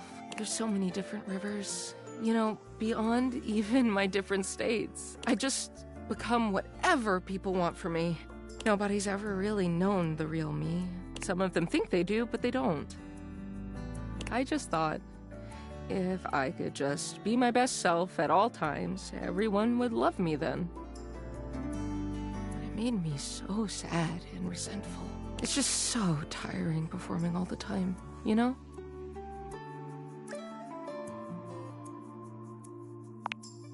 I'm so sorry you had to do that. I wouldn't have guessed. You seem so comfortable being yourself. To some extent, this will always be me. Changing my state is out of my hands. It's who I am. But I don't have to change me. Does that make sense? I'm so glad you know what I mean. Yes, somebody might like some other version of me more. Sure, someone may need me in another state to get the job done. But all those states are still me. Liquid, solid, vapor, whatever. It's all still me. It's like the legend Aqua Khan once said, I'm every water. It's all in me.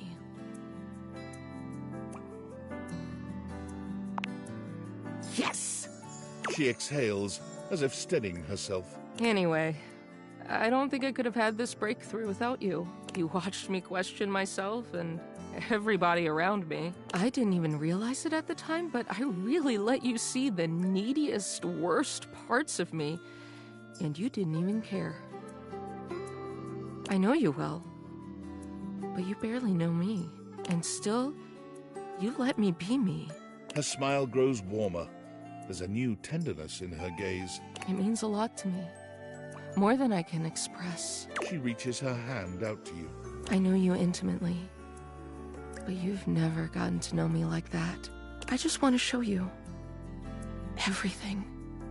All of me. Would you like to take a bath with me?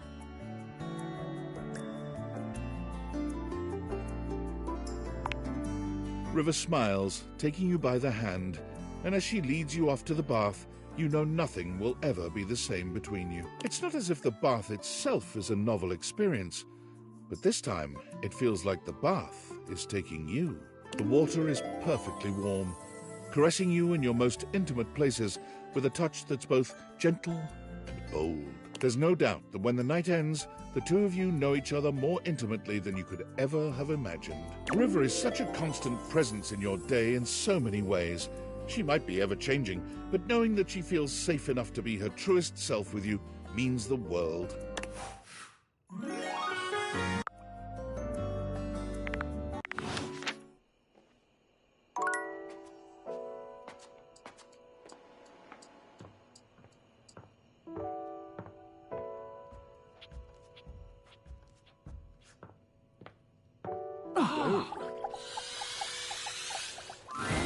You approach the breaker box, and it isn't anything like you remember. It looks almost lifeless. There's no boisterous crowd, and the sign buzzing dully in the window reads, "Closed." The door hangs ajar, like a slack mouth. You push through, though, and find Eddie at the end of the bar, nursing his usual cocktail. Huh, you actually showed up. I guess that means I lose.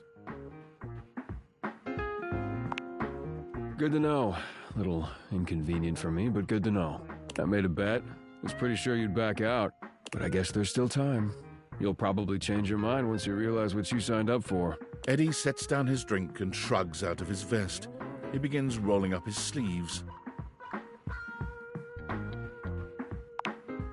Still not sure why exactly, but whatever. Well, as long as you're here, might as well get to it. There's a lot to do before we open.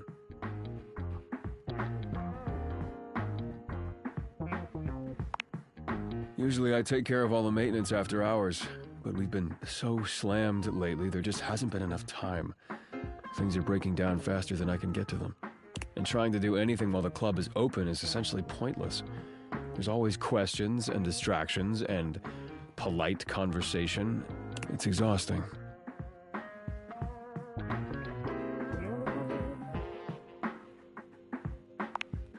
All things need maintenance. Nothing, no matter how well made, can function indefinitely. Eventually, we all wear down one way or another, and if something isn't given proper maintenance, they break down even faster. In the sense that we're all wearing down from the second we're produced. But no, that's not what's causing the power fluctuations. Come on, we're starting with the wiring backstage. Oh, and grab that tool bag. Though you are not a natural handyman and Eddie is not a teacher, the two of you manage to make decent progress through his to-do list. At one point, Eddie leaves you alone to get something from the bar, and you confidently ascend a ladder to change a dead bulb. But as Eddie returns... Wait, be careful, that's not... The ladder suddenly gives way beneath you, releasing you into thin air. But a split second later, Eddie is there, strong arms outstretched to catch you. Stable. You all right? The customary ice in Eddie's eyes, just for a moment, has melted.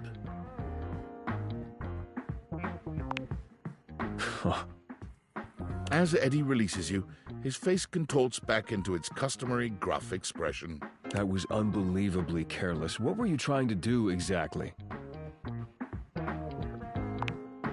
I told you to replace the one behind the bar. The floorboard under these lights is loose, which is why I told you not to touch them yet.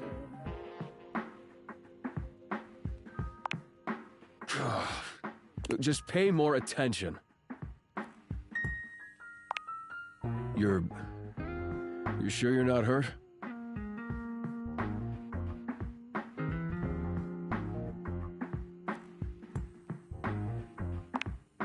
Don't read into it. Now, go get the ladder and put it behind the bar this time. The next and last phase of your work proceeds without incident. You've done surprisingly adequate work, mostly.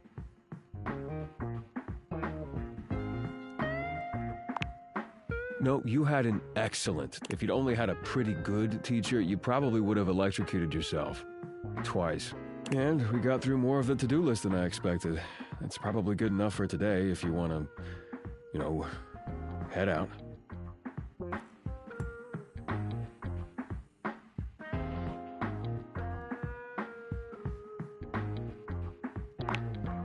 I suppose if you want to rest before you leave, that's fine.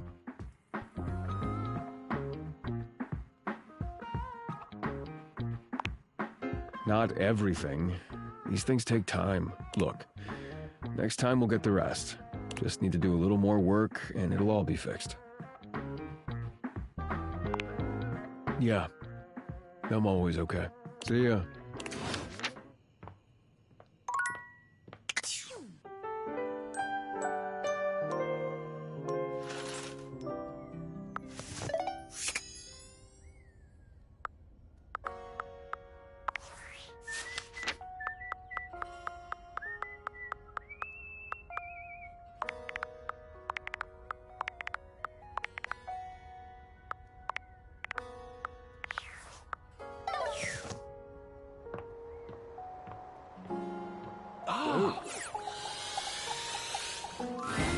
You find the breaker box closed, looking almost abandoned. There is still a loneliness about it, though. The impression isn't lessened by the image of Eddie inside at the bar, twirling a cocktail glass in his hand. Interesting. I thought for sure after yesterday you'd change your mind, but here you are. Again.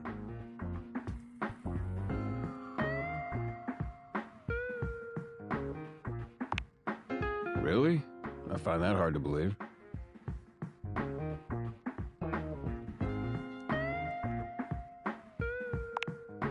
Right. You sure you're not thinking of Volt?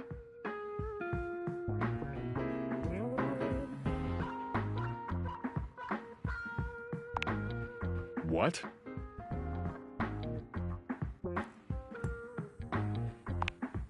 Stop. Never mind. I'm sorry I asked. I'm gonna go fix a floorboard. You wanna come? It's the one that almost killed you. Should be fun. Eddie remains a semi-patient, semi-competent teacher, and you help as best you can. You notice he does not leave you alone this time. He won't admit it, but you can feel He's that he always is flustered. concerned for your safety. There's a tiny bit of warmth peeking through that cold exterior. Almost done. Hand me the pliers. Whew, it's getting late.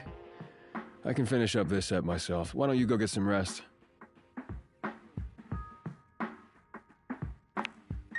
Suit yourself. It's fun to watch Eddie work. There's a real satisfaction in seeing just how dedicated he is, how skilled his hands are. But this time, there are sparks in the current. By the time he's finishing up, he looks exhausted. With a heavy breath, he seals off the final wire and sets the pliers down. Drink? I'll make it.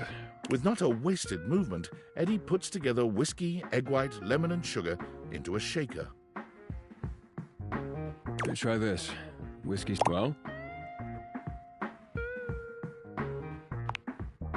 Of course it is. It's easy to do what you've always done. Nothing more than that. You've done a decent job the last couple of days. More than decent, actually. Thanks to you, I'm finally caught up on all the big power drains around here. There's still a few things that need to be done, the day-to-day maintenance, but yeah, you did it. Volt and the club should have everything they need for now. But what about me? You came here to help Volt and you did. So now you can get back to Whatever it is you do when you're not invading my space.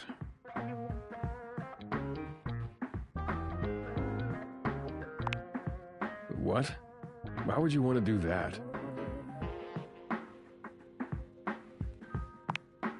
I guess because no one has before. But hey, it's your time. If you want to waste it here, I can't stop you. Something about Eddie's tone. This is more than the usual tired standoffishness. You notice a small tremor in his hand. He shoves his hand into his pocket and looks away.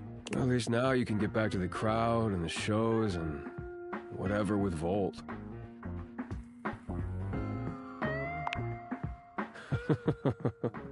Yeah, Volt always puts on a good show. Who could resist, right? You'll have a good time, I'm sure. I already told you, big crowds aren't really my thing. I do better on my own. Trust me. I'll only slow you down. Oh, and it would be for the best if you didn't mention any of this to Volt, especially if you want to keep coming around. Volt can be protective when it comes to this place, to what we do. It's a point of pride for him. I'll be right back.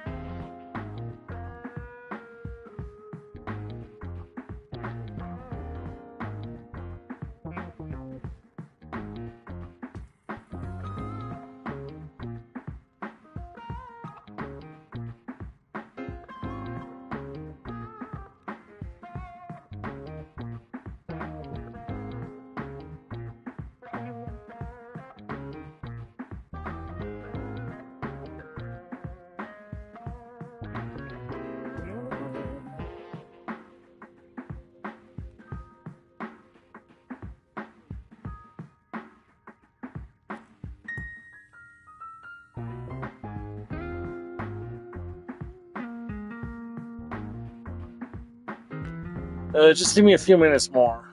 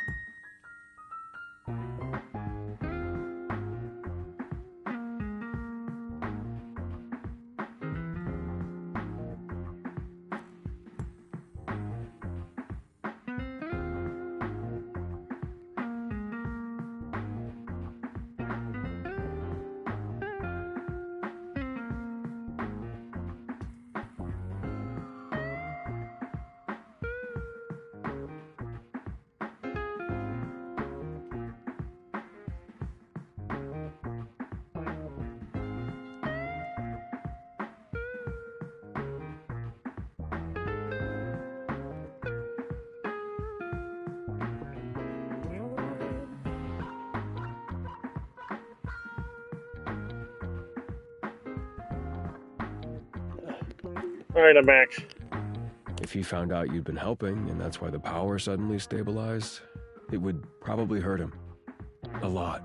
So for now, let's just keep it between us, okay?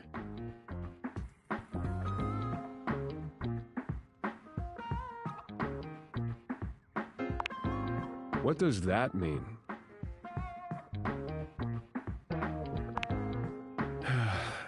Fine, whatever. Yes, okay? If he knew what was really going on, he'd probably be pretty upset with me, too. I don't want that either. Our relationship is complicated. He was there for me during a really dark time. He took care of me. I owe it to him to do the same. Can you help me do that or not?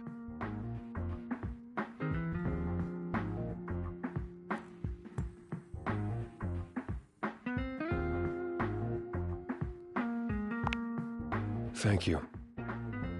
Eddie's exhaustion doesn't lift as you finish your drinks, but through the silence you feel a companionship flourish, quiet though it may be. As you walk out, you can still see the tired, grateful smile on Eddie's face long after you're gone.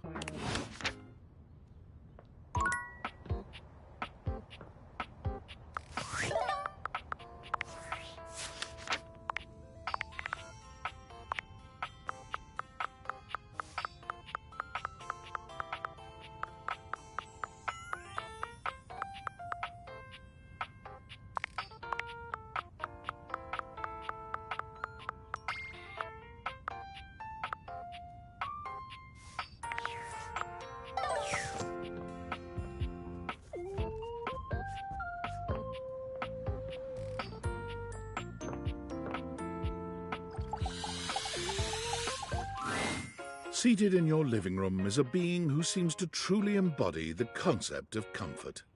His arms are draped over the back of the couch, his head tilted back, and his eyes beginning to flutter shut. He looks just as though he's about to fall asleep, but when he sees you approaching, he shakes it off, looking up at you with a sweet smile. Hello. No way, please do. He pats the seat next to him. Come on and take a load off. I'm Koa, by the way. Hey, here, oi.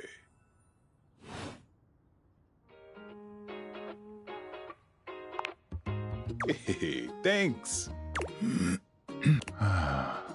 Most everyone would continue the conversation from here, but Koa only closes his eyes, sighing pleasantly. You wait for him to say something, but all you can hear is his quiet breathing.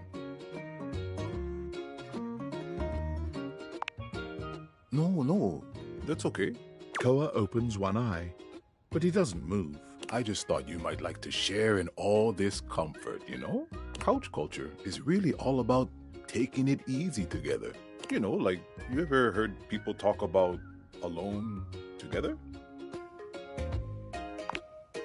Right on. You get it then. I wish more people understood the beauty of alone together. It means you can be at peace with another being without even saying a word. It means not forcing a conversation or an activity between the two of you. It means just enjoying the moment without any expectations. He sighs pleasantly, closing his eyes. Beautiful. You'll see. Koa breathes in deep, sighing pleasantly. When he relaxes, the entire room seems to relax with him. You find yourself growing sleepier alongside him.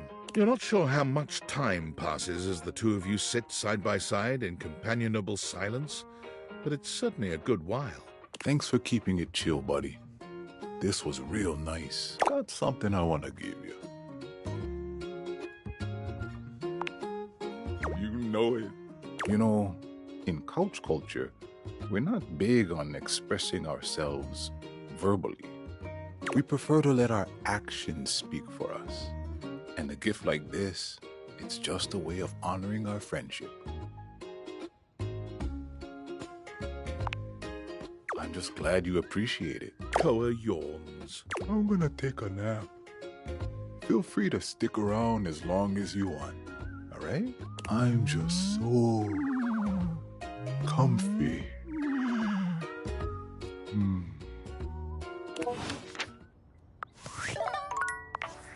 David is obviously becoming desperate. He doesn't do well under pressure. I'm worried his behavior will gradually become increasingly erratic until he crosses a line he can't come back from. You have no idea. I should never have put you in this situation. Naively, I believed as Valdivian's lowest paid employee, you would be safe. But it's become clear that as long as you possess the Dateviators, you'll be the target of David's wrath. Anyway, I have a solution. Use the realization recipes to bring Skylar to life. If Skylar becomes human, the Dateviators will instantly cease to operate. And if the Dateviators cease to operate, there will be absolutely no evidence implicating you in their theft. Realize Skylar and destroy the Dateviators before David unleashes his full fury upon you. He has access to resources you'd never believe. I'm afraid there's just no time to explain. You see, I forgot to charge my phone's battery last night, and now I'm at 2%. And I can't charge it because I also forgot my charging cable. Can you believe that? Ugh. But remember, realize Skylar ASAP.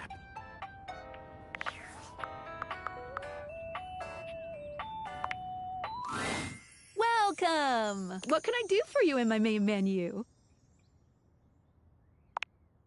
Oh. Oh! No. Well, just not yet. Yeah, pretty much. When Franklin least made me, it was in a sort of a mad, passionate rush of scientific fervor. There were unintended consequences, like realization, which is a good thing.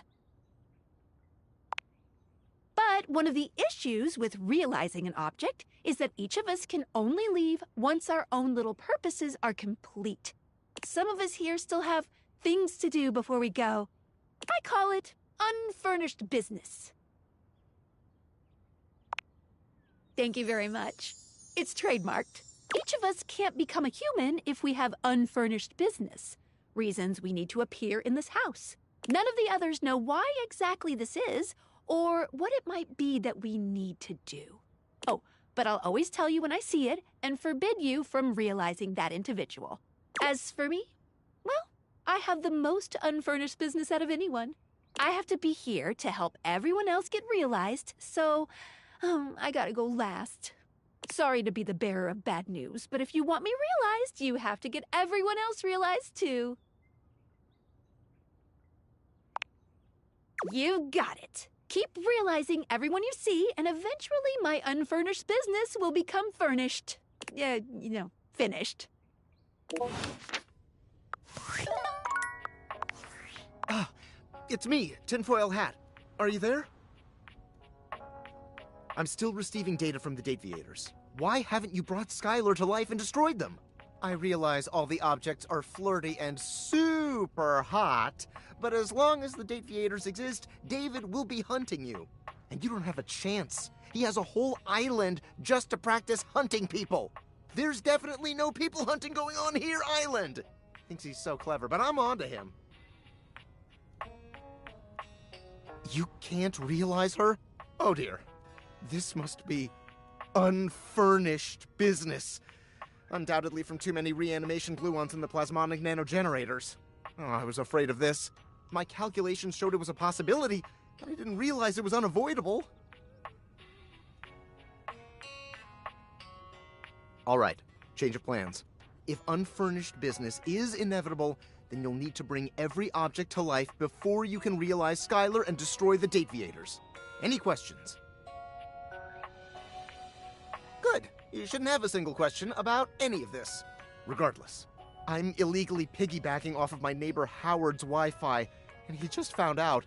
He's only 11, but he's got a black belt in Taekwondo, and he's a real big kid. Realize all the objects so you can destroy the Dateviators.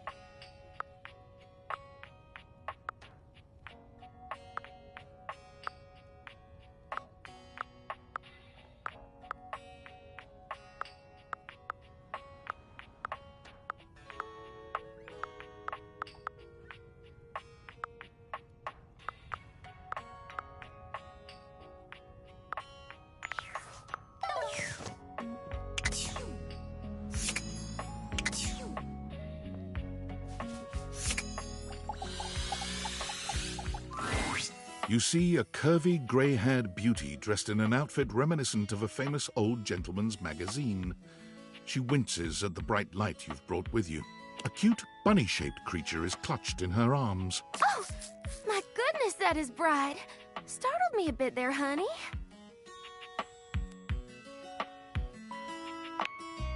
It's all right. My name's Dolly, and I'm a dust bunny. I live under this big old couch. Well, I live lots of places. I suppose you could say I'm a bunny of the world. The floors of the world, at least. And this here's my little companion, Lint Eastwood. She holds the little creature up.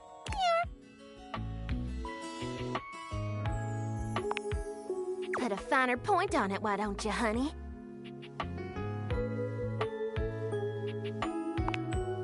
My stars. I didn't know I had a sweet talker on my hands. I'll be honest with you. Flirting isn't my love language. I'm a bunny who is more than she appears. It's all right, honey. I'm easygoing. You got something for me, or should I get back to work?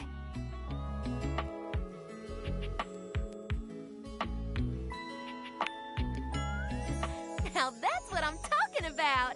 Listen, I just got out from under that couch, so let me stretch these dusty gams and hop around a bit.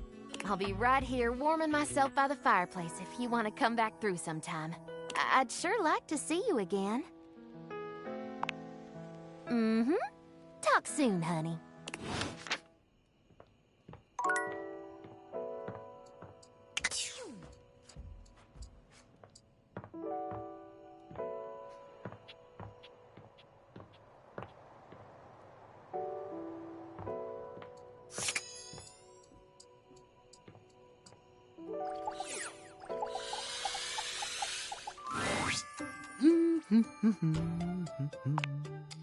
Oh, hello. Goodness me, but it's quite late, isn't it? I hadn't expected to see you in the dark. Me? Truly? I'm touched. But be honest, it wasn't me you wished to see. It was these beautiful timepieces. Timothy gestures expansively to a collection of pocket watches in front of you both. I know I promised to help you with your love life, but if you'll help me care for my collection, I think it will achieve both of our aims beautifully. If you don't mind. Why, yes. You've shown yourself to be a reliable, timely person. Why not? You take a seat by Timothy. He hands you a soft cloth. Gently, just like this. Draw the cloth across the watch face. To maintain a pocket watch, one need only use a microfiber cloth. Harsh chemicals or even water can damage the surface and the inside. Pocket watches are like hearts in that way. Precisely, yes. A proper pocket watch must be regularly tended to with gentle, loving hands. A mechanical pocket watch must, at minimum, be kept clean and wound daily. My watches here are all mechanical. I have no quarrel with quartz. Timothy seems quite pleased. He beams at you, then allows himself to continue on. My point is that quartz watches require a bit less care in their maintenance. And I say this is a mistake. Sure, that might make them suited to everyday use for everyday folk. But who needs that? How will anyone know you're dedicated and good with your hands if you're using a watch that runs on a battery? That runs along tick-tock ticking without outside help? It's preposterous, really.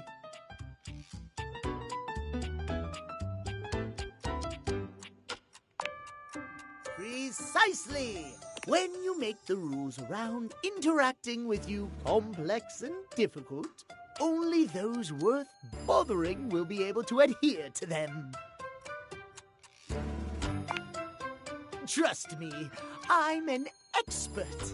Timothy looks over at the watch in your hand, as though suddenly realizing you're still holding it. There now, that'll do. You can just set that down there.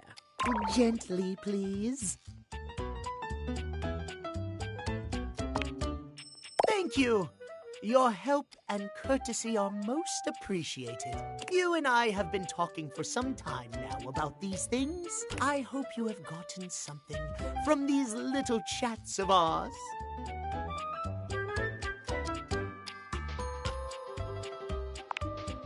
Oh, my. Well, I'm most pleased to hear you think so. I have enjoyed our conversations a great deal. I had assumed you weren't listening to me in the least, I must confess. To hear that you have taken something from them after all, I am glad indeed. I have much work remaining to do, unfortunately, but if you would like to speak to me again, perhaps about another topic, you may find me at 9 a.m. sharp. Farewell, then. As you walk away from Timothy, he seems fully absorbed in his pocket watches. Perhaps it's your imagination, but he does seem happier than when you first walked up on him.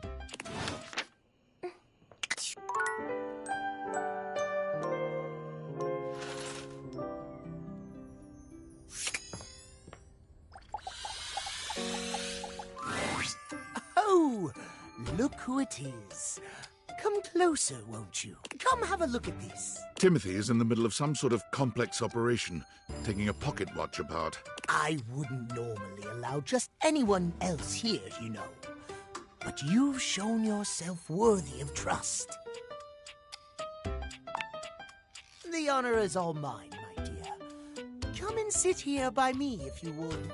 Watch repair takes a great deal of care, patience, and trust. I cannot have just anyone around me when I work. But you, I feel a strange calmness in my soul when I think of you.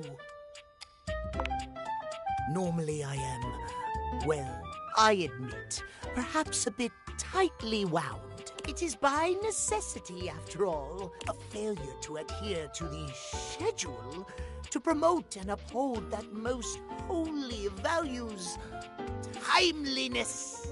It can be catastrophic for a number of reasons, but I know now.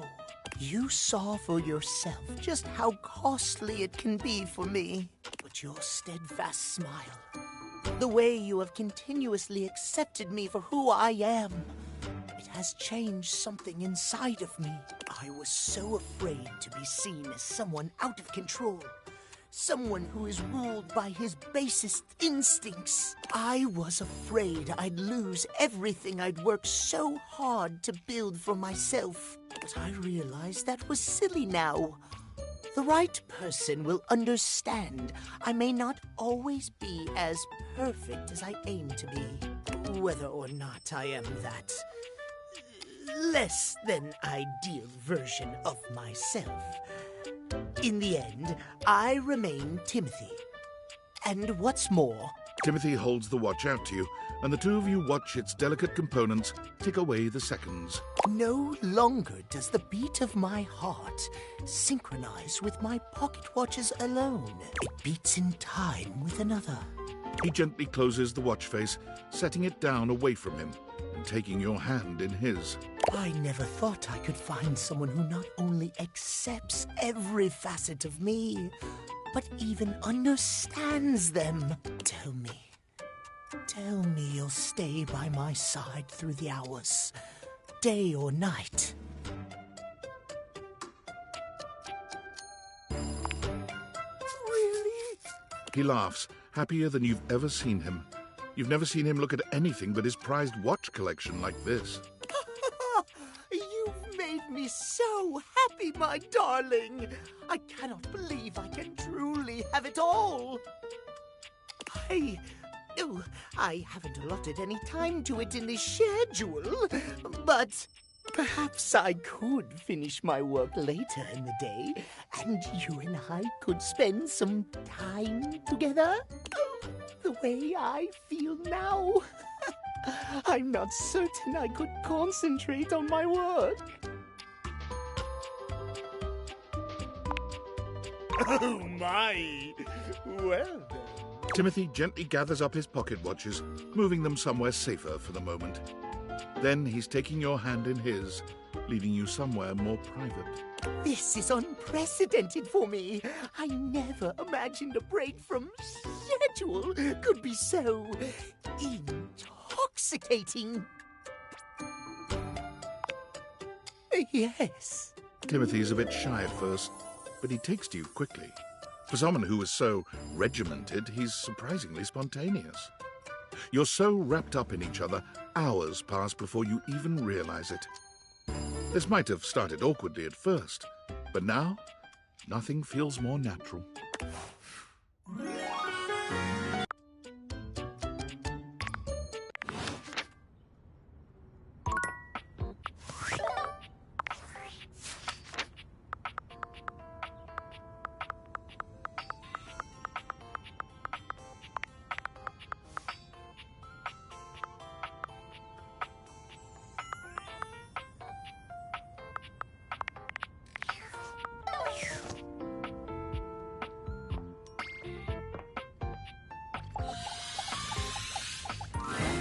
The breaker box is back to its brightly lit and well-populated glory, with its inimitable host standing ready at the door to greet you. Livewire! You look ravishing as usual.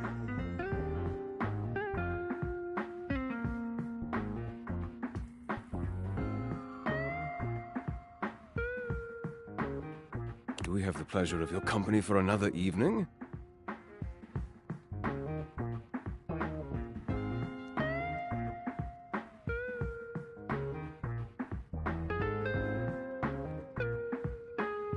Be honest, you enjoyed yourself so much last time you just couldn't stay away. Am I right? Is that so? What is it that has captured your attention then?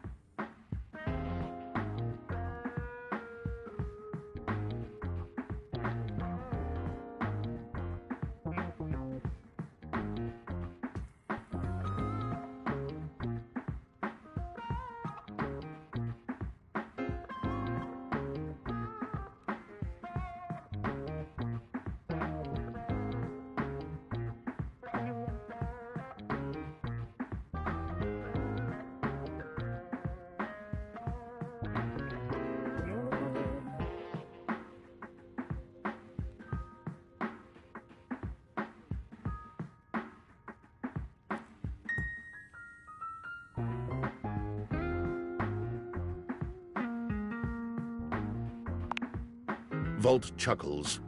The spark is undeniable and mutual, I assure you. I was rather hoping you would come by today.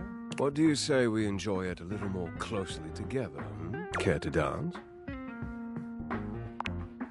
He leads you onto the floor, not once losing your eyes. You move quite beautifully, Livewire. I'm impressed. The song has ended, but Volt has left his arm encircling your waist. He turns his face to yours and plants a kiss on your lips that takes your breath away. Time seems to stop while the two of you are connected. Your entire body tingles, as though you've just been plugged into an electric socket. And then, far sooner than you'd like, the song ends, and with it, Volt's kiss. He smiles at you, his eyelids low and hooded. It's far too easy to lose oneself with you. Loath as I am to say it, I must leave to start the show. For the first time that evening, the power begins to fluctuate. It's louder than it has been before, and it does seem to go on. Don't let the surge fool you. My power is just fine. Don't think I'm done with you yet, Livewire. Volt leaps onto the stage as you settle into your seat. Good evening, my fellow objects and gentle things. I hope you're ready for... The power surges violently, and Volt stumbles. He catches his breath and steadies himself. Ready for an incredible performance. Tonight we have The system buzzes, cracking and flaring. Volt drops to a knee and clutches his belly. The surge rages until the very room seems to shake, when suddenly everything goes black. You hear nothing but the panic of the audience, the confused scrape of chairs. You make your way through the club in the dark to hear familiar voices. You have to stop, Eddie. I can get it back. Just give me a minute to recharge. I can... Oh! As your eyes adjust to the darkness, you can make out that you've made it to some back room, a forgotten corner. The electrical power grid hangs on the wall, with Eddie slumped against it. Both Eddie and Volt look exhausted. Eddie dangerously so. He fiddles with the grid controls. Stop. Eddie, please. Just let me go out. You're going to fry yourself completely. I said no, Volt. Eddie, I can fix this. Eddie. Fuck's sake, Volt, I'm not letting you go out, okay? We both know what that could mean, and I'm not... I can't go back to being alone. I can't lose you. You can't keep splitting yourself like this. If you do, then... Volt notices your presence and moves to stand. Eddie holds him back. It's fine. He deserves to know. I'm failing. The power is failing and I can't stop it. Eddie leans back against the grid controls, his posture crooked and jagged. He seems ready to combust from the inside, but years of control are keeping him standing. For now. It was slow enough at first. I didn't even notice it. Small fluctuations, random surges. The entire house depends on my power, and it's my job to keep it stable for them. To keep them all safe. I had to work harder to compensate. I thought, if I could outlast it, it would all balance out. But it only made things worse. Even more unstable, so I had to push even harder just to keep up. And then it just became normal. To always be completely drained, barely hanging on. I don't know how long it took me to realize that it was my fault to begin with. My faulty wire. I was the problem. But I couldn't stop. They still needed me. Exactly. They needed me, and I needed help. So, I gave it to myself. I split myself. So there was more of me to go around. I made Volt. He was my fix.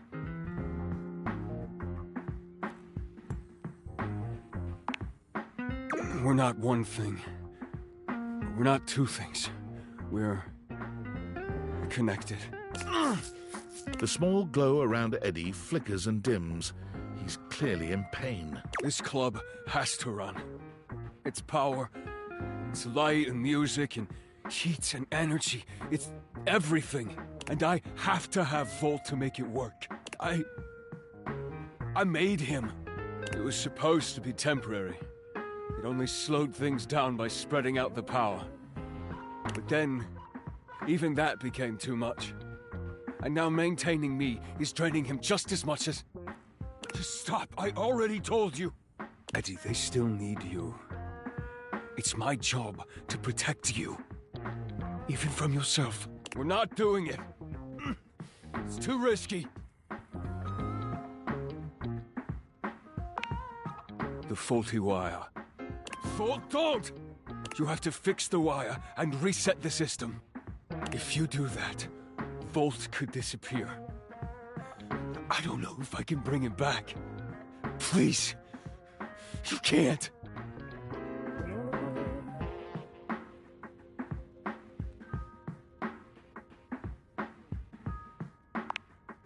Easy to say when you're not the one who has to go through it. You don't know what it was like.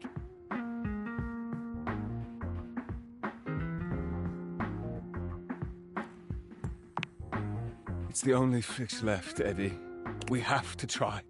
Eddie sits there for a long moment, then finally nods. You remember where the tools are? I'll walk you through what to do.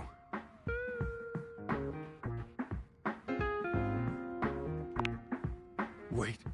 Fuck. Are we sure we have to do this? Quite. It's time, Eddie. Fine. Fine. Alright, just before that, I just wanted to thank you for being here, I guess. Whatever, just do it before I change my mind. Eddie leads you through the process, patient and attentive despite his reservations. When you've finished, he gives you the nod to do the rest. The dim light around Eddie and Vault blinks out completely, leaving you in total darkness. For a few moments, everything is quiet and dark. And then, a rustle. The lights turn on. Over here. Eddie is sitting at the bar, looking haggard but with a light in his eyes that you've never seen before. Oh, hey there, Livewire. I feel good. I'm pretty tired, but after a reset, that's normal.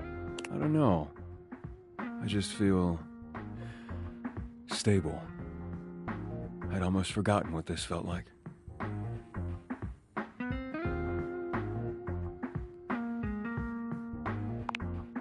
Eddie, isn't there something you wanted to talk about first? Fine. You were right. I was holding on so tight to the way I thought things had to be. I didn't realize all that did was trap both of us in a situation that wasn't working. And honestly, I'm not sure I would have ever been able to see it if it wasn't for you. What he means is he's quite taken with you. Vault? We both are, but I'm sure you already knew that. Look at you. As in, do we really have to spell it out? Wait, really? I mean, if you're interested, we wouldn't mind you, sticking around. If you feel like it, or whatever. We would be delighted to have you.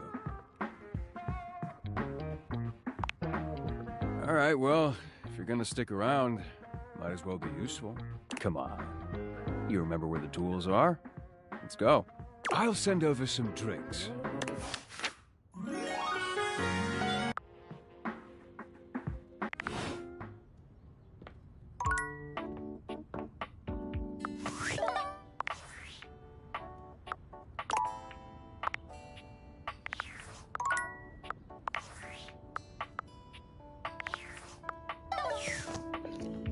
Well, we're going to call it a stream here, but thanks for stopping by. Hope you enjoyed the stream. If you did, like, share, comment, and subscribe. Anyway, we'll visit him some other time, but if you want to join me tomorrow, I'll be continuing you in Assassin's Creed Revelations, as well as starting another game that I've been looking forward to for a while, since I heard about it, but that's what that is. You'll just have to wait and see. Anyway, so I'm going to suppose Mistydolphin sign up for now. Thank you, good night.